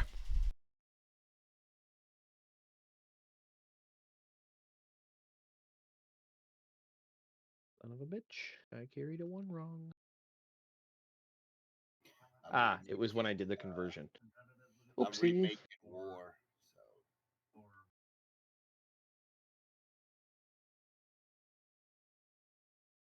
Hmm. Yeah, he's gonna be stupid. You know what? I just realized something. I don't need to do all of this shit on one fucking map.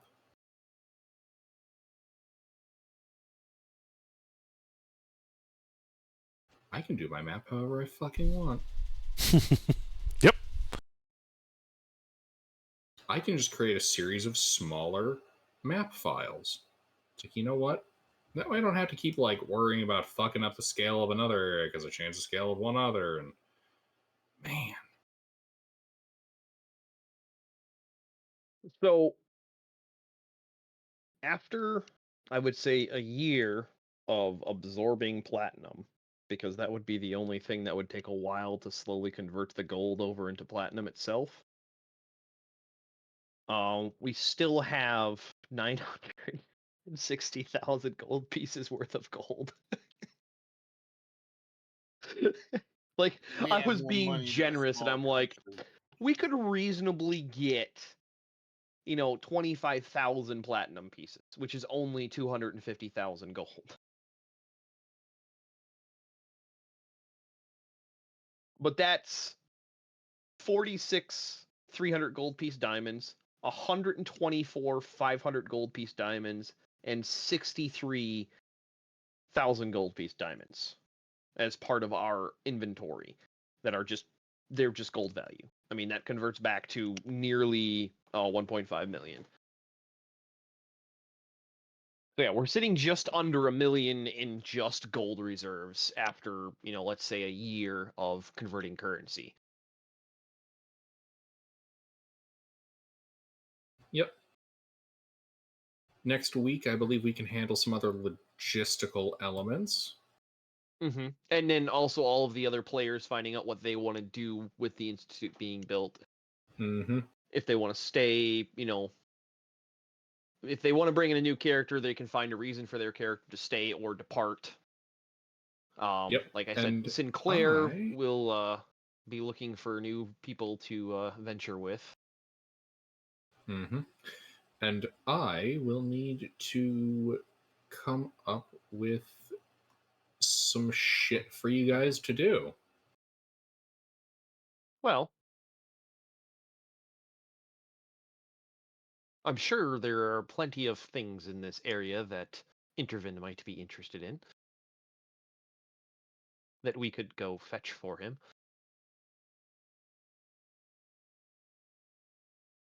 I Well, also mean on a larger continental scale as well.